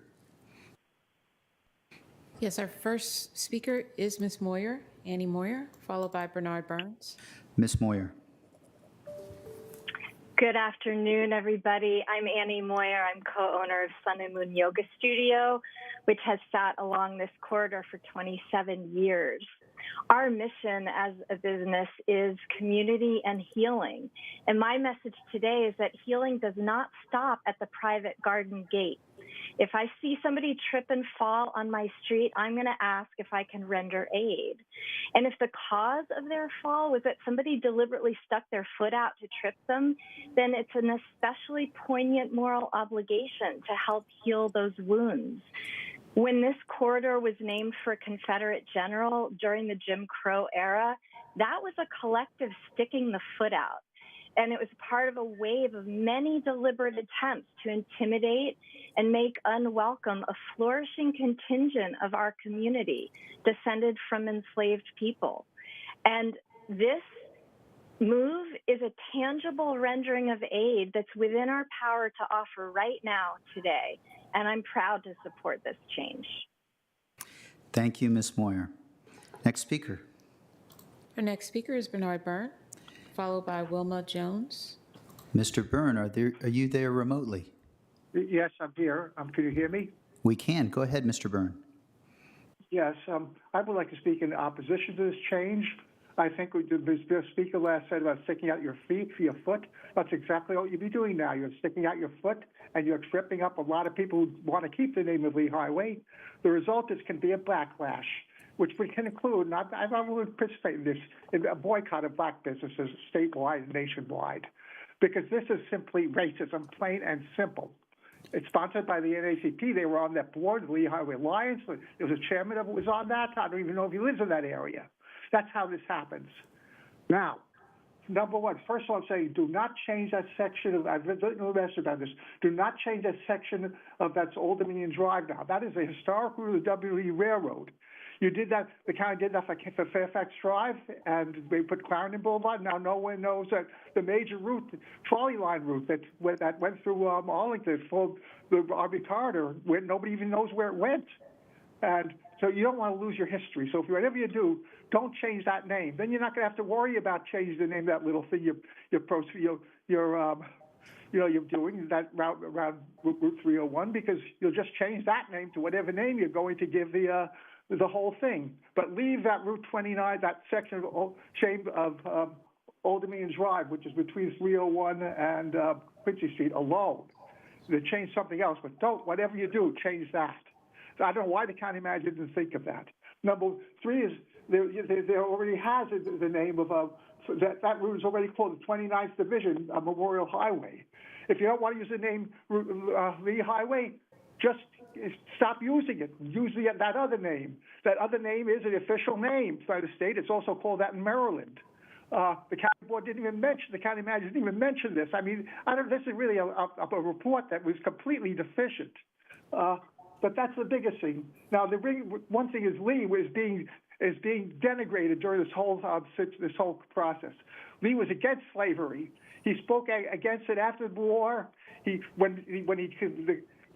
he was in favor of secession because Virginia had voted for it. He was following his state. Also, he was very important in reconciliation. That's the reason he was famous all for years later, and Congress named Lee Highway, the Arlington House, in memorial of him. That was in the 50s. This is not a thing that dated from way back when. So, and again, he was very strong for reconciliation. He didn't try to recover Arlington House after the federal government had seized it illegally, as it turned out. And that was because he wanted reconciliation. This is a very important man that's being completely denigrated by these, and just completely, his whole history is being distorted, and by these activists. And who are just trying to get politically Thank you, Mr. correct. Byrne. Okay, thank you. Thank you. Next speaker. Our next speaker is Wilma Jones. Ms. Jones, as we referred to Mr. Land as the mayor of Fairlington, I was trying to think of what might be appropriate given your extraordinary leadership. Go ahead. It's all good, Matt. I'm Wilma Jones Kilgo. I'm the president of the John M. Langston Citizens Association. I was also a member of the working group for renaming Lee Highway. I'm a fourth-generation Arlingtonian, and I am here to represent the neighborhood as well as the working group to say that we support the renaming of Lee Highway to Langston Boulevard. Just to inform folks who may not be aware, John Mercer Langston was well revered by Black people in Arlington. He was an abolitionist, an attorney, an educator, an activist, a diplomat, and a politician. One of the reasons that Arlington Black people so loved John Mercer Langston was because of one of his first roles as the Inspector General of the Freedmen's Bureau. As many people know, Freedmen's Village was in Arlington, and his role was to advocate for the formerly enslaved.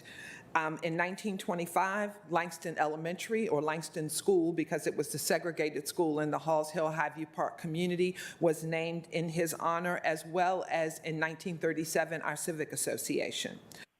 One of the things that he did was he was a founder of the Howard University Law School, and at one time he was the acting president of the university. He was the first president of the Virginia Normal Institute, now Virginia State University, which houses the John Mercer Langston Institute for African American Political Leadership, which works to have more African Americans as a part of political leadership and civic involvement. Many people saw the movie about Glory, where Denzel Washington was one of the Black African-American people who was depicted as a fighter in the Union Army in the Massachusetts 54th Regiment. Well, John Mercer Langston was one of the African-Americans who helped recruit people for that. So that that part of that movie is true. And one of the things that he also did was he was the first African American elected to the House of Representatives in 1888. However, the first 18 months of his term, he was basically barred from holding office because of racist white people who took the election to court. I think that because of the fact that when my dad was born in Halls Hill in 1919, that road was called Falls Church Road because it connected the city with the Falls Church area. And the racist politicians made a decision to change that name to Lee Highway. And Lee, yes, did own slaves. And he was, of course, a part of the Confederacy that helped to fight against the United States of America. So we think it's only fair that a man who was an abolitionist who fought for equality be recognized with this honor. Thank you. Thank you, Ms. Jones-Kilgo. I think that is all of our speakers. The discussion is now with the board. I know we may have questions, we may have discussion, but I wanted to go ahead and see, I think Mr. Dorsey first and then Mr. Carantonis. Thank you. I'll put a motion on the table, and that is to move that the county board adopt the attached ordinance renaming US Route 29, currently named Lee Highway within the boundaries of Arlington County, to Langston Boulevard between North Lynn Street to the western border of Arlington County with the City of Falls Church. Details contained in the staff report dated July 8, 2021. Second. Motion has been moved and seconded. Go ahead, you speak to the motion, and then we'll get to you, Mr. Carantonis, so if you have questions, and we'll have some discussion. Go ahead. My times have changed. It is so great to be able to consider this expeditiously with one of the contrary public speakers notwithstanding, very little controversy. I think there's a lot of good reason for that. The renaming process that Mr. Weinstein spoke to was a great facilitator in that work, as was the great work coordinating the various actors in the General Assembly that Ms. Crystal led on our behalf. So this is just really wonderful to have a fairly simple process to do something that is significant. And Ms. Jones-Kilgo expressed the value that John Mercer Langston has for this community as well as the United States of America. It's one of those stories that is typically underappreciated because, again, we have a problem with who tells the history of the United States. But by all accounts and by any measure, John Mercer Langston is beyond worthy of having the honorific of a public place in Arlington, a street named after him. I will say that for those who want to make this about something other than what it is, I don't really care if you want to debate that Robert E. Lee was a good guy or wasn't as bad a guy as some people say. It doesn't really matter. The fact of the matter is, 1922, when the road was named Lee Highway, as Ms. Jones-Kilgo mentioned, it wasn't done with any notion as to whether Robert E. Lee was good or not. It was because this would really stick a craw in those folks who were on the side of not seceding from the Union, preserving it together, and ending slavery. And the fact of the matter is that was a decision made by people who were in Richmond, not in Arlington. And we are accepting the responsibility today for a locally generated name that reflects what we want. I will not apologize for that in any way, shape, or form. I am thrilled to know that this is not going to cost a ton of money. I thank Mr. Aiken for refining the cost estimates and the upward bound of $300,000. It is certainly welcome news to get this done. Look forward to the remaining work on, on Old Lee Highway to come soon. That should be, hopefully just as simple as this process today. But overall, just so thrilled to be at this place where I can cast this vote and we can actually see this happen. Thank you, Mr. Dorsey. Mr. Karantonis. Thank you, Mr. Chair. I actually had forgotten that on, but so it will be basically a closing argument. I want to really thank Ms. Jones for telling us a story about John Mercer Langston. This was really great.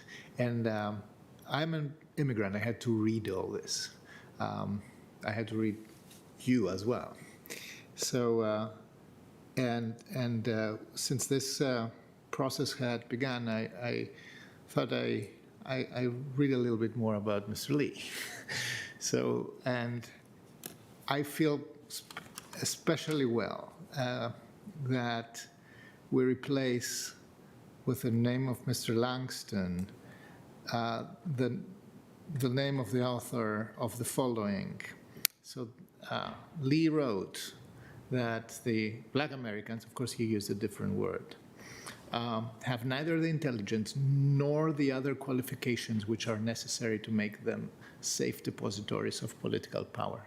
So it's really an honor to name this boulevard after the first Black American representative of Virginia. So really, and this happens also, and I have to profusely thank the citizens of the neighborhoods, of all your neighborhoods there, who came together and did such an excellent public process to rename Route 29. Thank you very, very much for that. Thank you, Mr. Karantonis. Ms. Garvey. Yeah, so this has been quite a meeting. I've been kind of writing things up. I really want to thank Ms. Wilma Jones-Kilgo for coming. And I think I read about that election with John M. Langston, but it kind of, as you're standing there thinking, I'm thinking, racists taking elections to court to try to prevent the people who really won it from winning. Ooh, this has a ring to it. Sounds a little familiar. My heavens, did things come around. Anyway, very pleased to support this. And I feel like we're kind of, colleagues, I don't know, I've been doing this a long time, and I'm kind of putting it all together this month. Boy, are we taking a dive at equity. We have done collective bargaining.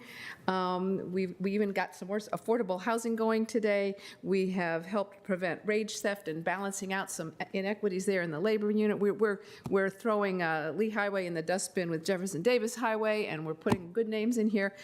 Anyway, it's a great day. Thank you. Thank you all. Thank you, Ms. Garvey. I'm going to go before Ms. Crystal because Ms. Crystal has done a lot of work, as Mr. Dorsey mentioned, on this issue.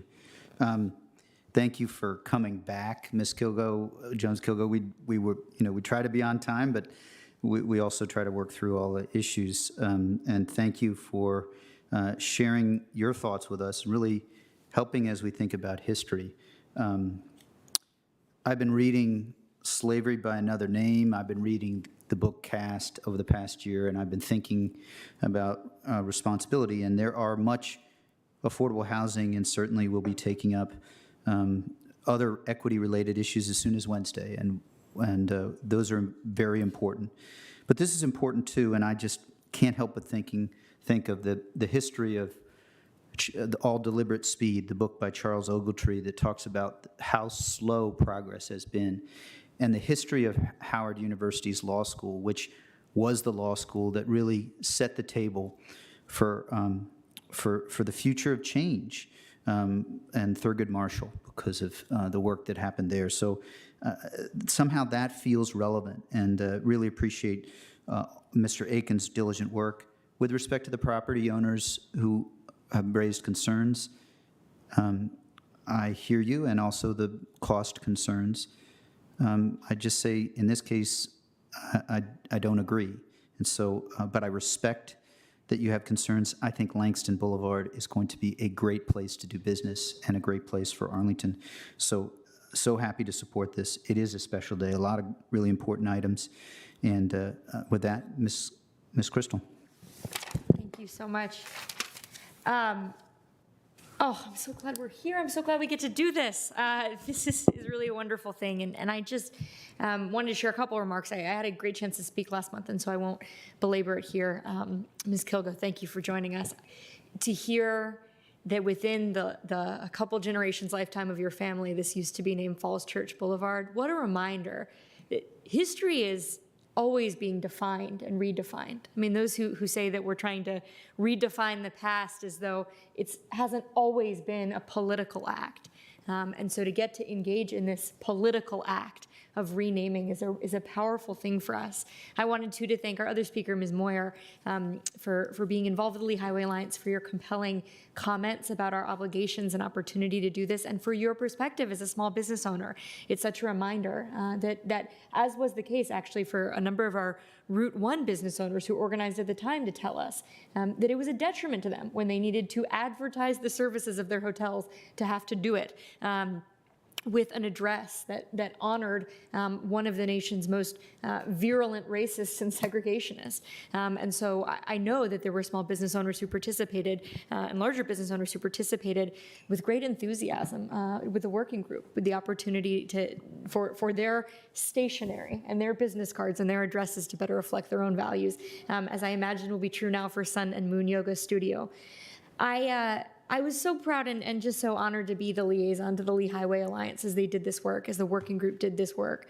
They convened last fall. This was for those who think this is some initiative of the county board, they should know this was an incredibly grassroots effort, and an effort that really convened last summer and beginning last fall. And to think, out of the tremendous pain of the murder of George Floyd, as so many in our community took to the streets and sought to find ways to shape the world and bend the arc to try to make the community and the world they lived in better reflect their own values, to see this work of the working group. I mean, that's community organizing at its best. And there have been so many healthy byproducts of that working group that Mr. Weinstein so capably chaired, to get to see businesses and residents uniting and sharing interests, to get to see the surveys and the engagements of our students, to get to see some of our newer residents and business owners who've only recently made their homes in Arlington learn from people like Ms. Jones-Kilgo or Sandra Green about the history of the community that they've moved into.